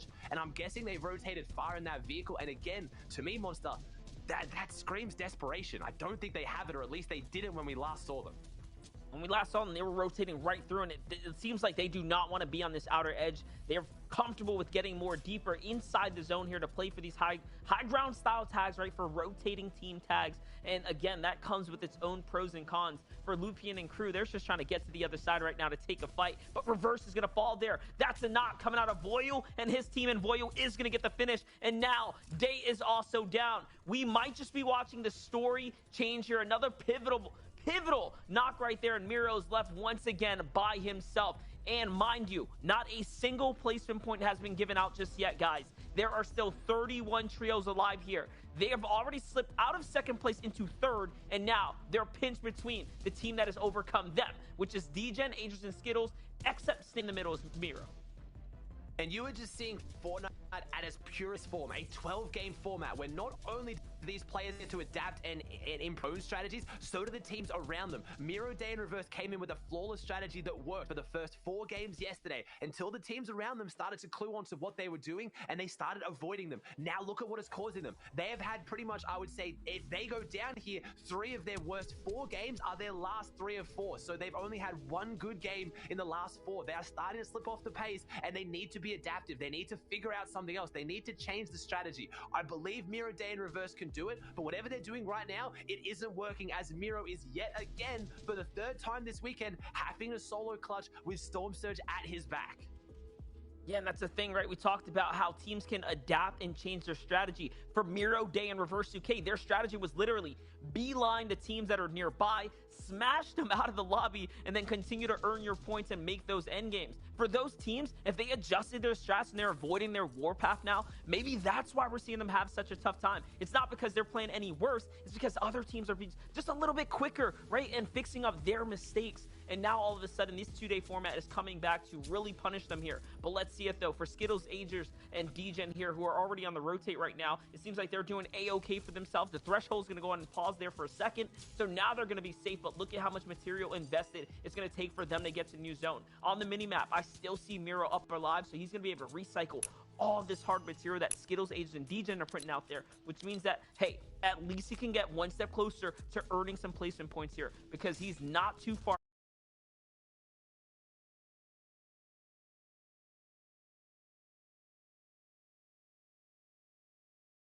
Game. Put it on our big brain analysts as well. I want Vivid Adam, if they can maybe, not for next game if it's too short notice, but for one of the games, I want to see how these guys get their Storm Surge, because it does not matter where zone goes, it does not matter what happens around them. This team is uncontested Orchard and triple houses. That is a wide split at the very edge of the map, and they are still pulling out some of the most consistent games we have ever seen. So they are clearly doing something very, very right, and I would love to highlight that, as they are yet again in another end game in a great position where other teams who've done well are now lacking that consistency a little bit. Centered Edgy Commandment, where are they though? Where are they in this zone? Do they have their Storm Surge? Because right now it's looking like it's a battle between 1st and 2nd, and 3rd is just clutching to hold on to the back of the car as it's running away, and Miro is now on fire. He only has wood builds as well, so he needs to get away, and no, the fire is following, and I have to imagine this is it. This is going to spell disaster for Miro. He is going to fall down. 1st and 2nd are on a ride to the finish, and Miro's team is just clutching on at the back. Oh, and all because he was in wood builds, but that's what happens when you start to run out of loot. And now our 3rd place team, guys, is down and out. For kind of position have they managed to find themselves in? Did they get all the surge they need? Maybe. They're still up alive, but they haven't gotten any elims. But that was very much reminiscent of yesterday's start. They were off to a very slow start. They allowed the elims to come to them. They never forced the engagements or the situations. Instead, constantly prioritizing positioning. For this trio, it's all about positioning. Play smart, play the long game here.